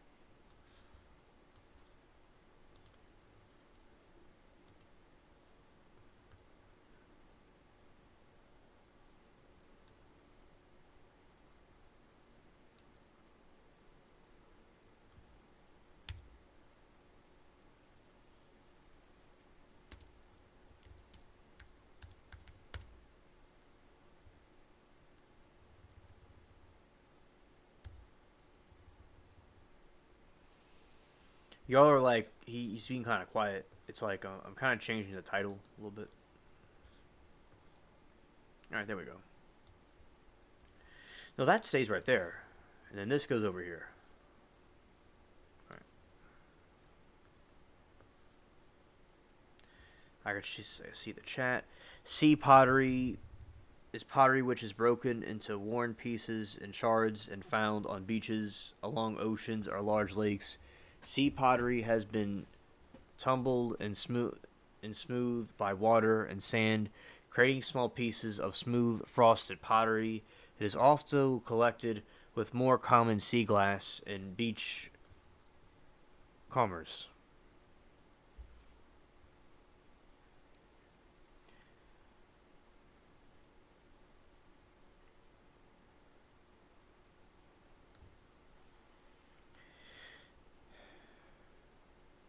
Yeah, so basically it has to do with stuff from the earth.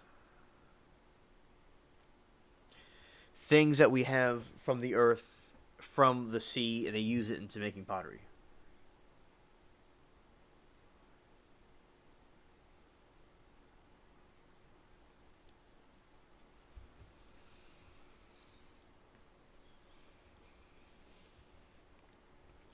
Sea pottery originates from pottery from the earth.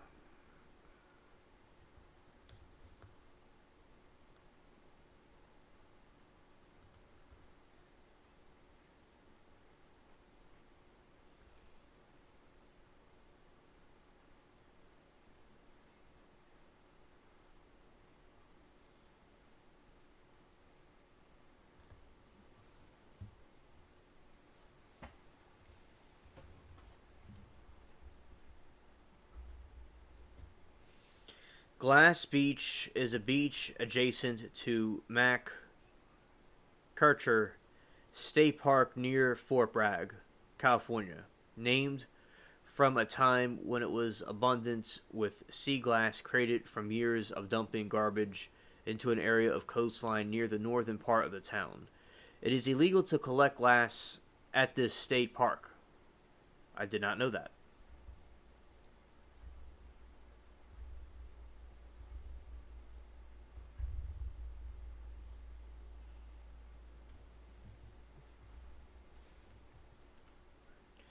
History. In 1906, Fort Bragg resented and established an official water dump site behind Union Lumber Company onto what is known as Site 1. Most fronted communities had water dump sites discarding glass, appliances, and even vehicles. Locals referred to this as dumps. Fires were often Liut using Molotov cocktails. Good grief. To reduce the size of the trash pile. Wow. Desperate times calls for desperate measure.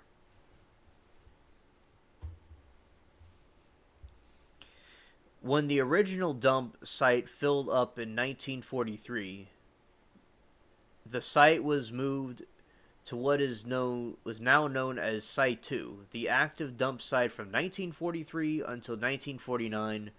When this beach became full in 1949, the dump was moved north to what is known as Glass Beach, which remained active dump site until 1967.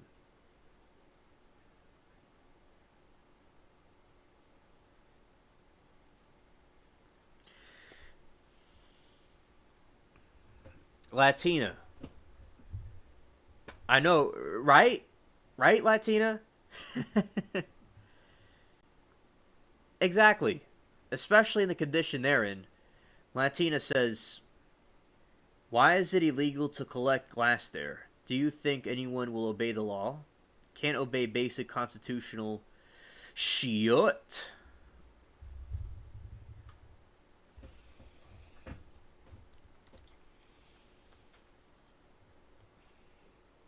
Alright. So, let's see.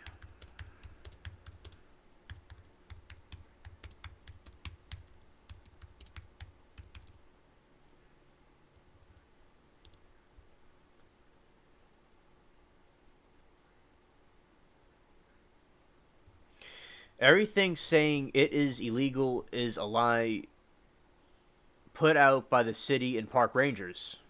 Ah, let's see. This is about that part, the California. Recently reached out, so SF Gate recently reached out to Forrington and asked about the practice of collecting local sea glass. He wrote, "It is perfectly legal to collect here at Fort Bragg, and there is no ticketing going on. Everything saying it is illegal is a lie put by the city and park rangers, and they know it." Oh. Oh.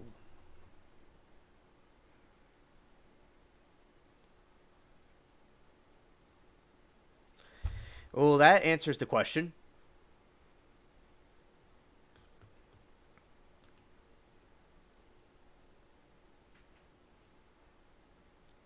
And this other thing is saying the colored fragments may look pretty, but they're technically litter, which means you're free to take as much as you can carry. So it's a lie. It's not illegal. But they say it's illegal, but it isn't. And also, California Water Rescue Control Board and city leaders closed this area in 1967. Various cleanup programs were undertaken through the year to correct damage over the next several decades, which was biodegradable in the dump sites simply degraded at the metal, and other items were eventually removed and sold as scrap or used in art. Pounding waves broke down the glass and pottery and tumbled those pieces into small, smooth colored pieces that often became jewelry quality, which covered Glass Beach and the other two glass beaches, former dump sites in Fort Bragg.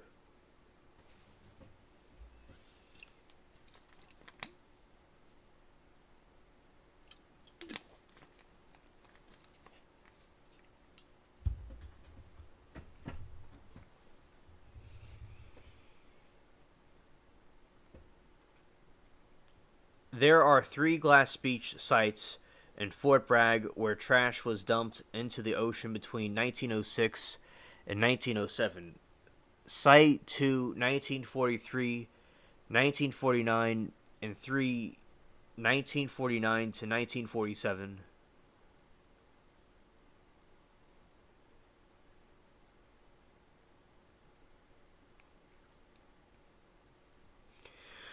Are located at the end of the path that begins the corner of Elm Street, Nightmare on Elm Street, and Glass Beach Drive. These sites are accessible by foot and by shore climb down the cliff surrounding the beach site.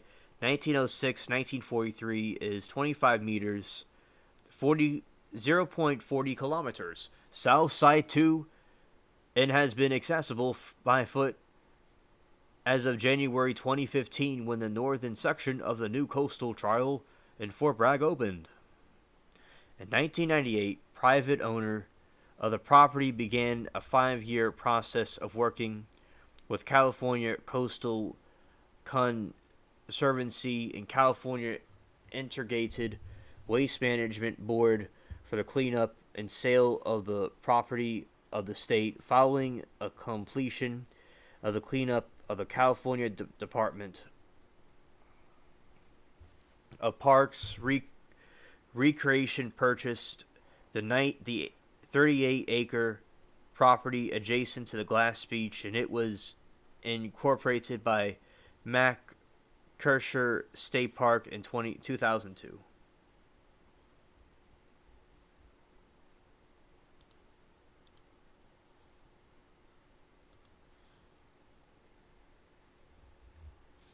Exactly, Latina. Don't trust them. Don't trust the government. I agree. More like don't walk barefoot or play in the beach. Lay down and to play in the beach. They give no comfort. They give no comfort.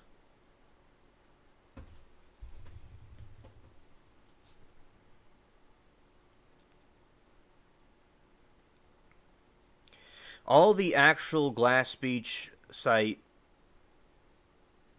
3 is adjacent to McKercher State Park. All entities in California end at the mean high water mark, according to Article 10.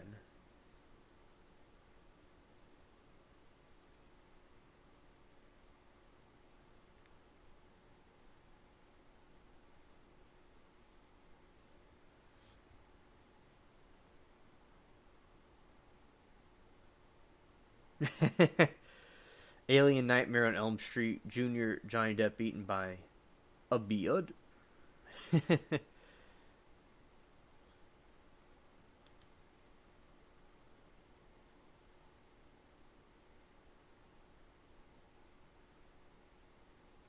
All entities in California end in mean high water mark, according to Article 10 of the state constitution in Fort Bragg. The mean high water mark in 5.2 feet, 1.6 meters, and all of the Glass Beach. Site 3 is below, and that watermark. Sites 1 and 2 are located south of Glass Beach and do not about the state park area, though they abut the new city park area, which also ends the mean high water mark.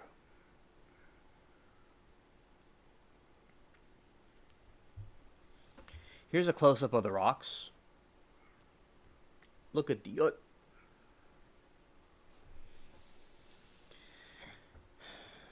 Latina needs to go and pick up one, in my opinion.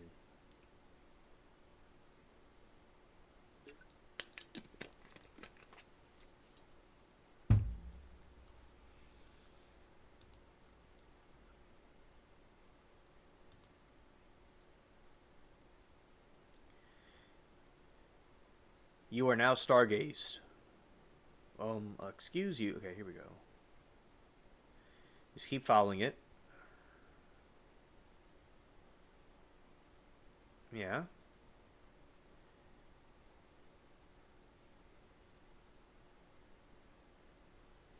Yes, Latina, I have. And you see all these different colors. Just behold, embrace yourself to this amazing experience you're having with all these different colors and things that you have. Very nice and relaxing and peaceful. I really like the colors; they're so mesmerizing.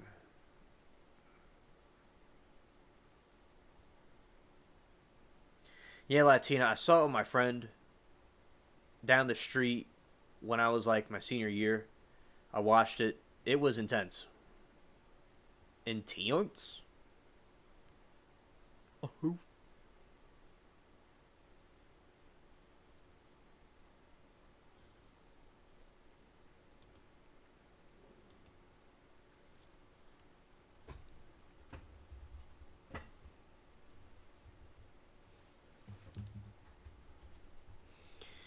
The beach is now visited by tens of thousands of tourists yearly. Collecting is discouraged by state park rangers and section of Glass Beach adjacent to the state park where they ask people to leave what little glass is left for others to enjoy, although most of the sea glass is now found in other two glass beaches outside the state park area.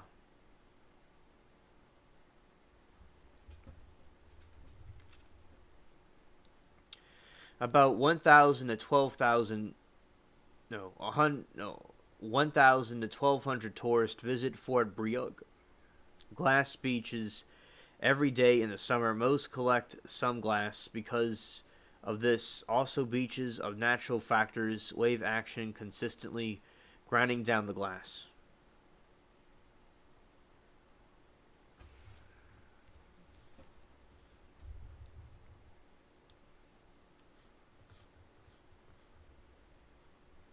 You're right, Latina. I did.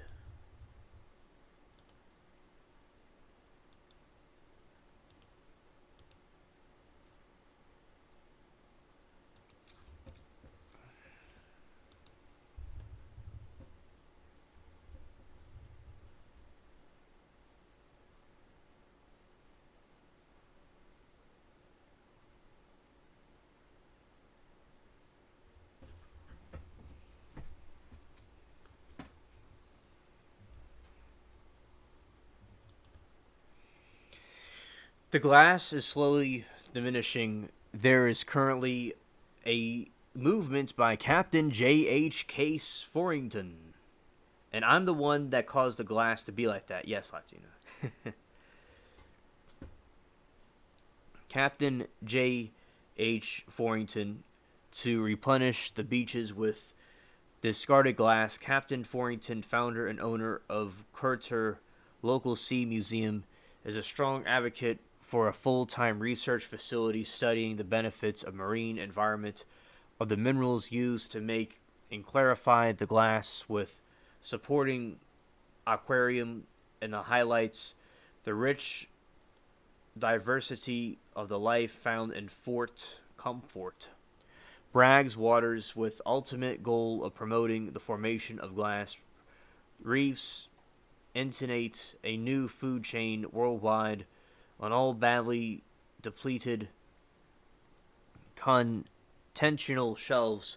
Fort Bragg currently trucks its glass over the Sierra Nevada mountains to a landfill in Sparks, Nevada, even though 90% of the 7-foot 2.1 depth of glass that used to cover Glass Beach Site 3 was locally recycled, being used in things like the Pathways of Guests House Museum and Skunk Train, and the art of like beautiful backlit mosaic created in high school students that adorns one of the local temples.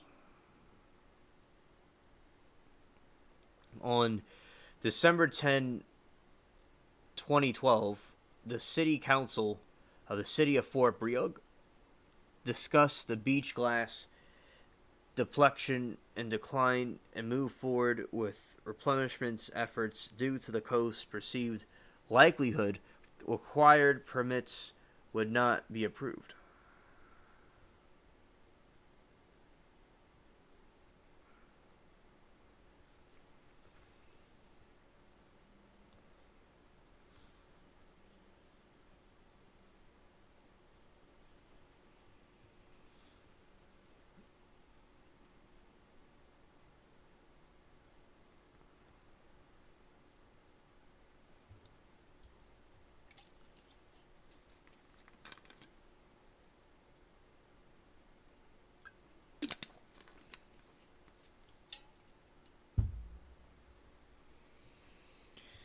Several endangered and protective native plants occur at Glass Beach, including hybrid Menzies wallflower.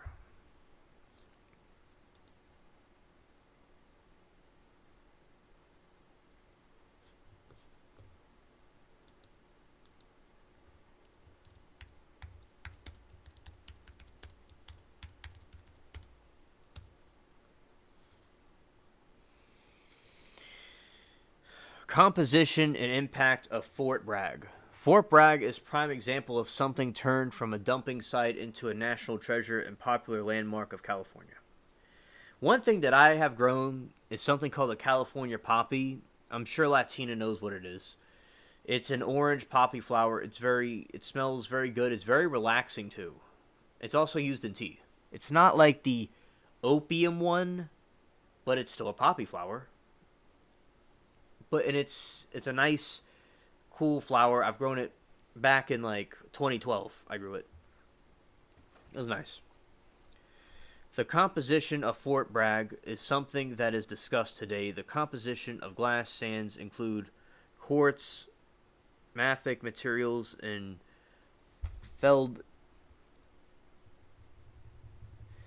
feldspar intermingled with a well-rounded glass components of white, brown, and green grains.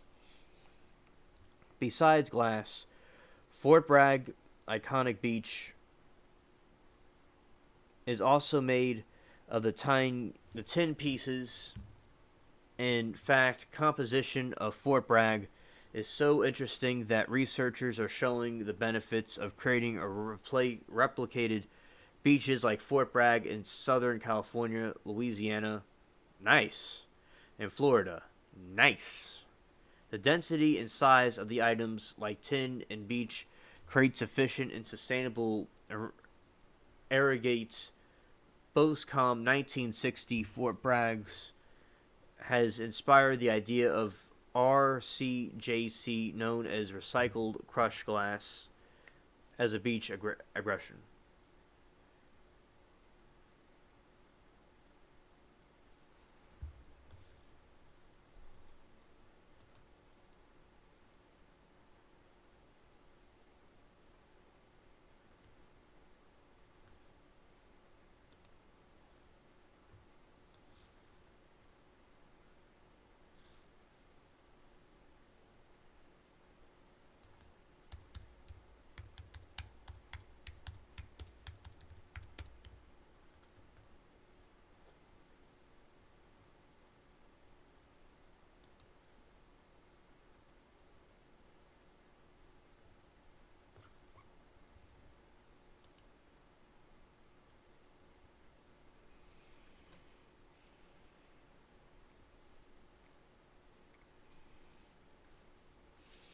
Latina says alien spaceship. I have only seen glass sink to the bottom of the water, so it sort of doesn't make sense for me how the glass ended up there on the beach, all smothered out.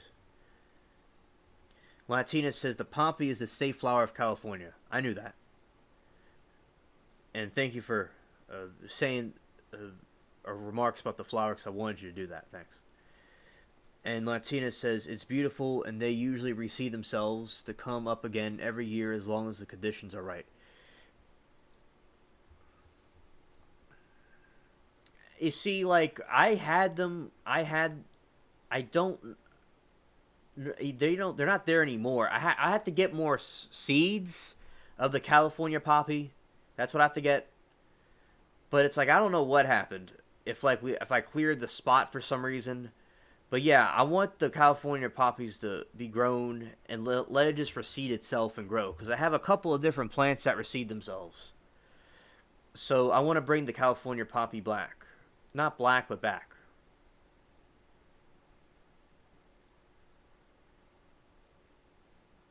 Yes, Latina, that sounds really cool. I always like those flowers in the mountains and stuff.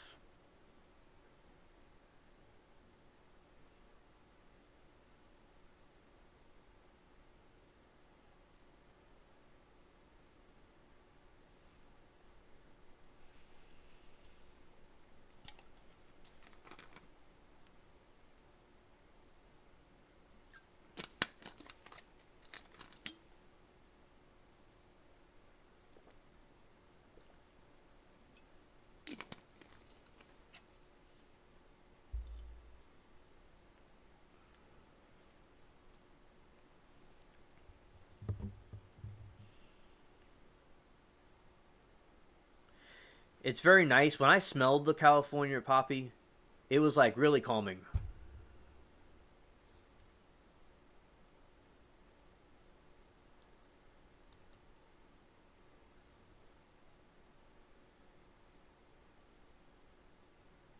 Thanks, Latina. Thank you for letting me know.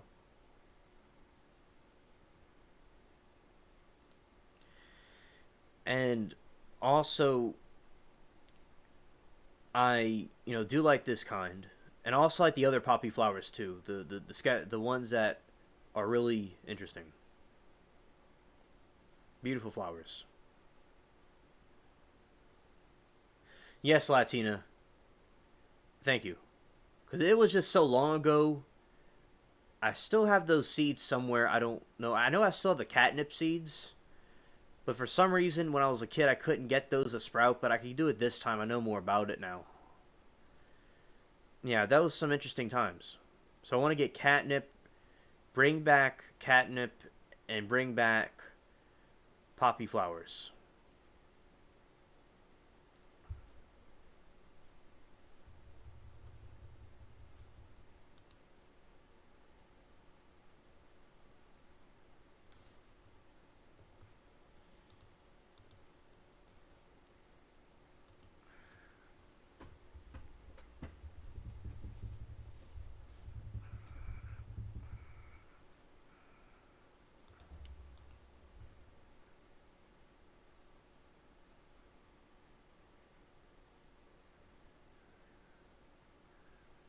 I have some Icelandic poppy seeds.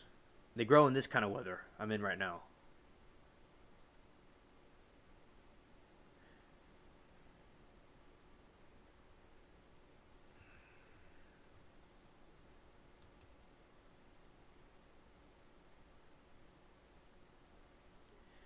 This is the regular poppy.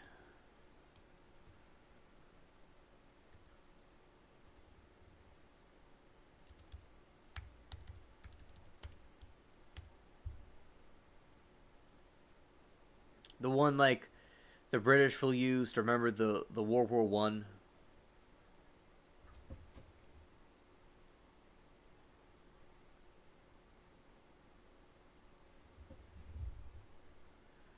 Okay, Latina, I will. And this is the one that medicine comes from.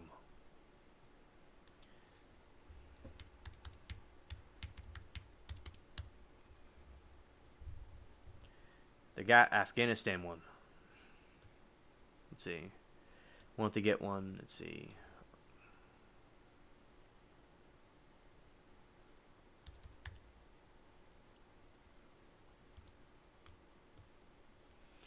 Yeah, this is the one with the where the drugs come from.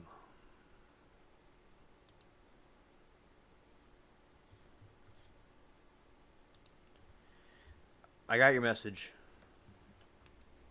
All right.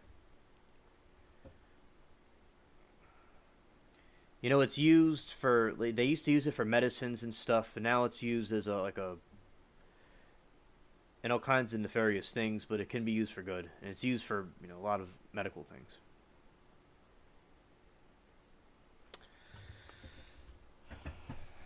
Okay, here we go.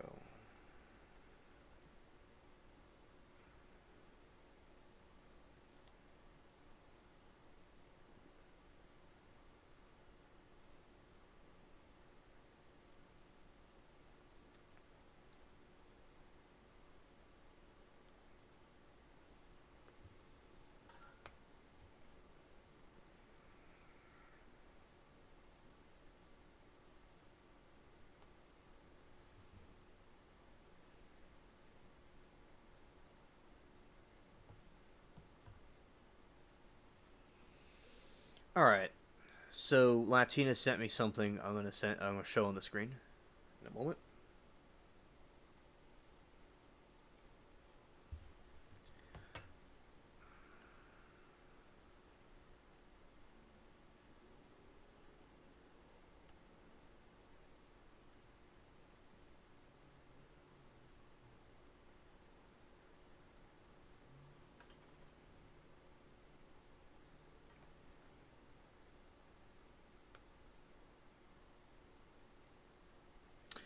Let's do it like this for a second because this thing's being goofy.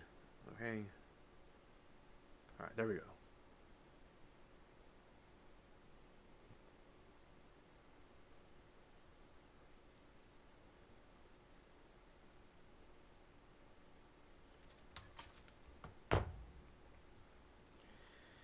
Alright, so this is the seeds of the one that I was just showing.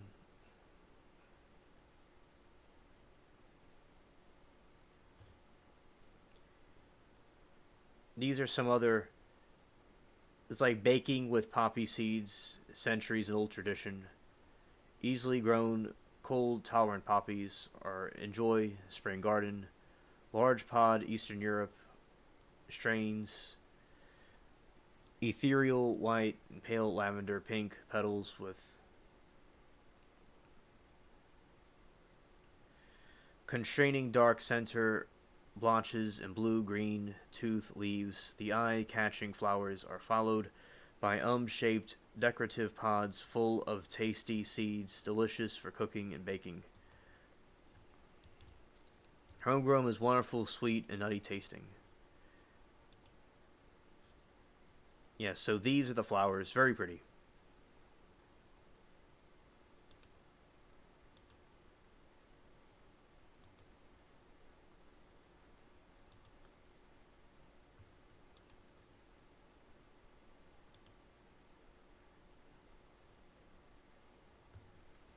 Person holding it.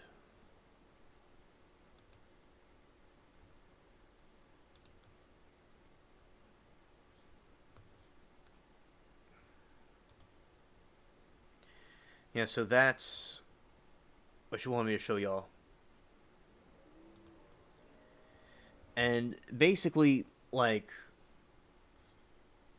with the flower, it's like sometimes, like, with they'll say, like, it's legal to grow, and then they'll be like, if they, then it's like they see a large quantity of it, they might get, like, wonder what's going on, because it can be used for creating other things.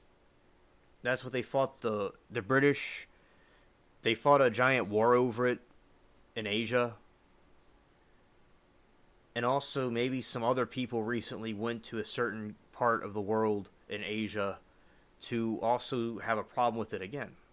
But it's used for cooking and stuff like that. And people do grow it as ornamental plants. But, kind of like, oh, this person might think this or that. Like, it depends, like, on the, like, situation. With this kind, there's different types.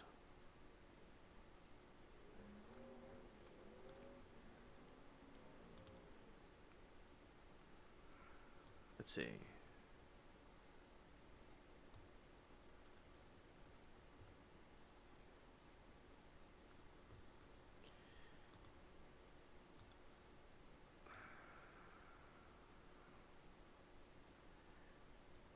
Opium War.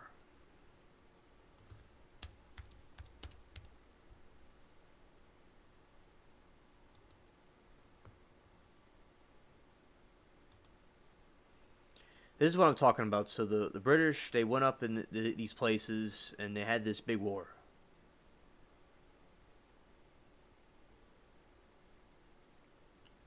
With China.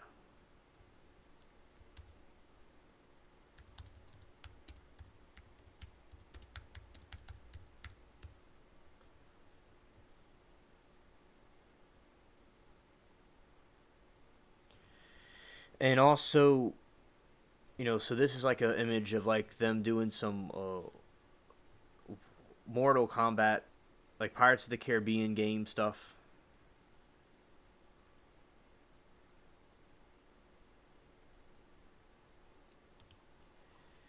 And we have this war, and I'm blocking it probably. Okay, there you go. The Union Jack, and they're going, huzzah, wartime. And let's say the poppy, it's legal to grow, but they don't want people manufacturing opium out of it. So that's like the U.S. laws about it. And Latina says, thank you, Alien, for sharing the website. Did you enjoy the info, and aren't they huge and beautiful? Oh, absolutely, Latina. I'm glad you sent me that because I like seeds and stuff and growing those kind of things. And I do think it's very beautiful and huge. I really do. And I enjoy it. It was very nice. Thank you for sharing with us.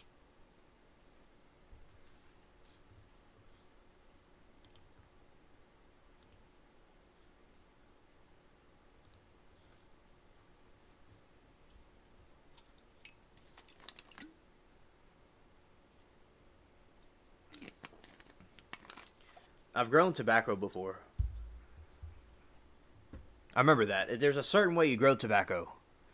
Like, you have to put the seeds in those little seed pods that you put plants in, and you have to, like, cover it with foil for a couple of days or a week or two or something, and let it sit in water for a long time. And I use this method sort of with the sprouting the pepper plants and the tomatoes and stuff, but I didn't like cover the top. I just buried it in the ground in the little pot and let it sprout. But like so you cover it and you have the seeds on top and they all sprout. And then you just kind of pick them out and choose one. That's how the tobacco sprout is sprouted. Oh, Latina, that sounds like a great book. She says there's a book called The Green Pharmacy.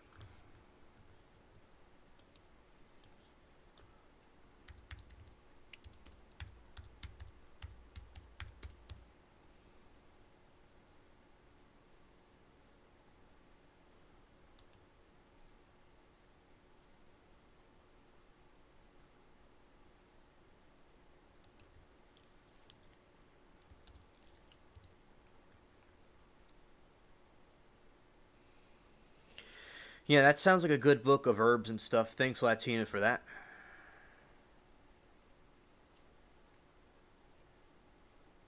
And Latina says the author worked for the U.S. government for close to 30 years researching plants for medicine.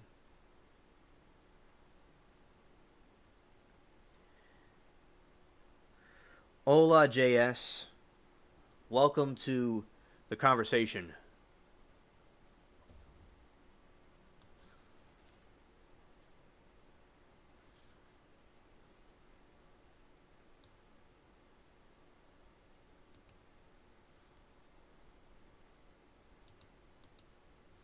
All right.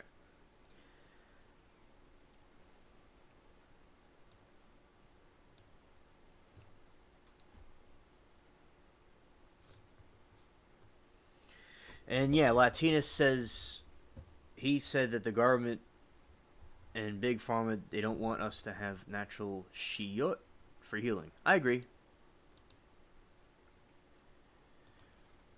My great great grandmother or something like that, she was from the old days and she used different like natural remedies for healing and for stuff like that. She came from back in the before modern technology. She was in America.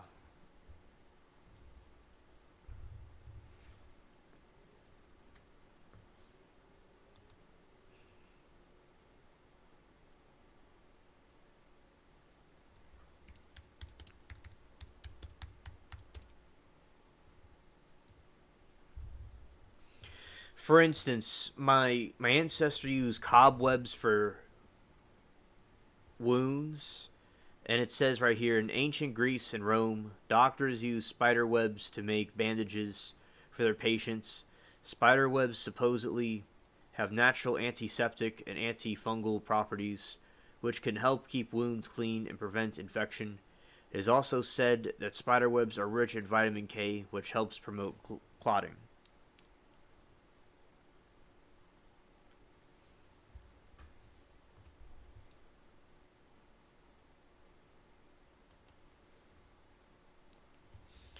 There is a documentation that ancient Greeks used cobwebs to treat wounds. The silk served as a matrix for platelet and fibrin depositation to enhance hemostasis, and the Greeks also observed the wounds treated with the method to not become infected as readily.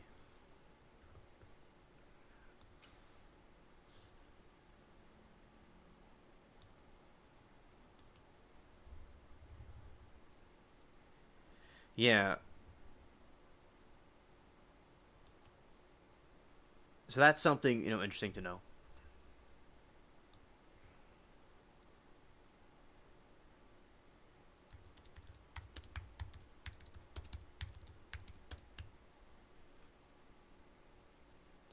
Yeah, the Iceland poppy.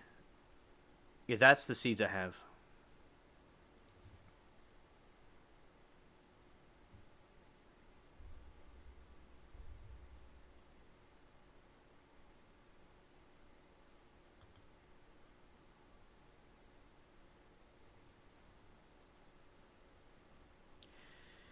And yeah, they have so many beautiful colors indeed.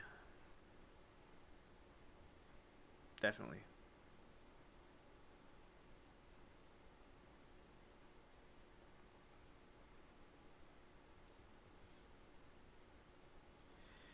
And also we have like the tea plant. Let's look at the tea plant.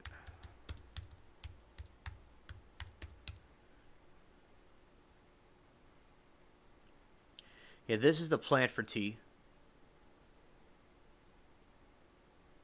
It's like a bush.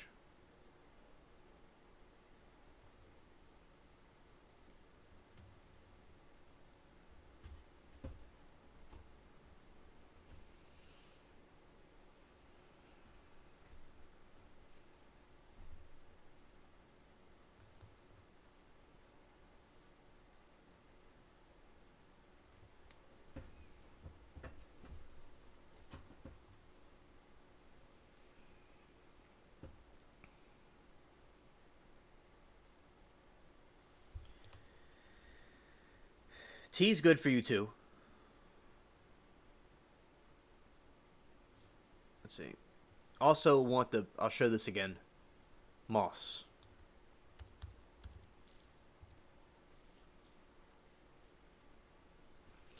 Yeah, this is like the moss on the ground.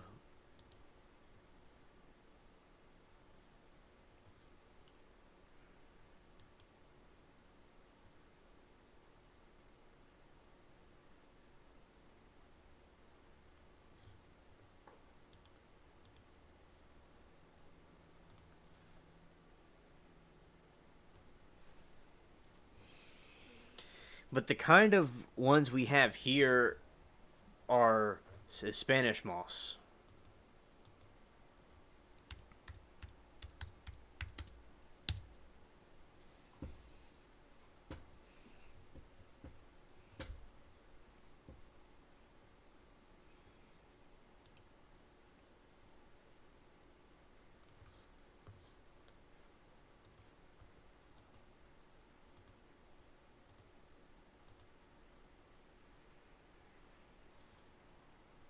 I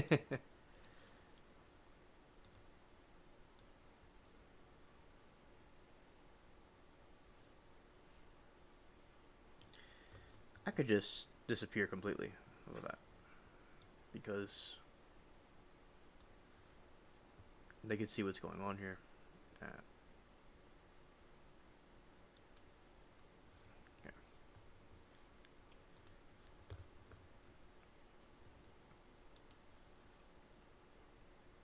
You must see to believe. All right, so with Latina, she says a lot of green vegetables have plenty of vitamin K. Gonna eat the webs in extreme emergencies? Wash them first? Are black widow webs poisonous? Very good questions. You should eat them in all kinds of situations, even to spice up the food a little bit.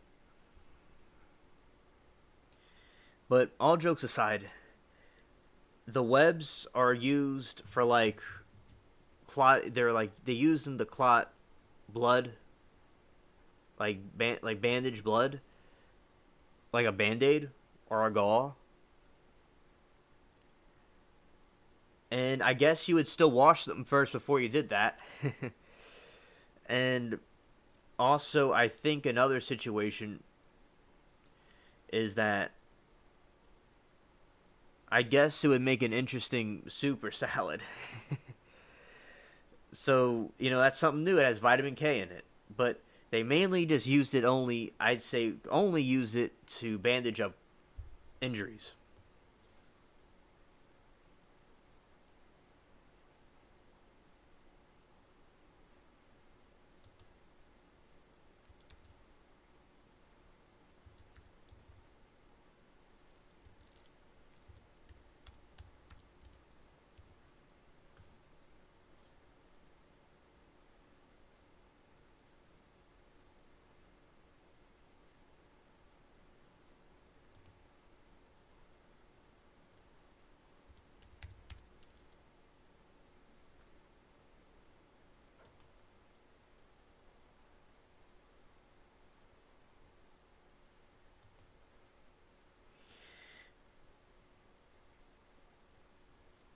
Oh, JS, I have not played that, but I'll look into that. Let's see. But basically, yeah, so this is the Spanish moss. I love the moss we have down here. And I'll get to what he suggested.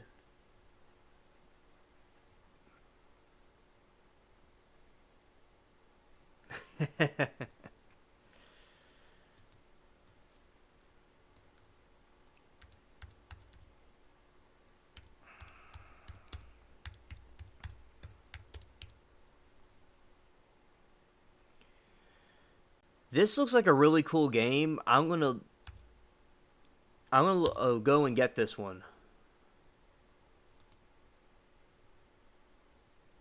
I think, yeah, I've heard of it before, but I have not played it. All right, thanks JS for the game suggestion.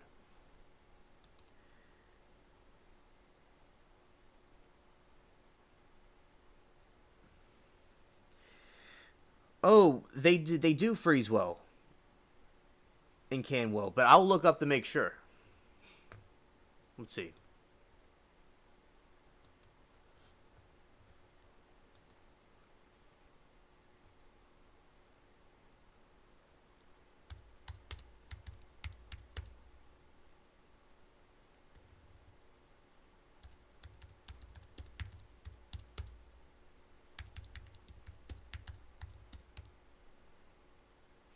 When spider webs do freeze, they stand out nicely in the environment.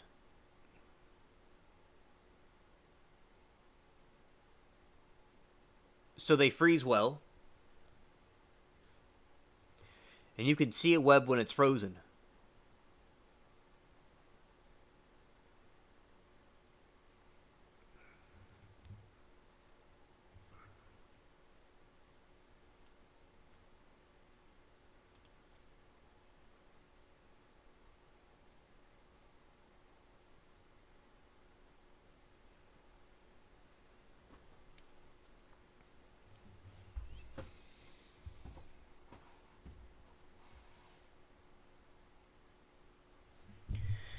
And let's see. And yes, I believe it's microwave safe turning guns, but let's see what this says.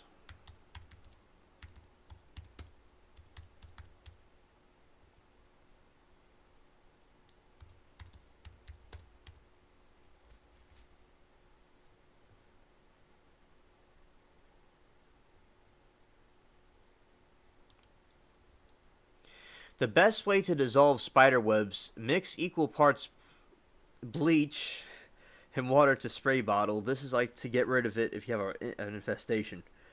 Shake the bottle well, spray small amounts in the spider web. Now, I wouldn't suggest taking bleach. How long does it take Spider-Man's webs to dissolve? About 2 hours. So, yes, from the opinion of the spaceship, I wouldn't recommend. As like a joke, the spider webs are safe to microwave. Microwavable, safe, and they can well. But microwave for too long might cause a giant splatter of spider webs in the microwave, though, so be careful. JS says it's a side-scrolling Minecraft with boss fights. You were talking about spider webs and moss. It's reminded me of it because I've been playing it lately. Okay, JS, thank you. And you and I have a lot of similarities. And yeah, this interest. Yeah, I'll definitely add this to my list of games I'll play.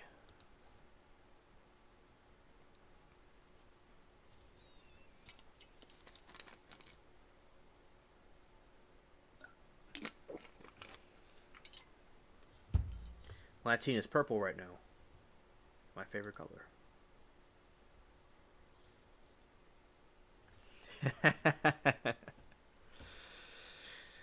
Hilarious.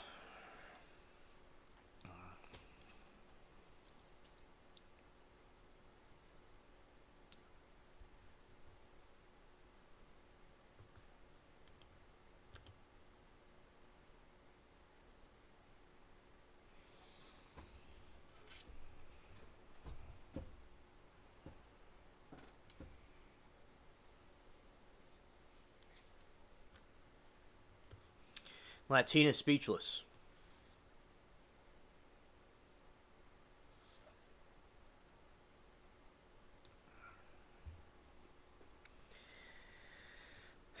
Awesome, awesome. I see a 3DS. I like the 3DS. Although I've never gotten one, I just had the DSi. And the original DS.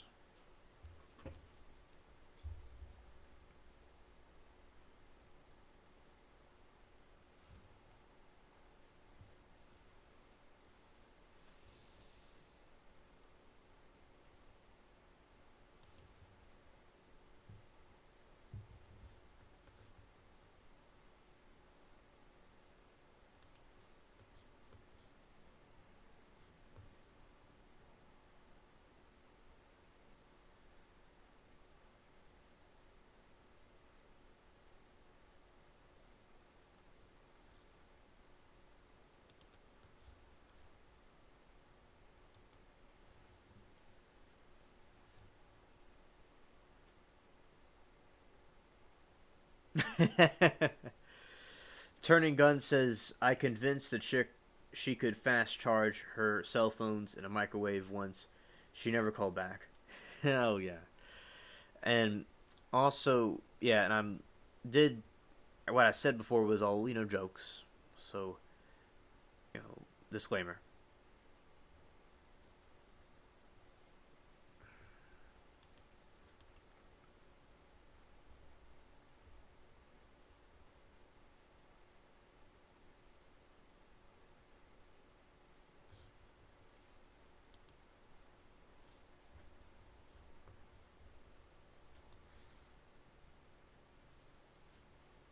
Yeah, this game's cool. Alright. And I'm going to bring myself back. Okay, now I have finished the show completely. Start wrapping it up now. Go to the other screen. Alright. Well, tonight was a very great night with a lot of cool people. We had a big crowd tonight.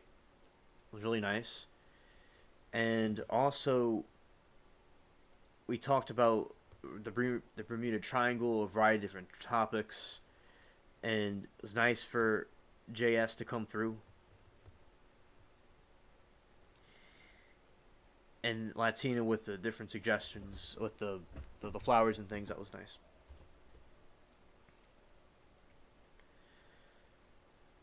And seeing, so yeah, so it's good that we got that covered tonight, and I learned a lot of new things, and y'all did as well.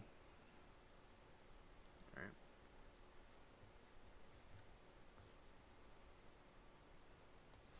Let's see.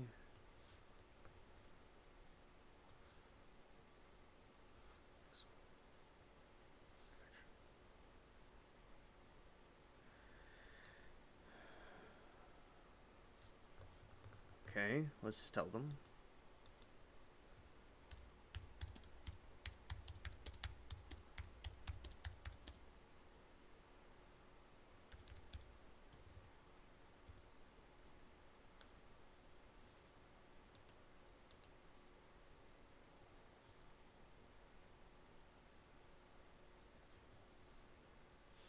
And this is JS's channel. Before we go, this is JS's channel.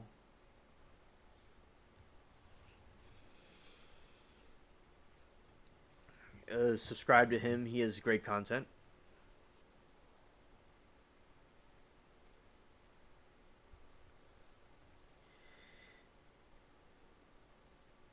And also, I'll say, okay, now I'll officially do it. I've gotten acknowledgments from them. Okay, so thank all of you for coming. And peace.